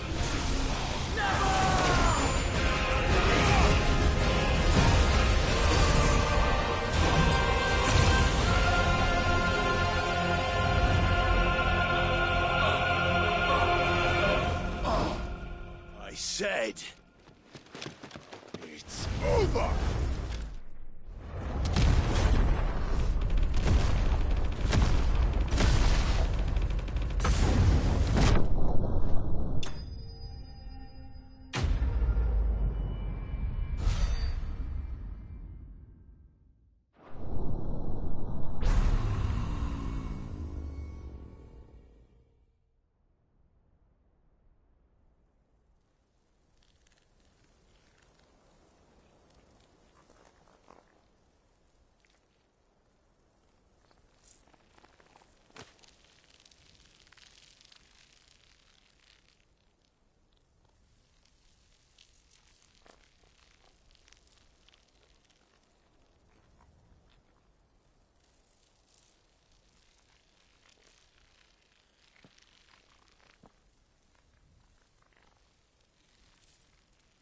Tell me, what do you imagine will befall this world now that you have gained your precious freedom?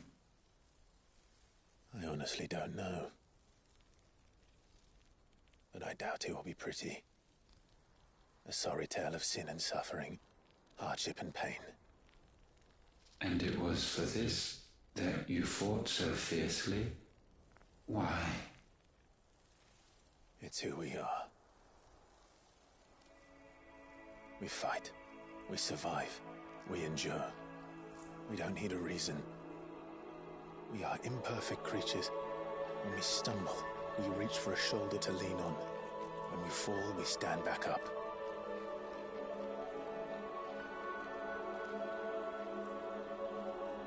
We see the horizon, ever out of reach, and still we march on. Certain the answers lie just beyond it.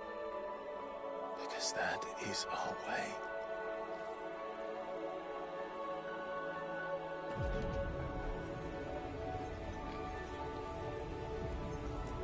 My congratulations. Relish this victory, knowing that you have but delayed the inevitable. Your world is already dead. May you enjoy an eternity on its blackened husk.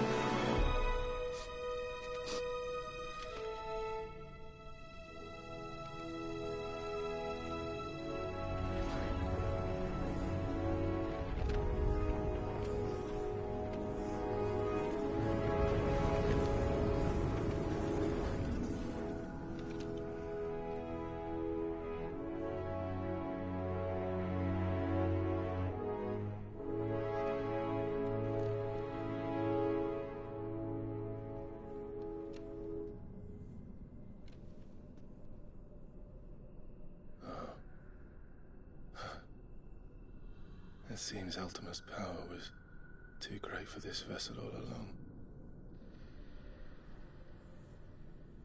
For while I have it,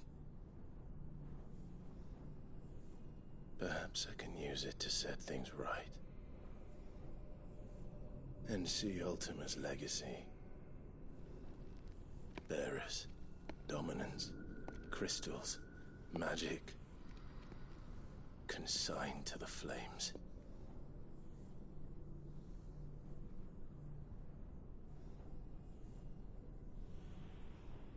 Even if it means the end of me.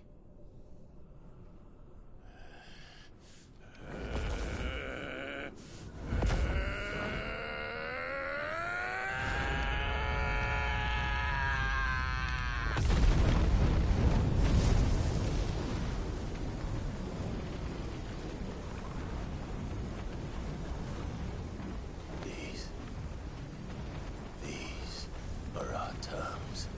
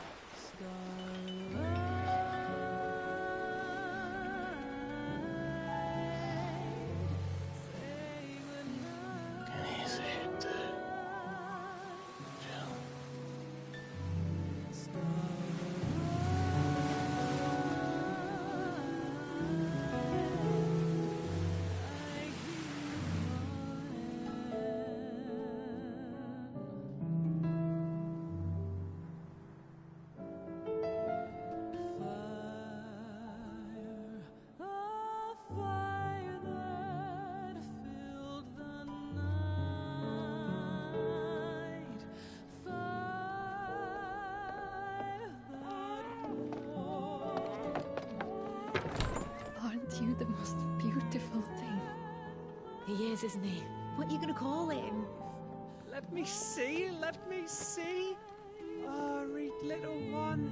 Got a smile for your Uncle Gav. Not so loud, you burp. What? I was only... Shh, you're scaring him. It's all right. Oh.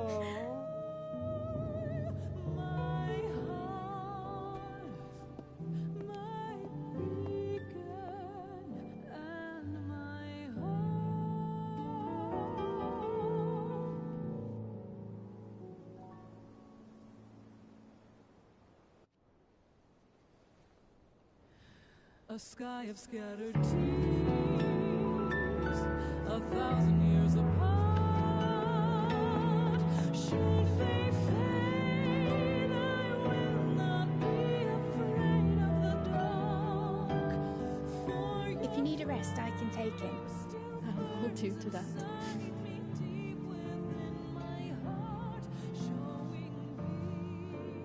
The world's yours now. Yours to do with as you please. That's what Sid wanted. That's what they both wanted.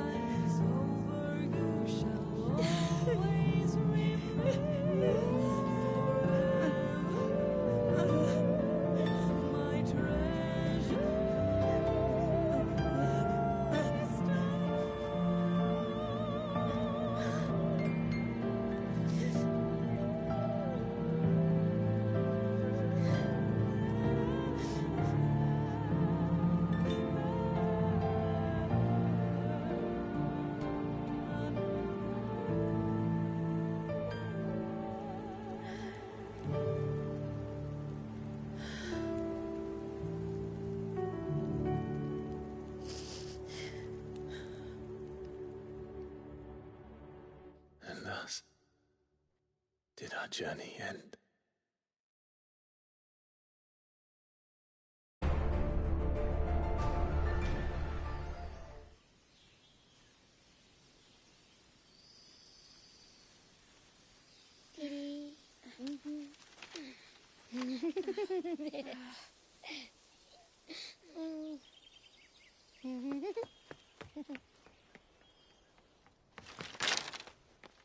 Oh. Every time. Will you light it? Yes, Mother.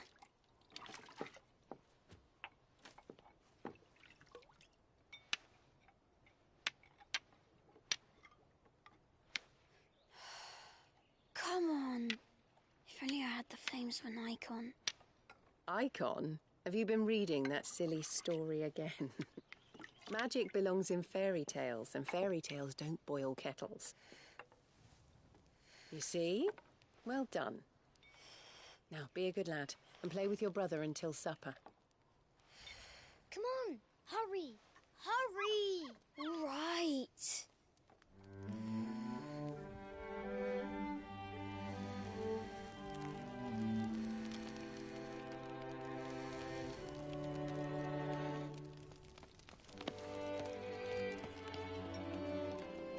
Right, let's play the saint in the sectary. No, I don't want to be Madu. What do you want to play then? War of the Icons! Again? Right. And I get to be Ifrit. Right, I'm the older brother. Because Bahamut says so.